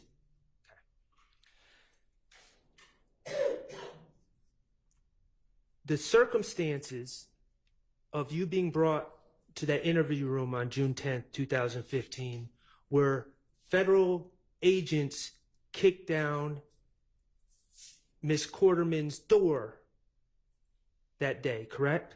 Yes. Okay, and they kicked down that door looking for you because they had an arrest warrant for you. Yes. They had an arrest warrant for you for the April 28, 2015 possession of a firearm incident at the Dunbar Rec Center. Yes. Okay. And while in the apartment, they saw some things, correct? Yes. And they went and got a search warrant. I don't know. You're not sure if they got a search warrant? Okay. The bottom line is they searched your apartment. They did. Okay, and they found a Smith & Wesson handgun in the kitchen of that apartment, correct? They found a gun. I don't know what kind. Okay. Was it a handgun? I never saw it. Okay. They also found a stolen laptop computer in your apartment, correct? That's what they said. All right. They also searched Deshaun's car, correct? No. Well, didn't they find stolen IDs and other stolen property? That was a rental car from her mama rented. Okay. Okay, thank you for that clarification. They found a stolen IDs and other property in a rental car that was associated with you, correct?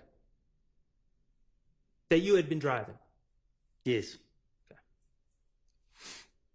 And also on June 10th, 2015, your daughter's birthday was coming up. 7 days. 7 days from that date. Yes. And you had plans to have a big celebration for her birthday. Yes. Okay. Even though you didn't have a blue jumpsuit on during the interview, Investigator Gaither informed you that you were under arrest for various charges, correct? Yes. And you were under investigation for various other charges. Yes. Okay. She told you that you were being charged with possession of a firearm by a convicted felon for the gun at the Dunbar Rec Center. Yes. She told you that you were being charged with reckless conduct for leaving the gun on the bleachers at the Dunbar Rec Center. Yes. She told you that you were being charged with gang charges for possessing a gun at the Dunbar Rec Center. Yes. And you knew that you knew that you weren't getting a bond for the gang charges at first appearance. Right. You were going to have to sit for a while because of those gang charges. Yes. Unless something drastic happened. Yes. Okay. You were also told that there were that they were investigating the stolen MacBook computer found in your apartment. Yes. You were told that they were investigating the stolen IDs and other property that was found in the rental car. Yes.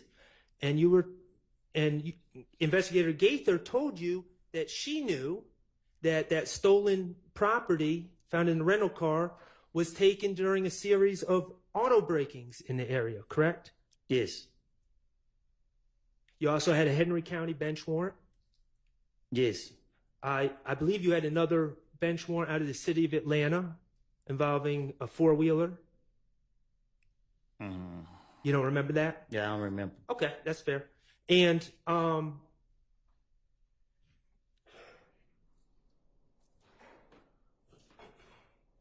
And eventually, Investigator Cunningham also told you that you were facing potentially federal charges. Yes. For the gun that was found in the apartment, correct? Yes. Okay. Investigator Gaither told you it's real now, it's about to be real, right? Yes. What'd you take that to mean? Exactly what she said. She was telling you, the way you took it, it was time to get to talking, correct? Yes. If you wanted to get out anytime soon.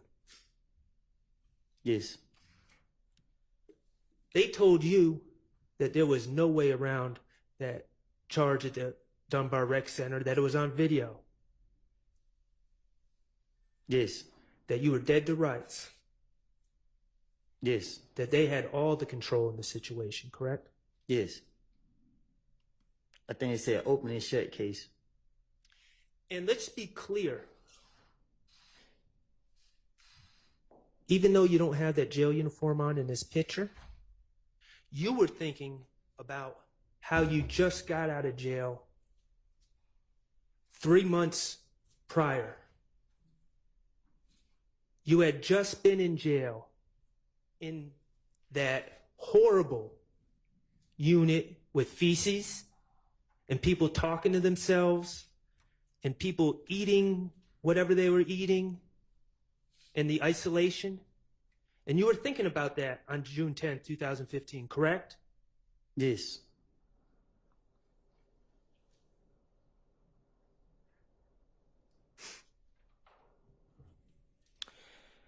Could you play, Mr. Kokomo, could you play what's been marked DS23B? And this is from States 378 Yankee Echo 94048 to 94229. Okay, what you're here for is your warrants from Dunbar Center. Can you tell me what's going on with that?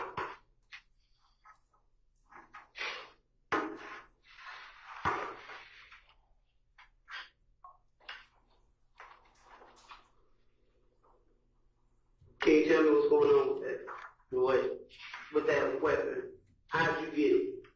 Number one. Because I got a version of how you got it, but I want to hear from you. How'd you get that gun? How did you get it? I got it. Because you had it. We got the video, bro. We got the video. So my question is to you, how did you become in possession of that? We ain't really gonna do the back and forth today. I know y'all.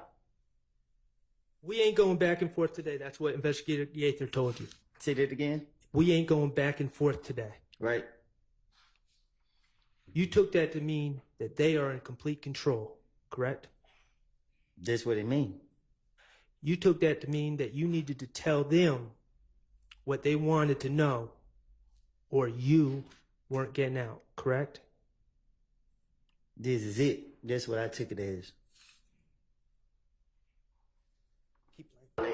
You are, because I'm sitting in that place. This is an opportunity for you to help you. I'm asking how you. Okay. You just heard Investigator Gaither say, this is your opportunity for you to help you. Heard that? Yes. You took that to mean that this is your chance to give the state or give the police what they want to help your situation. Nah, this is game time. It's time for me to finesse my way. Okay. And do you remember when Attorney Steele played that video, I guess it was yesterday, with Agent Cunningham talking about the federal charges? Okay, I'm not going to play that video again. Thank you. But I am going to talk to you about a few things that were said. What you asked, I got charges with the feds, and Agent Cunningham said, it's up to you. It's totally up to you. Do you remember that? Yes. Okay. The police are telling you that you can talk your way out of this situation if you work with them, correct? Yes. Agent Cunningham told you you're clearly guilty. She told you that they had you dead to rights. You remember that? I think she said open and shut case. Okay. You took that to mean they have complete control and you need to play their game if you wanted to get out, correct? Yes. Agent Cunningham told you about the charges you were facing. She told you that federal sentences don't have parole. Yes. No early release. Yes. She told you that with federal cases, they don't typically let prisoners stay in Atlanta, right? Right. She said that they were typically going to send you to some other state to serve your federal time behind this. Right. You didn't want to be separated. You love your daughter, don't you? With all my heart. You post about your daughter on Instagram and you're proud of your daughter, correct? Yes. And you consider yourself a good father, don't you? I try to be. Okay. And you did not want to be separated from your daughter in some federal prison in another state, did you? Who want to? Understood. And Agent Cunningham also said that to her understanding, you're a 3-time convicted felon, making you an armed career criminal in the federal system, correct? Remember hearing that? Yes. She told you that you were facing 15 years without parole, plus another 10 years without parole for the gun charges, correct? Yes. 25 years without parole, and that's not even including the conspiracy charges. Right. You were 23 at the time, and Agent Cunningham told you if you don't play ball, you're going to be locked up in a federal prison in another state until you are 48 years old. Isn't that correct? Yes. Wasn't that said to you? Yes. On June 10th, 2015. In the interrogation room. Miss Agent Cunningham also said that all this is up to you. It's totally up to you, right? Yes. She told you that she reports to the U.S. attorney, and she can tell the U.S. attorney what you did to help yourself out. I think we all heard what she said to me. Okay. Well, what did you take that to mean? That I need to help myself out. Okay. Does that include lying on others? That means that this is my chance to get myself out of this situation. It was time to finesse? Yeah.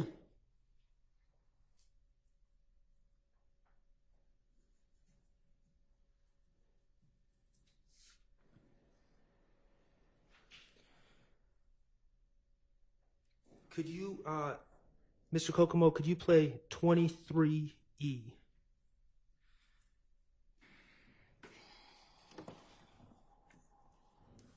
And for the record, Your Honor, DS-23E is States Exhibit 378 Yankee Echo 1031 to 103250.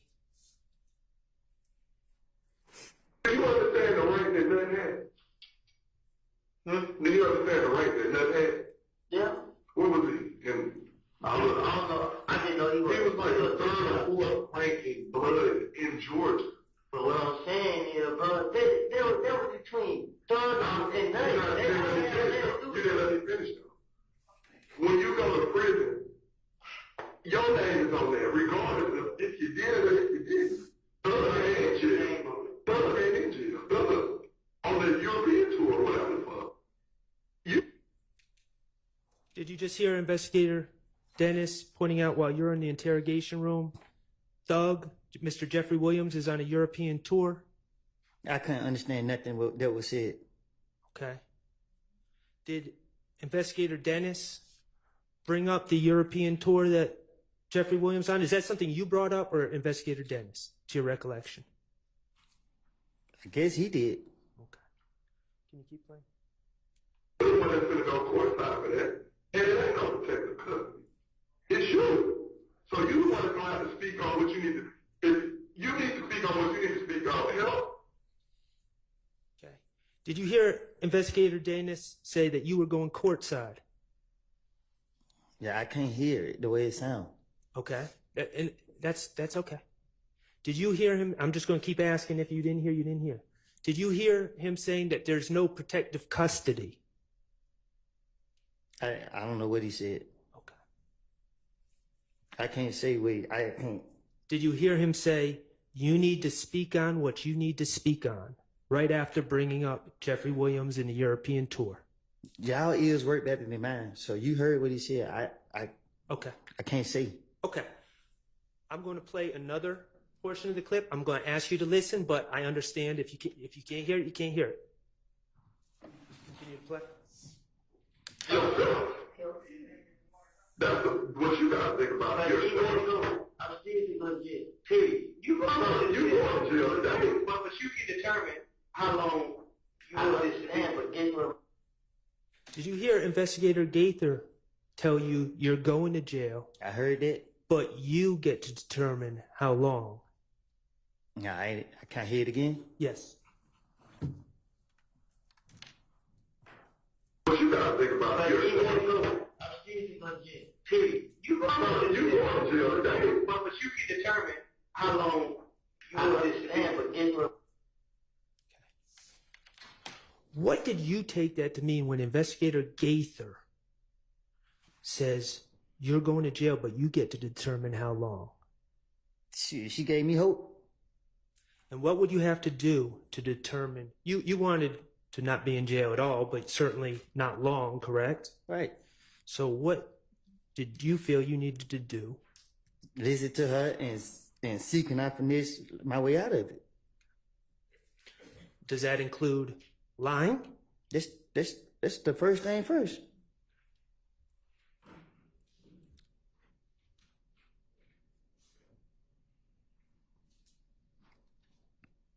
Okay, Mr. Kokomo, could you play DS23D, which is states 378 Yankee Echo, 10:04:20 to 10:06:25?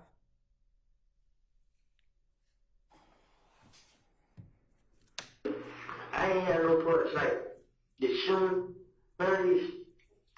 I didn't have no part. I just I think they would do it for the fame. I mean, when they started doing this shit, everybody would call my name because they out. Who did it? Then they come and naming me, Sean. It ain't even me. I mean, the way y'all look at me, y'all supposed to be sending them like that. I mean, I don't know. I mean, yeah, Did you just hear yourself say that people are accusing you of things? Bro, I can't hear nothing in there, bro. Okay, could you play that again, Mr.? I can't hear it. You can play it 1,000 times. Okay, we're going to try it one more time because I think it's important. But Mr. Copeland, if you can't hear it, we'll move on, okay? Y'all ears are better than mine. I understand that. I'm not blaming you. I ain't had no parts like the shooting, none of these.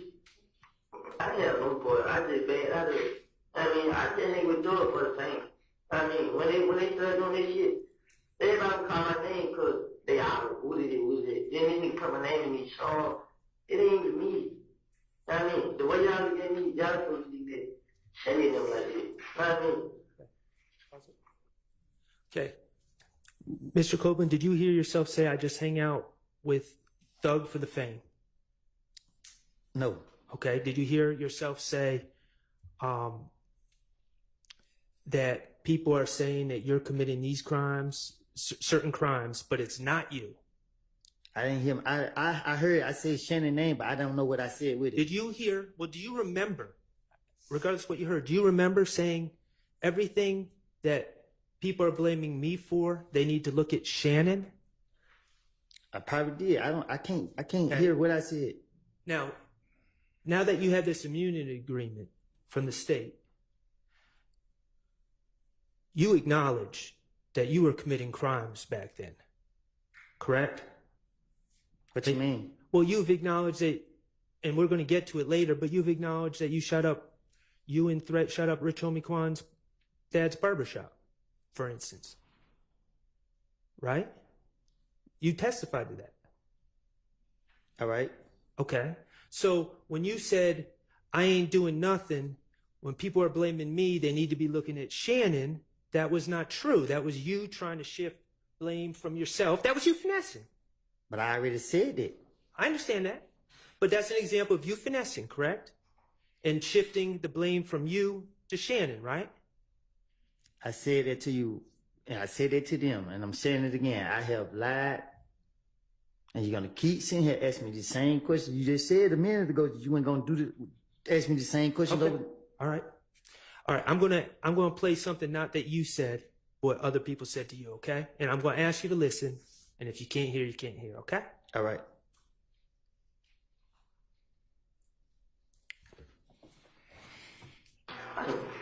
I mean, there's some kids.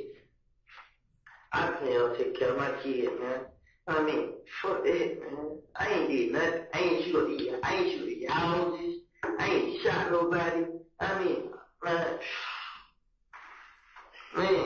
I wish I had a gun because the teller told me, man, I had the right to defend myself. Because the same night he got killed, I came down here. I don't get to tell him, but guess what I was just thinking, like, man, these niggas thug got a lot of power, man. Even right now, I'm still thinking about it. Like,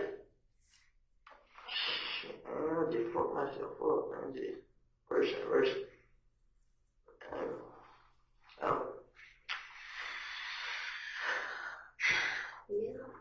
Yeah. I want to say, I don't know. I don't make that decision.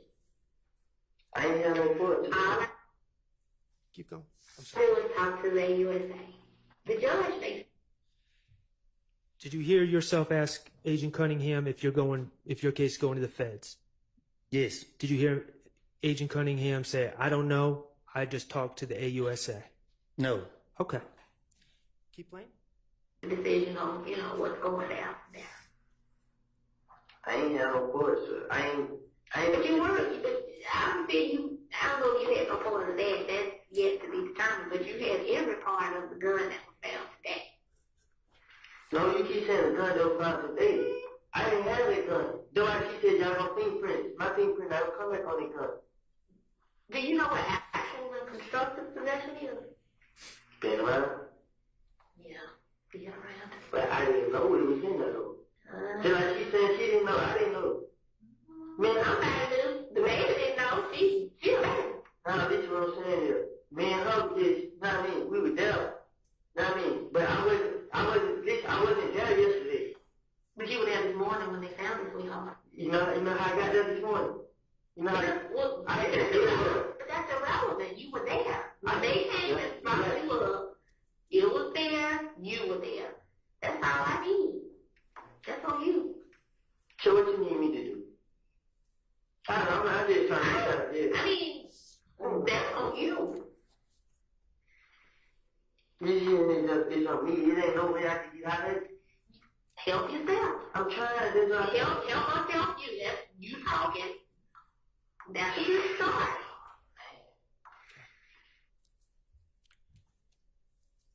Did you hear yourself, Mr. Copeland, ask Agent Cunningham, what do you need me to do? I'm just trying to get out of jail.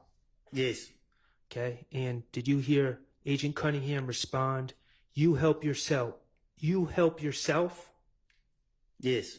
Help us help you? Yes. You're talking, that's a start? I said yes. Okay.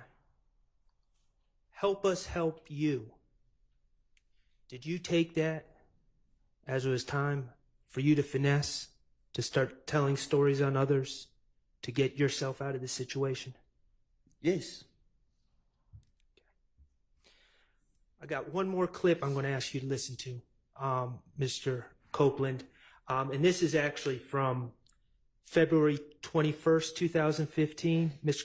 Copeland, I'm going to ask you to publish what's already DS24A, which is already, it's a clip from States Exhibit 378 Yankee Delta from 433.33 to 436.11. And again, that's from the February 21st, 2015 interview with Investigator Gaither and Detective Thorpe, okay?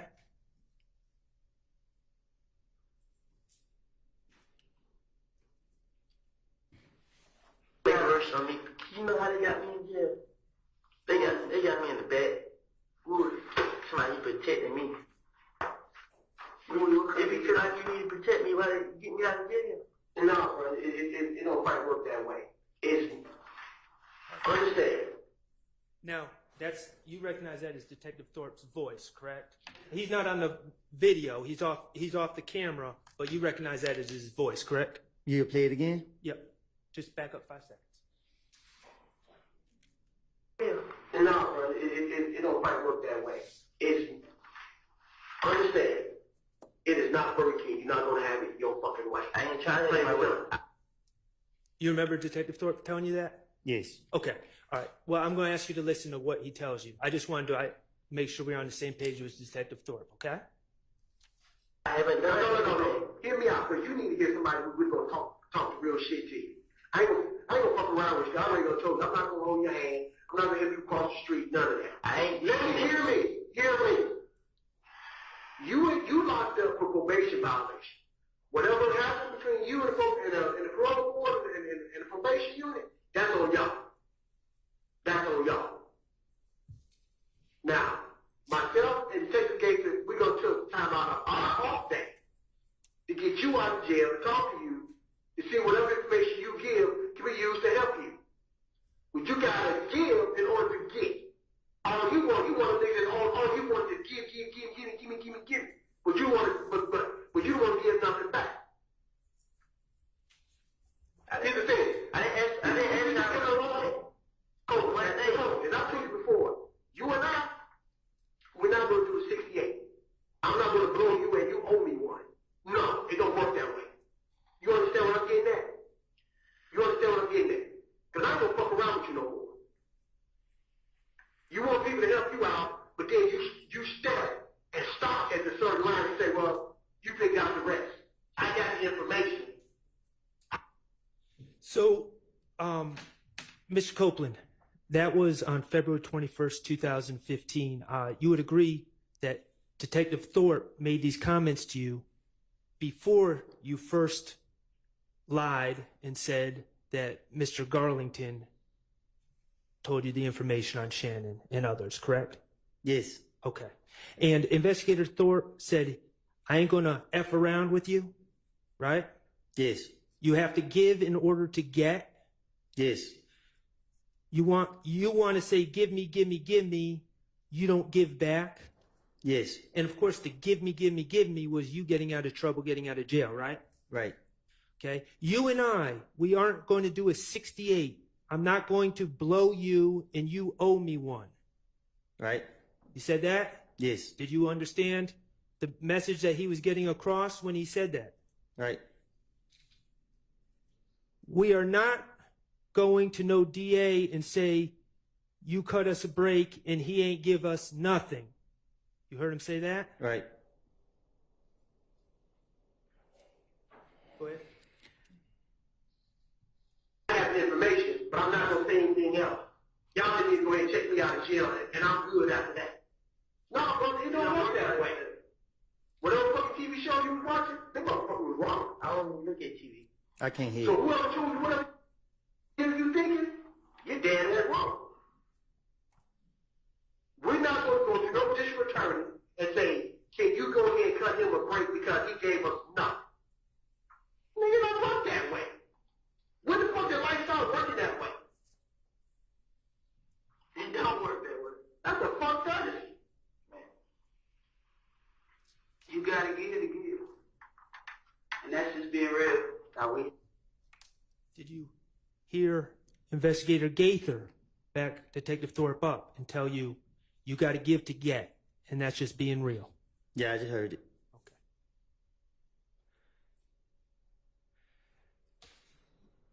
Ms. Copeland, these are just some examples. The reality is the detectives in this case had been encouraging you to tell stories on others to get yourself out of trouble, correct? For the 100th time, I've been telling you that. Okay. You knew how to finesse on your own, right? But the detectives were also encouraging you to finesse, correct? They were tricking me.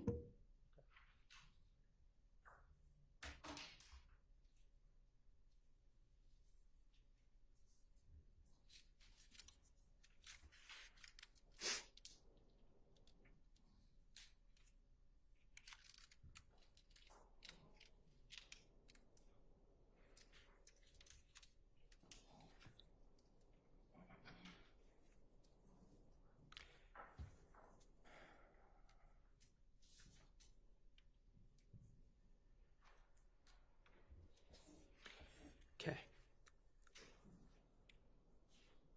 As I understand it, Mr. Copeland, your testimony is that you told many lies in these interviews in 2015, correct? Yes. Okay. I would like to just review with you some of the lies that you told, okay?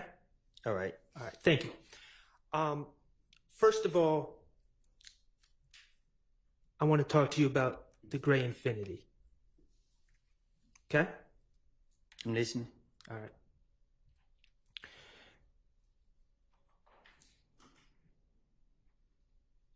Through the questioning of the police, and I don't know, maybe through other information that you've been given, you're aware that there's a surveillance video of the shooting of Donovan Thomas, correct?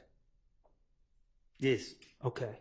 And you're aware that the surveillance video shows a gray sedan, correct? Yes. And you're aware that the police believe it to be an Infiniti, correct? They put it on the news. Okay. Your Honor, I'm going to ask Mr. Kokomo to publish DS-19A, which is a clip from States 378 Yankee A, which is the January 11, 2015 interview, from 3/18/47 to 3/19/38.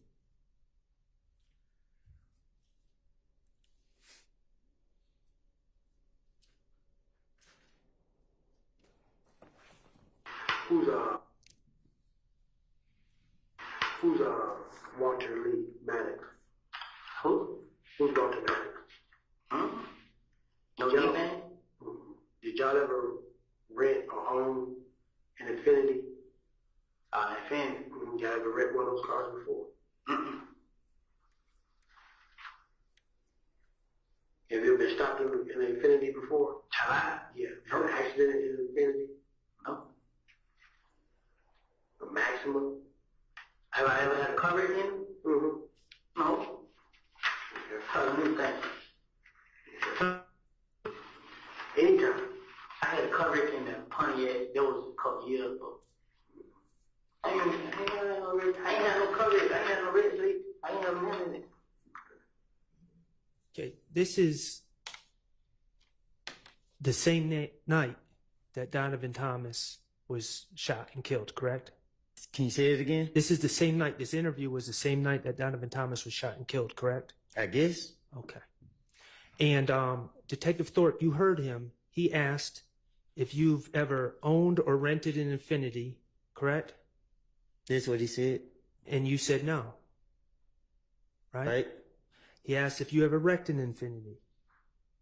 Right? Right. And you said no. Right. Okay. I'm going to publish, Your Honor, with your permission, DS-19B, which is a clip from the same interview on 378 Yankee Alpha, States Exhibit 378 Yankee Alpha, from 3/20/28 to 3/20/48. It's just 20 seconds. This is a video? Yes. 3/20/28 to 3/20/48. Y'all ever had a Infiniti Gray? He's not paying. Gray? Y'all ever? Is it up now? No. Okay. Could you start it over? Y'all ever had a Infiniti Gray? A gray Infiniti Q45 before? A truck? No. A cup? Yeah. Not I know of. Actually, brother, maybe his car. It would be a car he had rented or something like that. That's cool. That's cool. Okay. In that clip, again, Detective Thorpe asked you about whether you ever had a gray Infiniti, correct? Right. And you said, not that I know of. Right. Okay. Those were your statements on January 11, 2015, hours after Donovan Thomas was shot, correct? Right. Okay. I want to talk to you about the reality. The reality is that you asked Jeffrey Williams to rent you a gray Infiniti, correct? I'm listening. Or I should say, you asked him to rent you a car, and it ended up being a gray Infiniti, correct? I'm listening. Okay. The reality is that on the night of June 9th, going into the morning of June 10th, the same day that Donovan Thomas was shot, you were driving that Infiniti on the highway, correct?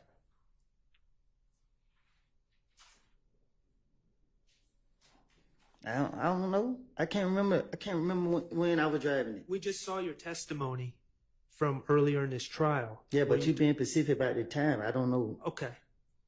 The reality is, I don't know when I written on the expressway. That's what I'm saying. okay. Do you agree that it was, I'm not asking for a time, do you agree that it was on the evening of January 9th? It was nighttime that you wrecked. It was correct? nighttime. You were speeding on the highway and you hit some cones. I lost control, yeah. And that was, I believe in your testimony, you said you wrecked the car. And let me be clear, Quindarius Zachary, Lil D from Cleveland, you know who I'm talking about? Yes. Lil D from Cleveland was in that car, that Infiniti, with you on the night you wrecked. Yes. Okay. And after wrecking the car, you guys reattached the bumper on the side of the highway, correct? How you know that? Is it true? I'm listening. Okay. And after you reattached the bumper, that's when you went and pulled up on threat Trevante Turner at a music studio somewhere around Northside Drive, I believe is what you said. Yes. Correct? And you gave that that Infiniti to Trevante Turner. Yes. Okay. And in your testimony, you said then you went home, fell asleep, and the next day you woke up, and that's when the Donovan Thomas shooting occurred, correct?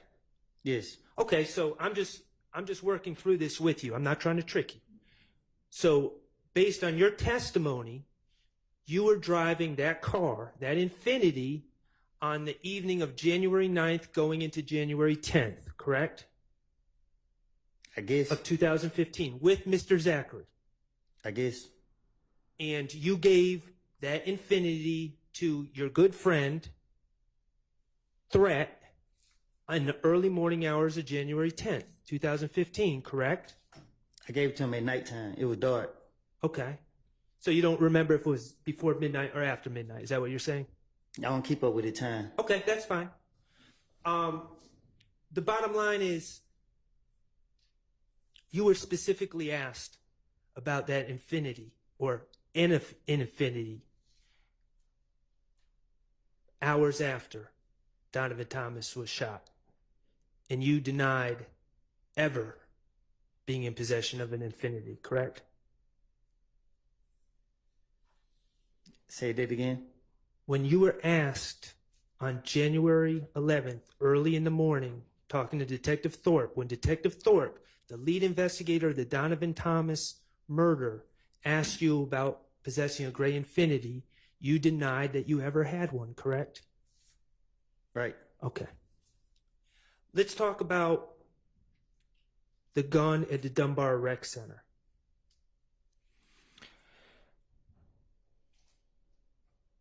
As I understand your testimony, or as I understand your statements, let me back up. I'm sorry. At the Dunbar Rec Center, we're talking about a Diamondback .223 assault rifle, correct? Mm-hmm. Yes. Okay, so we're not talking about a handgun. We're talking about a semi-automatic machine gun? Is that a fair assessment? A chopper. A chopper. Okay. And in your statements back in 2015, you repeatedly denied possession of that gun, didn't you? They put it on me. Okay. And your testimony actually here today is that you were just there playing basketball and they put it on you. That's what the video would show. Okay. You specifically said in your statements when you were trying to get out of jail, I ain't do nothing. Right? Right. Okay. The reality is that you pled to that case in federal court, correct? Yes. Okay. In federal court, you acknowledged possessing that gun. Yes. Okay. And you were sentenced. Yes. Okay. And and to be fair to you, you served your sentence, right? Yes. Okay. Let's talk about the stolen IDs in the rental car and the laptop in the apartment on June 10th, 2015, okay? And that's the day that the federal agents kicked into Sean's door and locked you up. And that's also the same day that you made up the story and lied and said Demekion Garlington told you that Shannon and others were responsible for killing Donovan Thomas, right? Yes. Okay. Can you play DS23I for me, Mr. Kokomo? And that's States Exhibit 378 Yankee Echo from June 10th, 2015, from 11:25:01 to 11:26:20. Like I said, you didn't say that. You said, I tell you, beat that shit. Yeah. Okay. They want to know now? Need the history. Little Mike. Pause. Can you play it again? Yes, we can. Like I said, you didn't say that. You said, I tell you, beat that shit. Yeah. Okay. They want to know now? Need the history. Little Mike. Lil Mike quiz. In that clip, you're being asked about how those stolen items ended up in your apartment and your rental car, correct? Yes. And you're telling the investigators that you didn't do those auto breakings that resulted in those items being stolen, correct? Right. You're saying it was Little Mike and Quez from Etheridge? Yes. Okay. You ain't never heard of them? You ain't never heard of them? They wild him. Whatever they call you about them. I'm pretty wait. You put out the other day about 5 o'clock of y'all and nothing. There's gonna be a lot of motherfuckers out there. How am I gonna know it's them? You. Well. Why you got it though? I don't know it. Why I got it? Yeah. Kind of trying to jewels out for them. What that mean? Make me join out for them. What, sell somebody out there? Nah, just like, I mean, just like, What's the burger there? make money out for them. How did you get it? How did you get it? Shit, then I got it. When they bought the cup, Tay bought the cup, ain't they? Wait a minute, you let Tay borrow the Jeep? Yeah. Lil D, bro. No. You know what I'm talking about. You talking about Trevante. Yeah. You let Trevante use the car. Yeah, he's supposed to go to him. You know what I'm saying? But when they pull that car, I didn't know. Okay. There you're saying that you gave the car to Trevante, who gave it to Lil Mike and Quez, correct? Yes. Okay, and you would agree that Detectives Gaither and Dennis are telling you we've never even heard of Lil Mike and Quez, correct? Yes. Mr. Copeland, Lil Mike is not a real person, is he? No. That was the finesse. You invented a person out of thin air, correct? Yes. Quez is not a real person. You invented him out of thin air on the spot, correct? Yes. You invented those people to take the heat off of you and put it on fictional characters. I done told y'all that's what I do. That's your finesse, right? The reality is that that stolen merchandise was found in your apartment and in your rental car, and you invented fictional characters to take the heat off yourself, right? I know you're going to say, I told you that's what I do. I guess. But I got to ask the questions. You understand? Okay. Yes. Okay. October 27, 2021. Okay.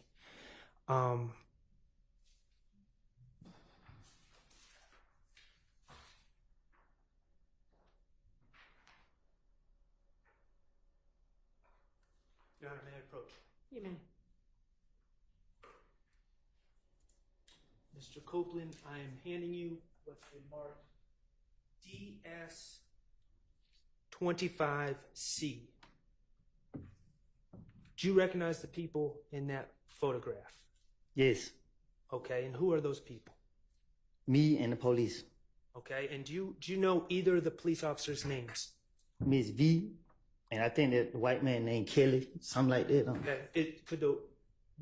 Could the Caucasian gentleman be known as Investigator Kettle? Yeah, something like that. Okay, and Ms. V is Investigator Viverito? Yeah, the probation officer. Okay. And are you in an interrogation room in that photo? Yes. Okay, and is that a photo from the interrogation of you on October 27, 2021? Yes. Okay, and at this time, Your Honor, I would ask to admit DS-25C into evidence. All right. Mr. Kokomo, could you publish that?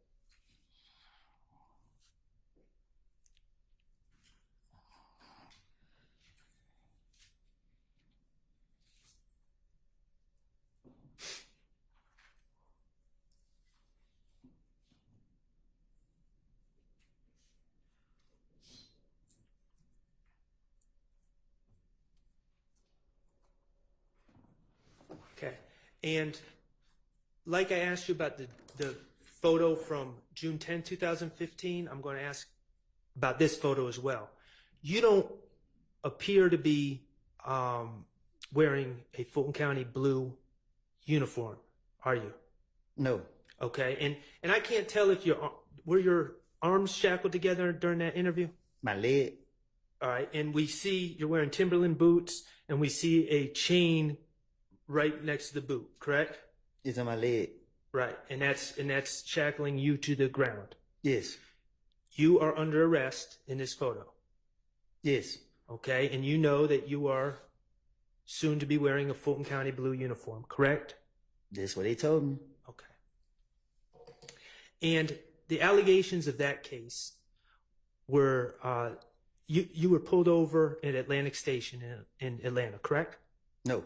Where were you? Walking. Okay, you were walking. All right. According to the police, they searched a car that they were saying was yours, right? Yes. And they found a handgun under the car seat, correct? That's what they claim. Okay. And you were a convicted felon, so you're not allowed to possess the handgun. But I was walking. Okay, I understand that's what you're saying. But you were charged with reckless conduct and possession of firearm by a convicted felon, correct? Yes. Okay. No. I was charged with driving with suspended license and a firearm. Okay. Thank you for that correction.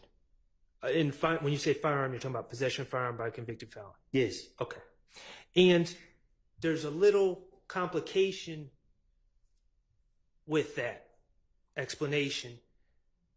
You were, in fact, searched after you were arrested, correct? I was tased and everything. Okay. And when the police searched your clothing, correct? Yes. And they actually found a magazine in your pocket, and bullets in your pocket, correct? That's what they say. In the pocket of the pants you were wearing. Correct? That's what they say. Okay. And when I say a magazine, that's a component of a gun that holds the bullets, correct? I guess. Okay. All right. Mr. Kokomo, could you play DS25B, which is from 10/27/21 interview from 2/23/05 to 2/23/58? I think that video has been tendered and admitted. Has it? Do you know? It has not. I am asking to, well, I'll go about this a different way. Thank you, Ms. I don't have an objection. I'm just saying it's not admitted. I might not need to play the video. Mr. Copeland, do you remember in that interview you were asked about if that's not your gun in the car and if you were just walking, why do you have a magazine with bullets in your pocket? Correct? You remember them asking you that? Can I speak to my lawyer? Yes.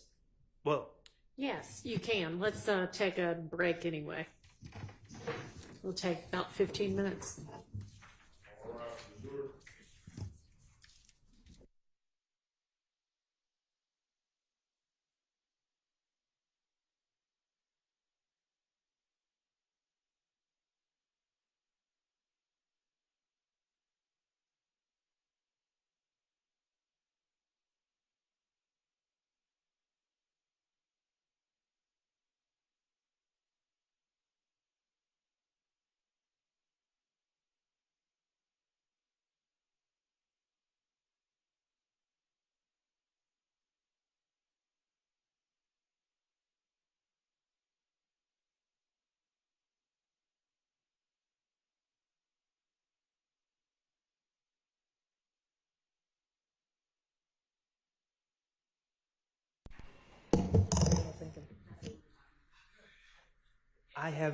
I have approximately an hour more, maybe an hour and a half. Okay. And Mr. Williams, were you going to do any cross? No, Your Honor. Okay. All right. We'll break.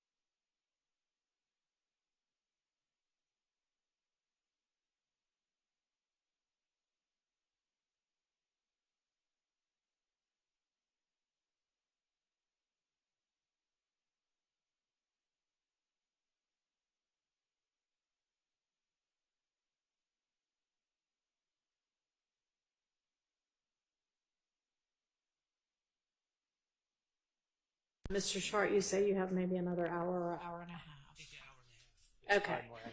And then the state thinks redirect of About an hour and a half, 2 hours. Okay, so Mr. Copeland, I'm sure much to his chagrin, will be coming back on Tuesday of next week anyway. Here's the situation. We also need to deal with what we're going to do about the juror. And I know y'all wanted some further information and maybe to even ask some questions. And it doesn't necessarily have to be done today, but it has to be done fairly quickly if the ultimate decision is going to be something other than she stays here.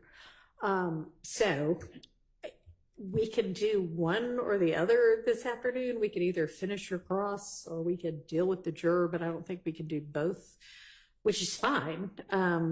So I just was kind of maybe going to ask you, do you have a preference? I would prefer to finish my cross. Okay, and I think that probably makes more sense anyway, but we're going to need to then deal with the juror issue Tuesday, I think is, we just can't leave that out there. You know, I'm sure she's wondering what the decision is going to be. Are we able, if Mr. Sharp, I know he said he was going to go for maybe another hour to hour and a half, if he does finish just before 5 or within a certain amount of time, would the court be willing to inquire of the juror? Sure, if we, if it's like close to 5, but I don't want, yes, maybe. It just all depends on what our timing's going to be. Okay, all right, let's get Mr. Copeland back in, get the jury back in.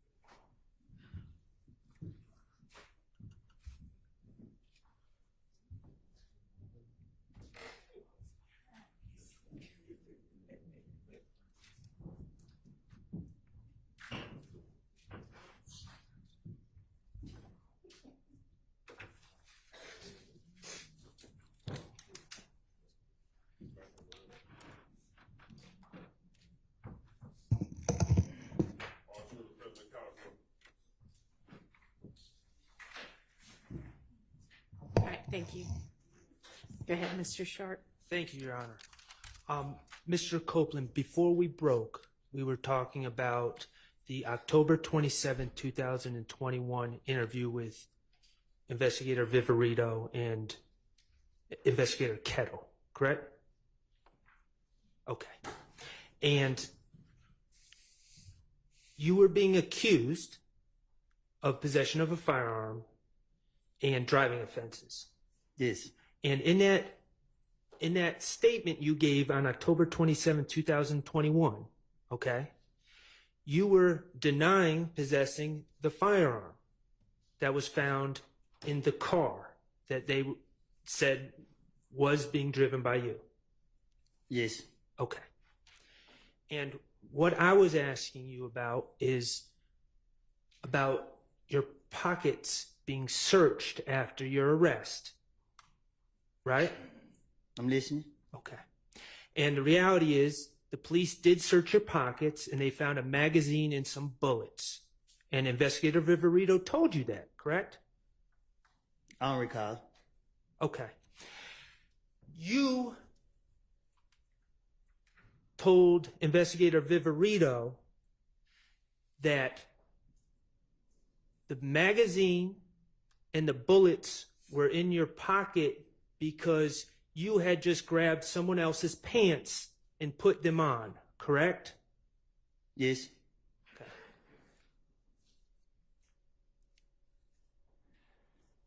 The reality, Mr. Copeland, is that those were your pants. Prove it. Okay. Let me ask you this. Did you plead guilty to possessing a firearm in case 22 SC 182134 on June 28, 2023? I play NOLO. Okay. And that was involving this incident, correct? Yes. Okay. Fair enough. Going to ask you about the shooting of Rich Homie Kwan's father's barbershop. Okay? Is that okay? No. Okay, well, I got to do it. You're aware that Rich Homie Kwan's father does own a barbershop in Atlanta, correct? I guess. Okay. 2014, someone shot up Rich Homie Kwan's father's barbershop, correct? I guess. Okay.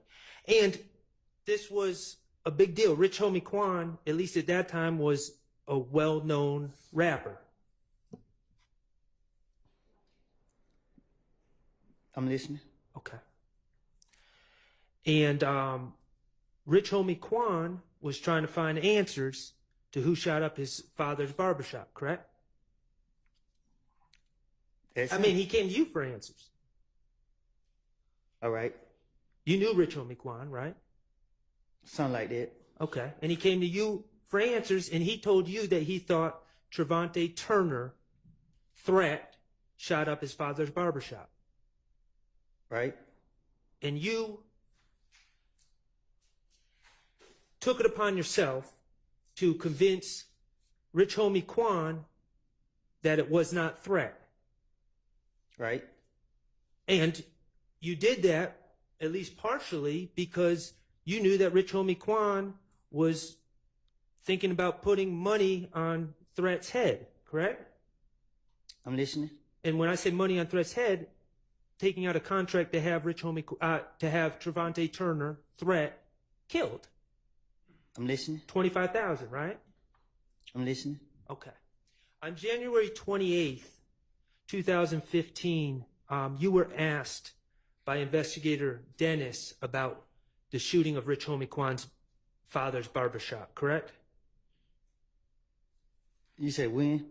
January 28th, 2015, during the interviews that we've been talking about. All right. Okay. The interviews that you've said you lied in, right? Uh-huh. Okay.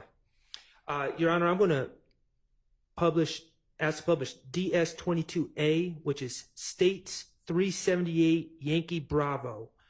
And the time is 7/24/00 to 7/27/30. All right.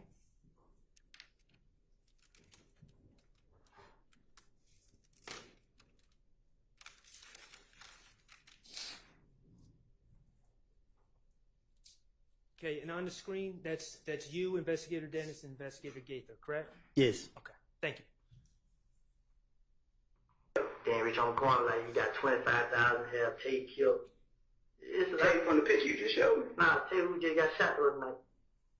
Oh, in the car over there. Okay. He had 25,000 have. We're going to get to Rich Homie Kwan's father's barbershop in a second.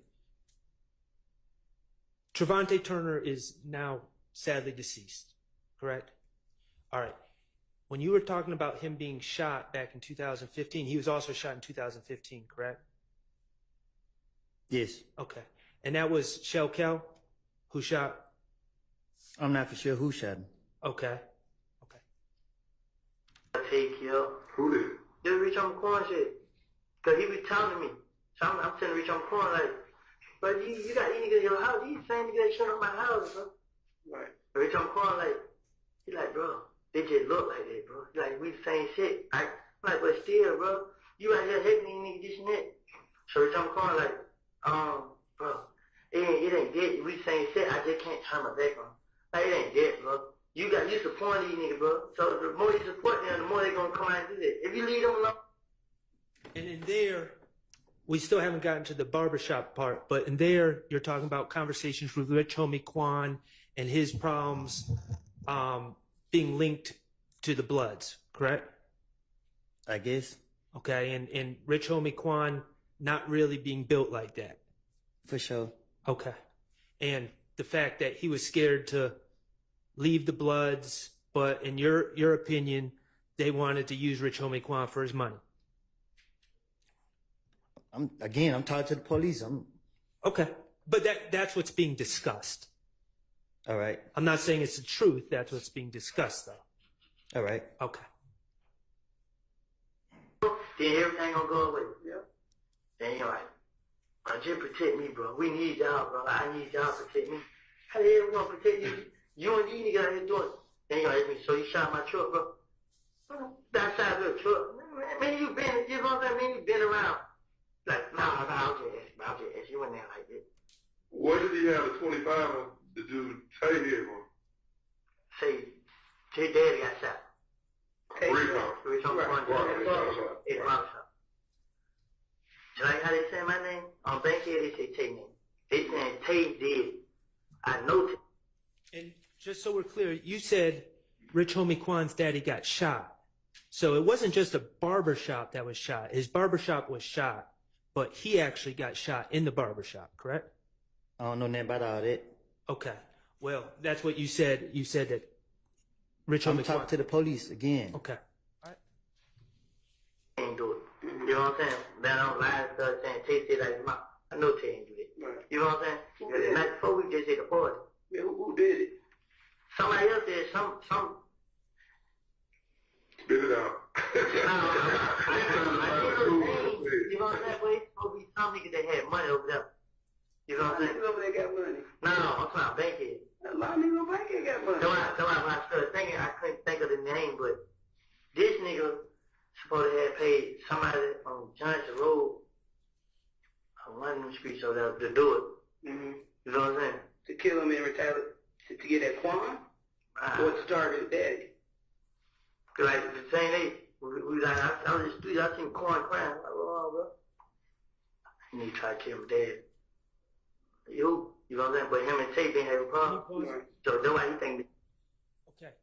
And you just, about 15 seconds before we paused it, you were talking about who shot up Rich Homie Quan's barbershop. Rich Homie Quan's father's barbershop. And you said a man from Bankhead with money hired someone from Johnson Road to do it, right? I'm listening. Is that correct? Is that what you said? That's what I said. Okay. Somebody from Bankhead, and when you say Bankhead, you're talking about Donald Lee Hollowell Road, right? I guess. Okay, well, you said it. Bankhead means street. Bankhead mean that area. Okay. That area off of Bankhead. And he paid someone from Johnson Road to shoot up Rich Homie Quan. I ain't say nobody to do nothing. I didn't say you. Oh. The person from Bankhead with money, according to you in this interview, person from Bankhead with money paid someone from Johnson Road to shoot up Rich Homie Quan's barbershop. Again, I'm talking to the police. Okay. Tay. Right. Him going through it, him and Tay murder each other. But he don't even know that Tay. Right. How y'all have a problem? But Tay missed the school bus. Mm-hmm. And they feel like they do retaliation. Man, it ain't. But I couldn't say him because no matter how many times I tried to speak up Tay, he always had in his head, Tay did. Right. So like, man, y'all tripping, man. So that's what that was about the other day. I called Tay, you know. I was gonna hesitate, but I had Tay pull up on me like probably like Friday or Thursday or Friday. Tay pulled out like, hey bro, Rich on the corner at 25,000 on your head. Why so much? He's the jealousy. Yeah. He real scared. He's scared of Tay. So I said, Tay, I'm like, bro, he trying to face my then Rich on the corner supposed to go and care about. You know what I'm saying? So I was feeling like that's what he did because the whole time he been had the money on Tay's head and he didn't do it. So when he going the man out, that's what happened. That's on him. You feel what I'm saying? But I ain't talked to Tay. So I don't know how it happened. I don't know what happened. But I know Tay wasn't messing with nobody. Tay stopped doing whatever he was doing. He just ran around and he trying to be a rapper. Okay. So, let's unravel. And I'm not saying, Ms. Copeland, please understand, I'm not saying that's the truth. I'm just talking about what you told the police. I told you, I told the police anything. I understand. I understand that. Okay? But I'm just want to talk about what you said. I'm not saying it's the truth. In that story that you gave the police, you were saying that Rich Homie Quan was convinced that Trevante Turner, Tay, shot up his father's barbershop. What I'm saying is, you think I'm letting somebody hurt my partner? So if I'm having a conversation with Rich Homie and he trying to put some money on my friend, you think I'm gonna really have that conversation with him? It don't make any sense. Okay, but can I finish my question? So what you told the police, not saying it's the truth, what you told the police is that you talked to Rich Homie Quan and tried to convince him that Tay did not shoot up his father's barbershop because Rich Homie Quan had $25,000 on his head, right? That's what you told the police. Never put the police on what's going on. Mislead the police. That's always the mindset. I got you. All right, you keep talking about what I told them. I understand. I think we're all on the same page. We can't be. Okay. Let me ask you another question. Okay, let's play the next clip. DS24B, which is 378 Yankee Delta. It's from February 21st, 2015, from 4/12/10 to 4/16.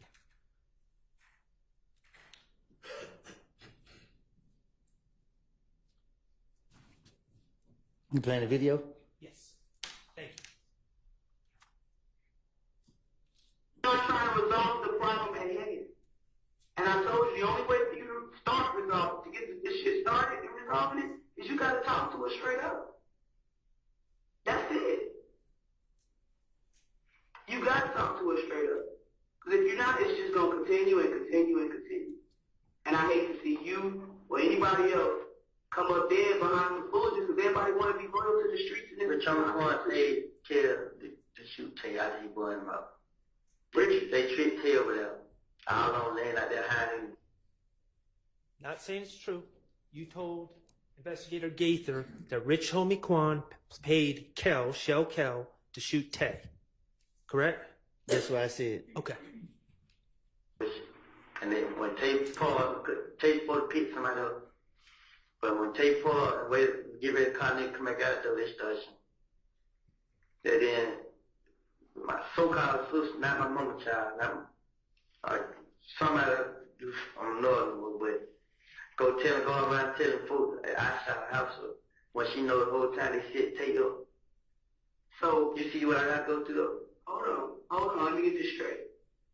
You said Quan paid who? Kill to shoot at Tay. To kill Tay. To kill Tay. How much you paid? It's supposed to be $25,000. Did he get it? I told Tay before it happened. I told Tay, come pull up on me. Tay pull up on me. I said, bro, look, bro. I love you there, bro. But you gotta wait, bro. Bitch, I'm a coin, goddamn. He wants you dead, bro. Why? Cause somebody shot Rich Homie Quan dead at the barber shop. Right. They think it was Tay. Right? Yeah, they think it was Tay. I don't think Rich Homie Quan. It wasn't Tay, bro. Who was it? I don't know. Then the crazy thing about it, they, like, as I was listening, they were speaking on it like, it's supposed to be somehow on Bankhead with some money. I don't know who this nigga was, who he is. I never heard. I heard him say a name, but I can't think of what it is. But I know if I was to hear it, I know it. But he's supposed to have paid somebody to do it. But I'm telling Rich Homie Quan, like, I know Tay ain't do that.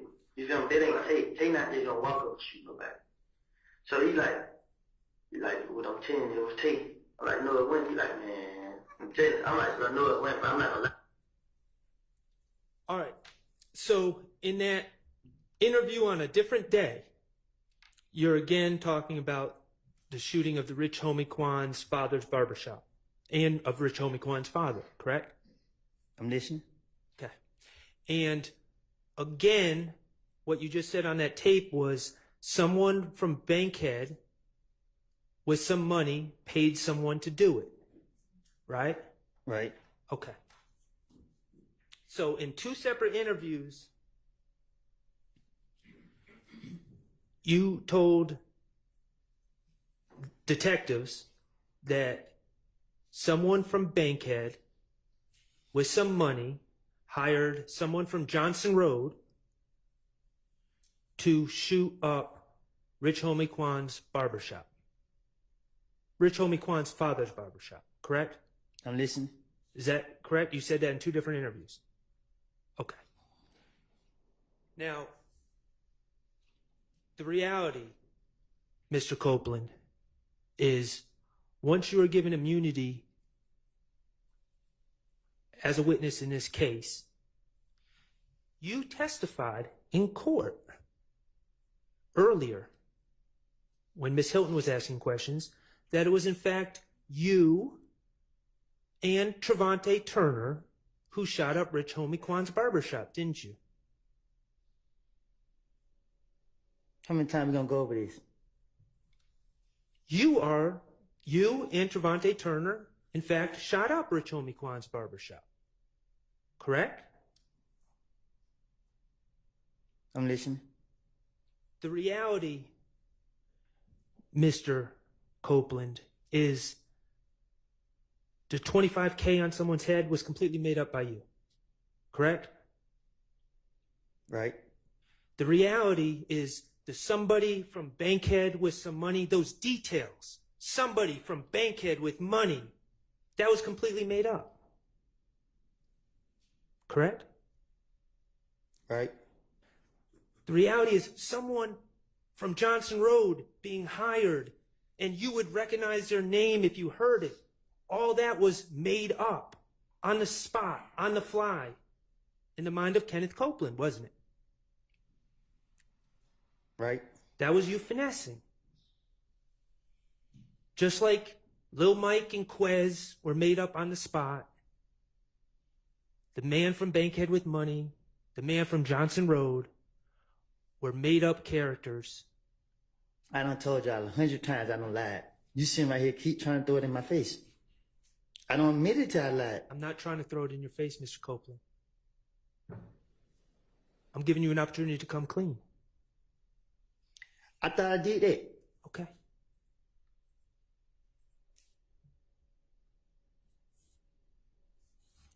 Are these the type of details? You remember when you talked about details make your lies more believable to the police? Lil Quez from Etheridge, Lil Mike from Etheridge, Quez from Etheridge, man on Bankhead with money, man from Johnson Road. I would remember his name if someone said it. Are those the type of little details that you add to your finesse to make it more believable to the police? Sound like that.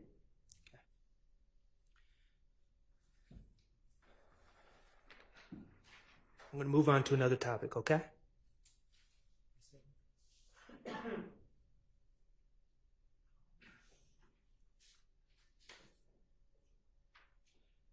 Your Honor, may I approach the witness with DS-30?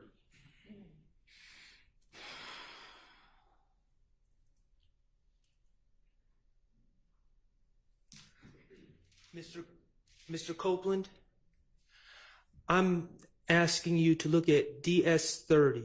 Do you recognize the person on the right of that photograph? On who right? On your right. Yeah. That's Donovan Thomas, correct? There's not. Okay. You call him not. And in that photograph, is that a fair and accurate representation of Donovan Thomas? That's a picture of him, right? Yeah. Okay. And is he wearing a chain in that photograph? Look like it. And that chain is, in fact, a peanut chain, correct? I can't tell. Well, okay. You're familiar with his chain, correct? It's a peanut chain. Thank you.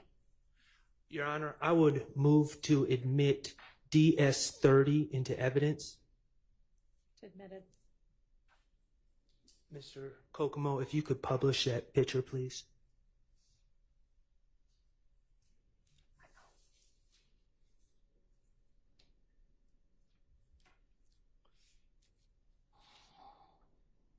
Okay. Hanging from Mr. Thomas's neck is essentially what the Planter's Peanut Man. It's a chain of the Planter's Peanut Man. And that is Donovan Thomas's chain, and that is a chain that he owned in 2015, correct? I guess. And he owned it in 2014 as well, correct? Shit, I guess. Okay.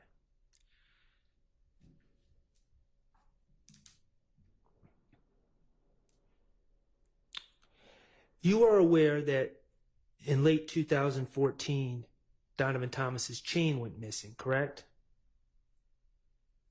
Right. Someone stole it. If that's what you want to call it. Okay. Do you remember on January 11, 2015, the day you went to talk to Detective Thorpe? Detective Thorpe asked you about your relationship with Donovan Thomas, right? I'm listening. Okay. Mr. Kokomo, could you publish DS-18A, which is States 378 Yankee Alpha, which is January 11, 2015, 3:14:23 to 3:14:36. It's just 13 seconds, if you could listen.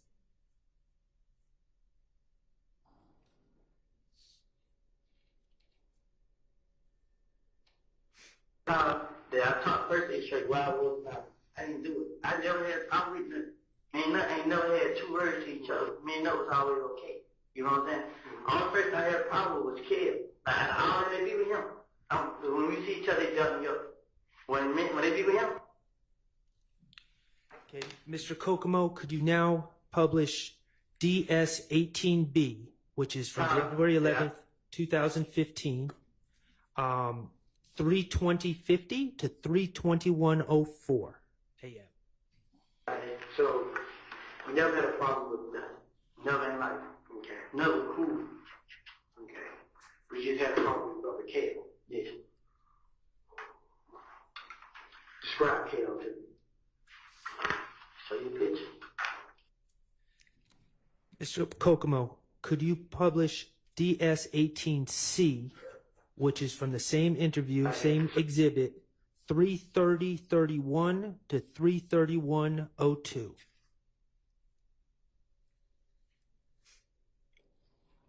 I switched up on them, so I got you. Yeah, so they got their ass with you. But I know that they saying like, I didn't know it ain't gonna be over. I did something. I know it ain't, you know what I'm saying? I ain't trying to go to jail, I ain't trying to be dead, I ain't trying to go to nobody's funeral, I ain't like none of this. Me and nothing ain't never had a problem. You know what I'm saying? Somebody, I put show it to you. A person come on my Instagram page and say, you gonna die tonight. They come on my picture and say, your Instagram? Yes. You gonna die. And finally, Mr. Kokomo, could you play DS-18D, which is from the same interview, 3:41:50 to 3:42:45 a.m.? I don't know what to do. Like, I didn't do it. Like, I'm lost. Like, right now, man, I really am, man. I'm scared. I'm lost. I always say, all at once, I can't even think, man. Like, I don't know what to do, man. I don't, man. Cause my name come making everything. I'll be the same with it. But now somebody's dead, and I didn't know. I know how it feels to lose one. You know what I'm saying? I was my closest friend. You know what I'm saying? And now these niggas, they show up at mama house and stuff like that, bro. Like, and it ain't even dead. It ain't. It's a game. It's the whole clip. You know what I'm saying? They deep. You know what I'm saying? That's the only thing that put fear in my heart. Cause now I gotta watch out for everywhere I go. I have to watch out, and it ain't nothing I can do about it, man. I didn't have nothing to do with this. I didn't kill him. I didn't have him killed. I ain't never tried to fight him. I ain't never tried to rob him. I ain't never done nothing to nothing. In that January 11th interview, you stated to Detective Thorpe on 4 different occasions that you never had any problem with Nut, that you and Nut were okay, correct? I'm listening. Okay. You specifically said, I've never tried to fight him. I've never tried to rob him. I've never tried to do nothing to Nut. Right. Okay.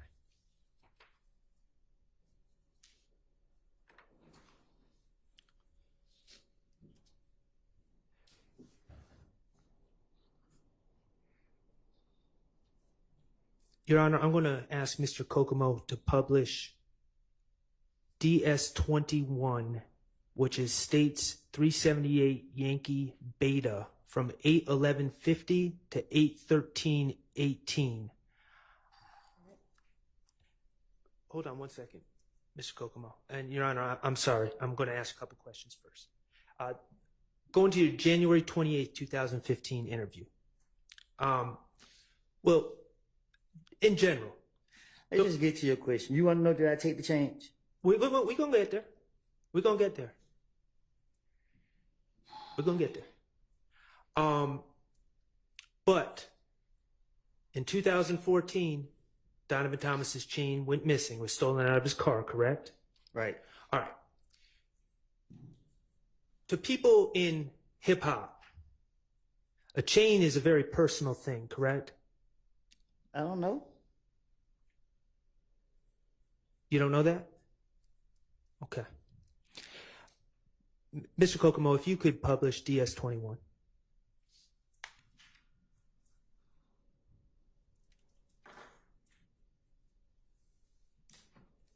Like, and then, like, you would have somebody broke in that car and gave me the phone and the jury.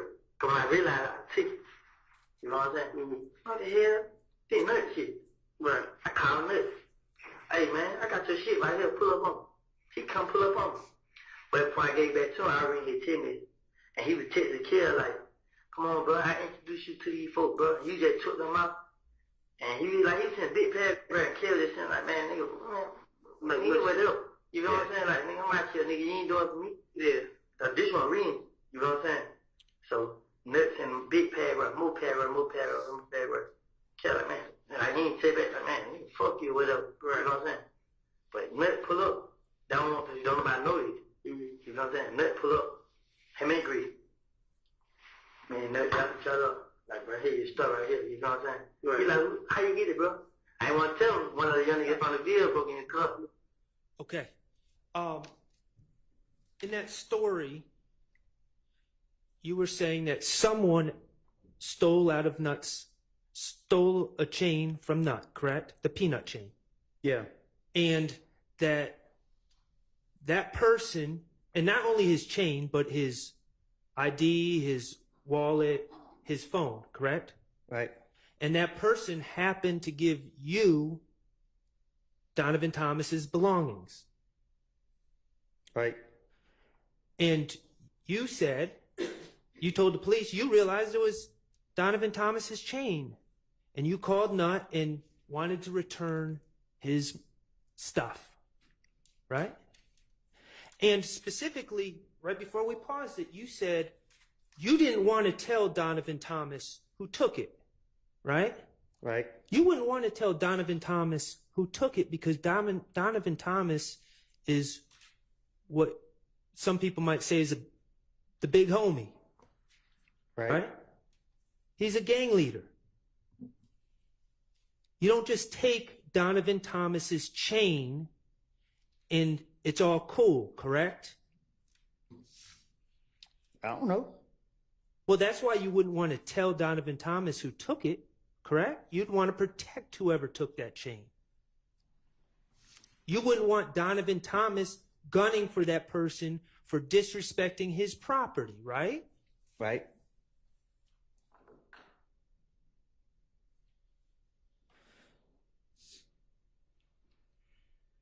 Mr. Kokomo, could you play DS-24D, which is States 378 Yankee Delta, which is from February 21st, 2015. And this is from 5:37:44 to 5:40:26.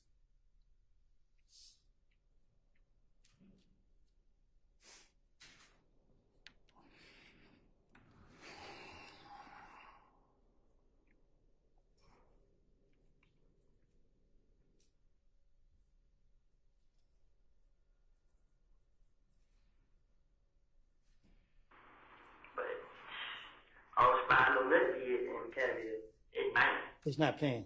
He told me to pull up there one day. Is it popped up now? No. You started again, Mr. Kokomo. There you go.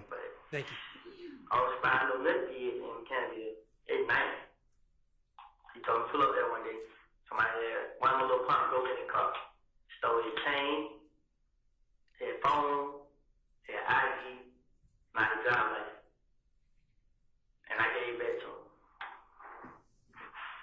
Like, you know, I got it. Man, it's nut shit, nigga. You hear me? But I really thought he was gonna give me some back for it.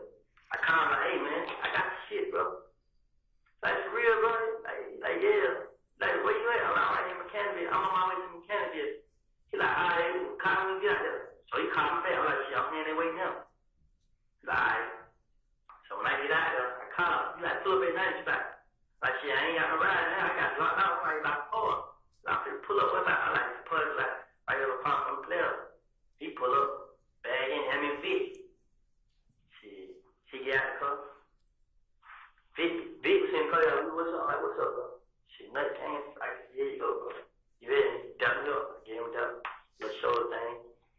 So when I gave him that, but I was spying on little kids in Canada at night.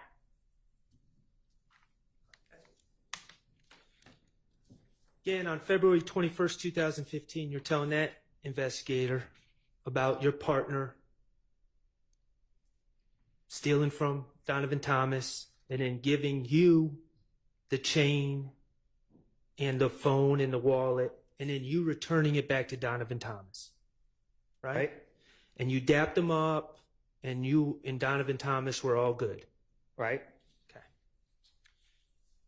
January 11th, 2015, you repeatedly said you had no problems with Donovan Thomas, right?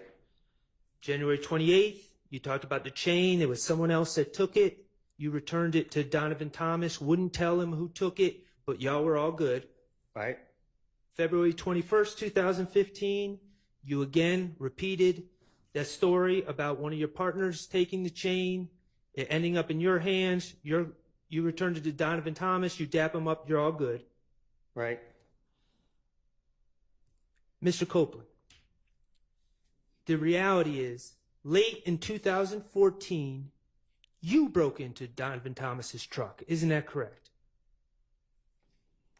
The door was open. The reality is, you knew that was Donovan Thomas's truck. You know what he drove, right?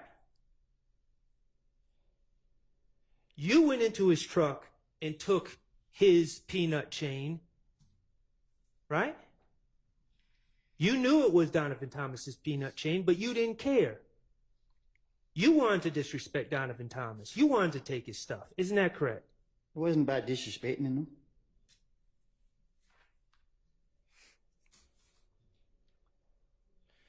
The reality is, Mr. Copeland, that Donovan Thomas called his phone and you answered. Isn't that correct?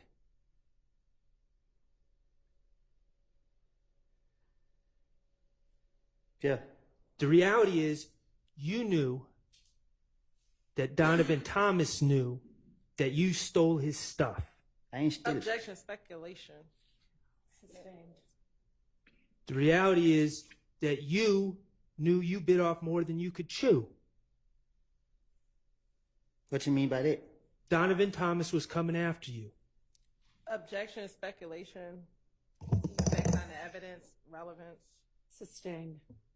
The reality is, you made up this whole story about returning his chain, about your partner breaking in, and all the rest to try to throw Donovan Thomas off of your scent. Correct? But Donovan Thomas knew. Objection, speculation. Vague. Sustained. When you told Detective Thorpe on January 11th, 2015, that you ain't never have no problems with Donovan Thomas, that you and Nut were cool, you never brought up the chain, did you? For what?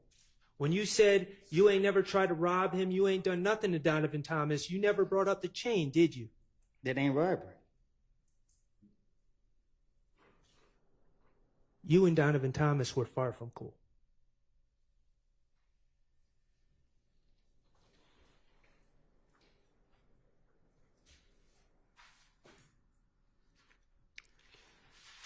TIG stands for Think It's a Game, correct? Ms. Copeland, TIG is Think It's a Game, correct? You know it. Okay. That's a record label? I guess. That's a record label that Donovan Thomas was associated with, correct? I guess. It's run out of Summerhill I don't know. neighborhood in Atlanta. Mr. Bennett, also known as Lucci, wrapped under that label. Think It's a Game, correct? I guess. Okay. Think It's a Game had a studio on Metropolitan Avenue in Atlanta back in 2015, correct? I guess.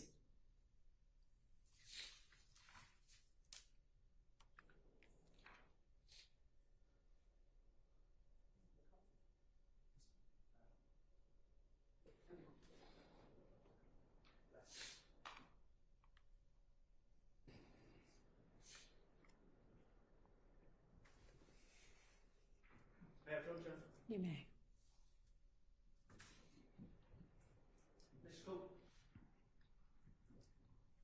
Mr. Copeland, I'm going to ask you to look at DS31. Do you recognize DS31? Yeah. Okay. That is the building that housed TIG Studios back in 2015, correct? I guess. Okay. Your Honor, I'm going to ask that DS31 be put into evidence, be admitted as evidence. All right, it's admitted. That's the studio that Lucci went to make songs, correct? I guess. That's the studio that Donovan Thomas would be at, correct? I guess. That's the studio that Rich Homie Quan would be at, correct? I guess. Okay. You are aware that on January 8th, 2015, late at night on January 8th, 2015, the TIG studios were shot up, correct?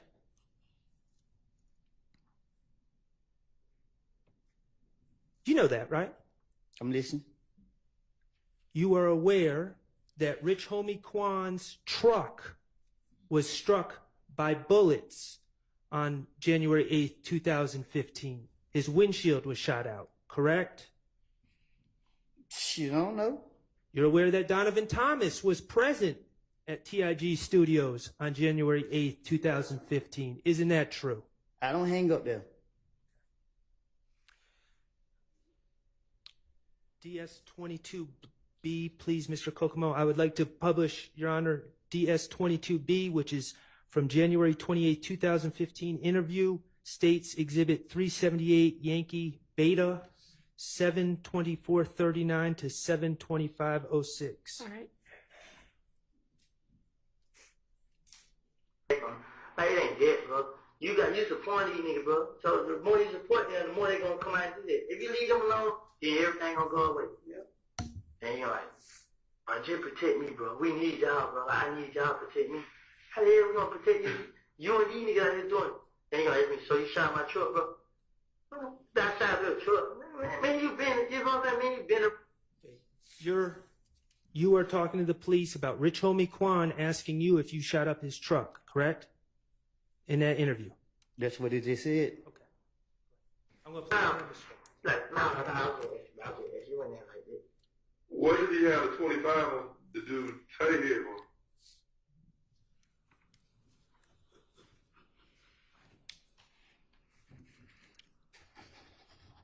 That's it. So, Rich Homie Quan questioned you about whether you were the person that was outside the TIG studio shooting up in that studio on January 8th, 2015. Isn't that correct? Nick can't question me. Okay.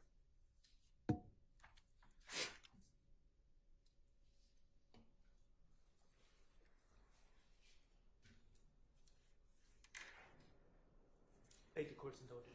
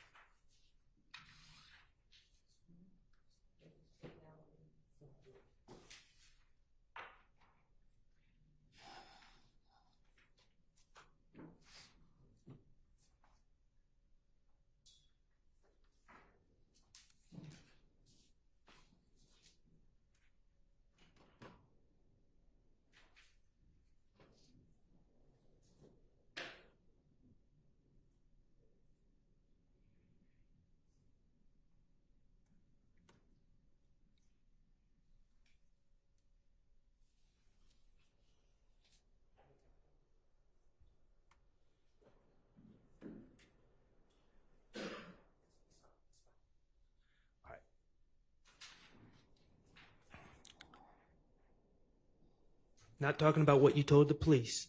I'm talking about reality now. On January 6th, 2015, you were at Club Crucial. I'm listening. You were in possession of a large amount of money and you were showing off in front of a bunch of people that knew you, in front of a bunch of girls, correct? I'm listening. In front of all these people at this club, Kelvin Watts, Shell Kell, Donovan Thomas's brother, jumped you, correct? I'm listening. He tested you. He started punching you. He tried to take your stuff. He gave you a black eye. He punched me in the back. He didn't hit me he didn't face me off. Okay. Well, you had a swollen face. Because another nigga hit me. Okay. Who was with Shell Kell? What's up, bro? He was with Shell Kell, the other person that hit you? Obviously, he went with me. These men, Shell Kell and his friends, tested you. Publicly. In front of a bunch of people. In front of a bunch of girls, correct? They tried to run your pockets.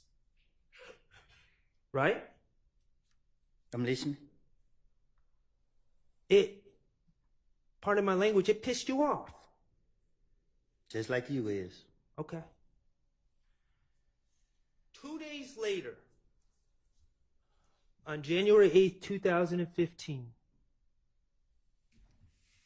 you found out that Nut and Rich Homie Quan were outside the TIG studios on Metropolitan Avenue, didn't you? I don't know what you're talking about. You got in that rented Infiniti and drove up to that studio, didn't you? Your Honor, objection assuming facts not in the evidence. I'll allow it. You took your gun with you. You stood outside the fence and you shot at TIG Studios.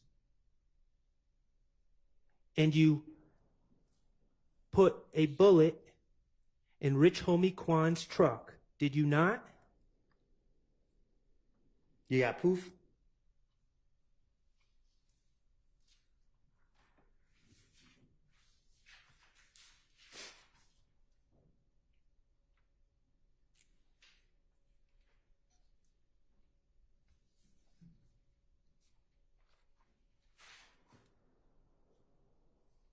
Was Trevante with you when you went to the TIG Studios? Did you got proof?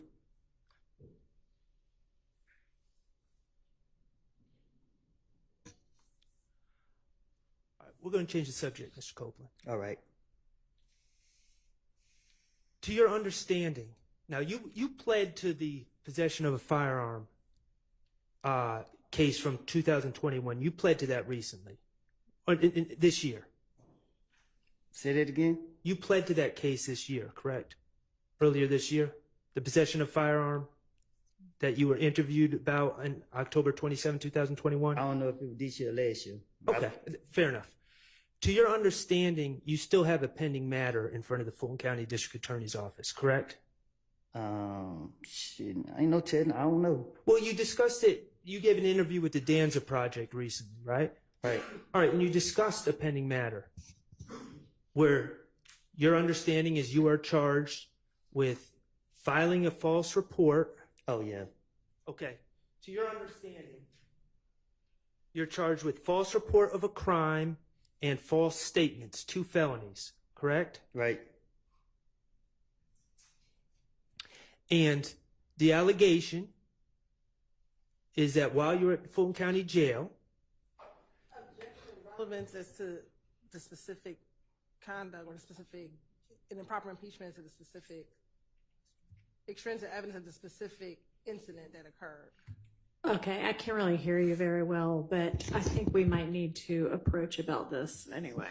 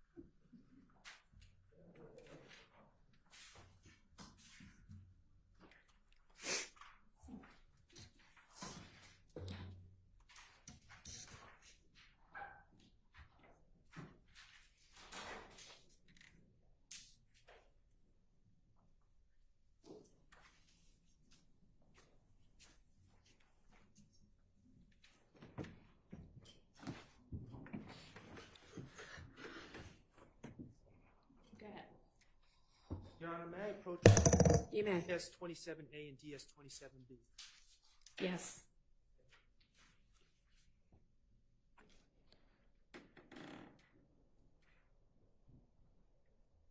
Mr. Copeland, could you just look at those two documents? Do you recognize those documents? I seen them before, yeah. Are those the arrest warrants taken out for you for false report of a crime and false statements that you believe are still pending against you? Yeah. Okay. And briefly, the allegation is that, well, Your Honor, I would move to admit DS27A and DS27B into evidence. Yeah, we object to the admission of those two exhibits. You can ask the question, but he hasn't impeached them with the exhibits. They're admitted over objection. Mr. Copeland, briefly, the allegations against you that you believe are pending are that you accused a jail worker or a deputy of spraying with OC spray at the jail. Right? And the deputies, the supervisors, reviewed the videotape from the jail and determined that the jail worker did not have OC spray on her and did not spray you with any OC spray in the jail. Isn't that correct? Right?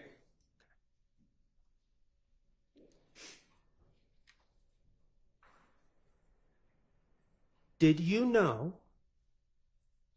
that the state, while this trial was going on, dismissed that case against you?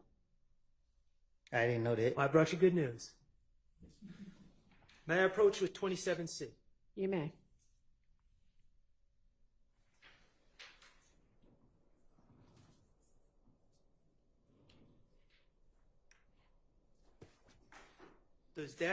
Does that document say State of Georgia versus Kenneth Copeland?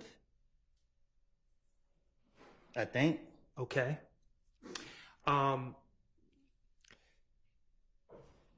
That document indicates. May I approach? You may.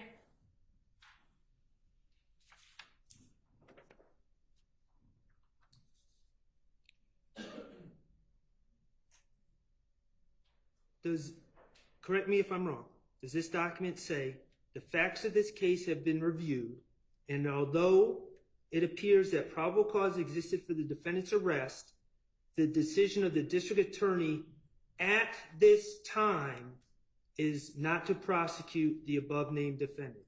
Is that what that says? Yeah. Okay. It says the reasons for this decision are as follows: prosecutorial discretion. Correct? Mm-hmm. And yes, the person whose name is on this document is Fonnie T. Willis, correct? yes. Okay.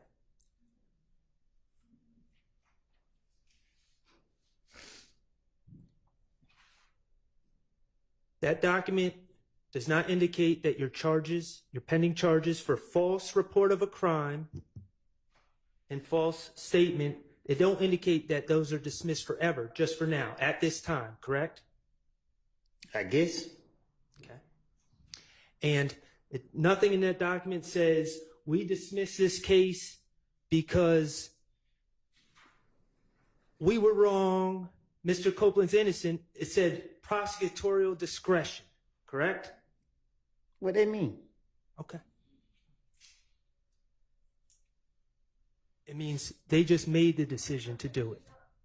All right, that we can strike that part. Ask your next question. Isn't it true, and you just found out that this was dismissed today, but isn't it true that while you were on the state's witness list to testify in this case, the state was simultaneously, at the same time, prosecuting you for false statements and false report of a crime. Isn't that true? Talk to me so I can understand. They were calling you a liar at the same time that they were asking this jury to believe what you're saying. Isn't that true? Oh, yeah.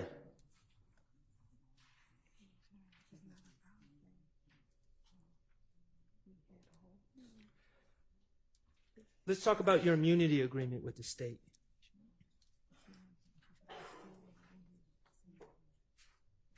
They told you in that June 10th, 2024 meeting that you did not ask for, that any crime that you talked about, they were not going to prosecute you for. Correct? Yeah. You can talk about shooting Rich Homie Kwan's dad's barbershop. You can talk about shooting Rich Homie Kwan's father. They're not going to prosecute you for those things, right? That's what they told you. That's the promise they made to you. Correct? Characterization of the evidence. Sustained. Is that your understanding? Nothing I say can be used against me. Okay. There's one exception. If I say that I did, yeah. Okay. The Donovan Thomas thing. Yes.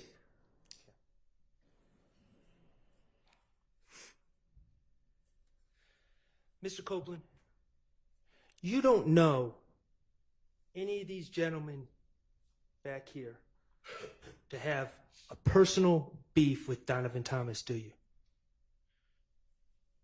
What you mean? Back in 2015, you didn't know any of these gentlemen to have a personal beef with Donovan Thomas. I never said I did. Okay.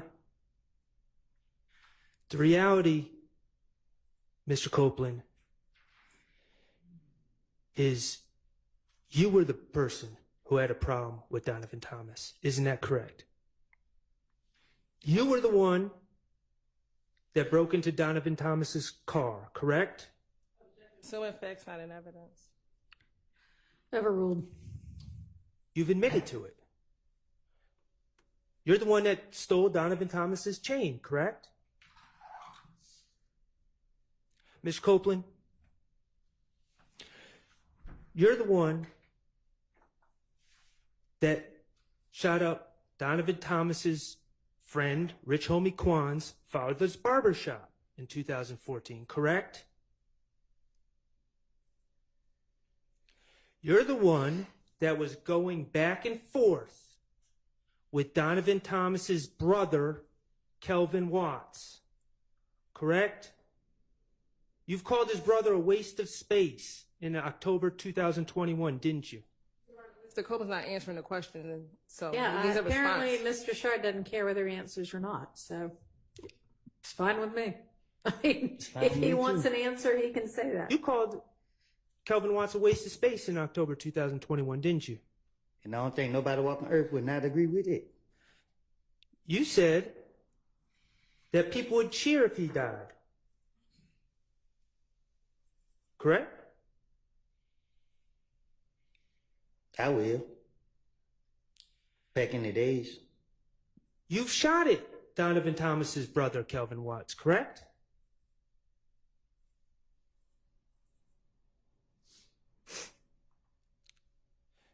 You're the one who got jumped by Donovan Thomas's brother on January 6, 2015 at Club Crucial, correct? You, not any of these gentlemen. Right? And you're the one that shot up TIG Recording Studio on January 8th, 2015. Isn't that correct? Let me ask you something, Mr. Copeland. You were asked about the Green Store by Attorney Steele, right? The Green Store, you're familiar? Yeah. That's actually called Mommy's Grocery in Delhi on Glen Street, correct? I guess.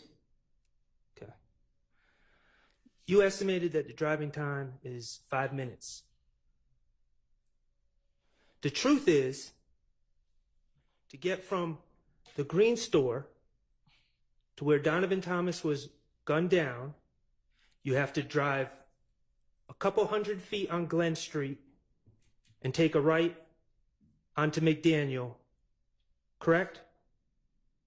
That's how you get there, right over the tracks.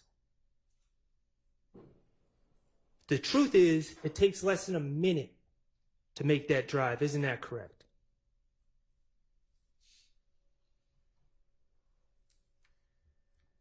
Mr. Kokomo, could you publish DS24F? This is February 21st, 2015, 378 Yankee Delta from 622.59 to 624.01.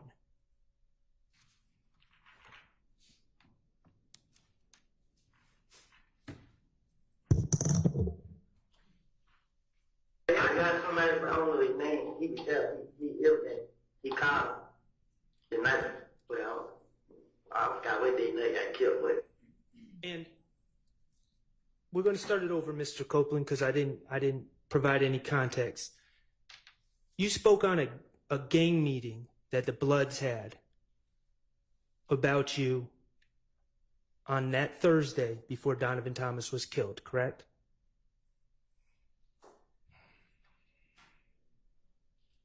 Mr. Kokomo, could you play DS24? I got somebody, but I don't know his name.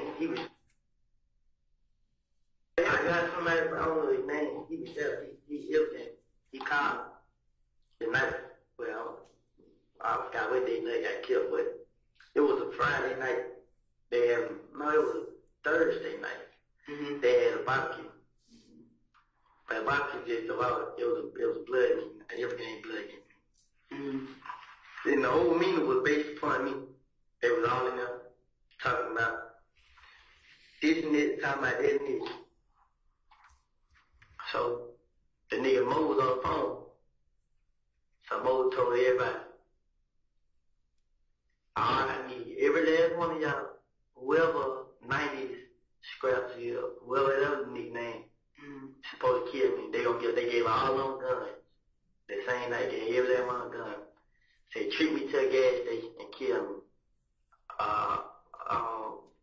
forgot what else. But he called and told me everything. He said, is this person a friend of yours?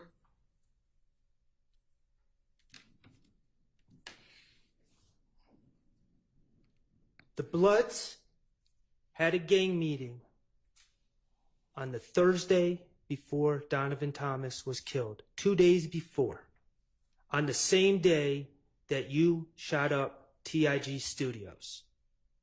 Isn't that correct? I don't know what you're talking about. In that statement to the police, you said that the whole meeting was based on me. Not them, on you. That Mo, from behind the wall, had put the green light on you.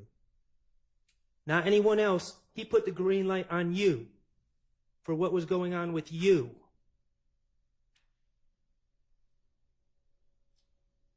The guy who stole from Donovan Thomas. The guy who shot up the studio with Rich Homie Quan and Donovan Thomas in the studio that night. Yeah, objection, I was assuming facts not in the evidence and harassment of their witness. Overruled. You've told the police at that meeting, Donovan Thomas went whoop, approved of the orders to kill you. You told the police that the gang members handed out guns to younger people. And the plan was to trick you to come to the gas station. And the only reason you weren't killed is because someone told you about it.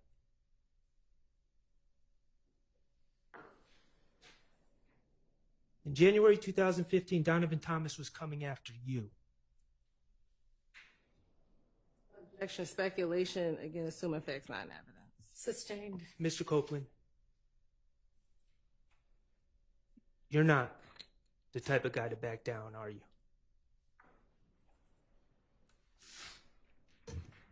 No further questions. All right. Okay, I know that the state is going to have redirect, but I think it's going to last longer than we've got for this evening. So we will come back on Tuesday of next week to finish up with Mr. Copeland. So Mr. Copeland, if you can be back here with us at 9 a.m. on Tuesday of next week. Be blessed. All right.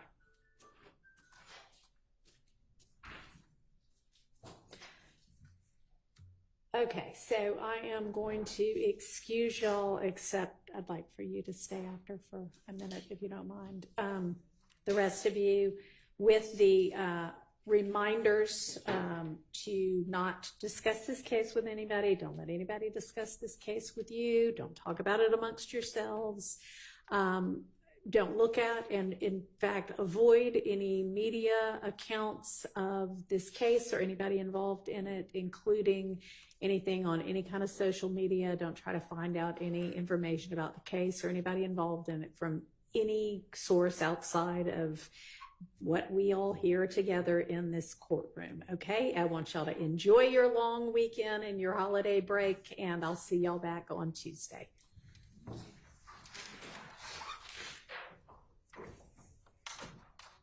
All right, and again, for the media, what we're about to talk about, I'm going to need y'all to turn off all of the audio and video for. Thank you.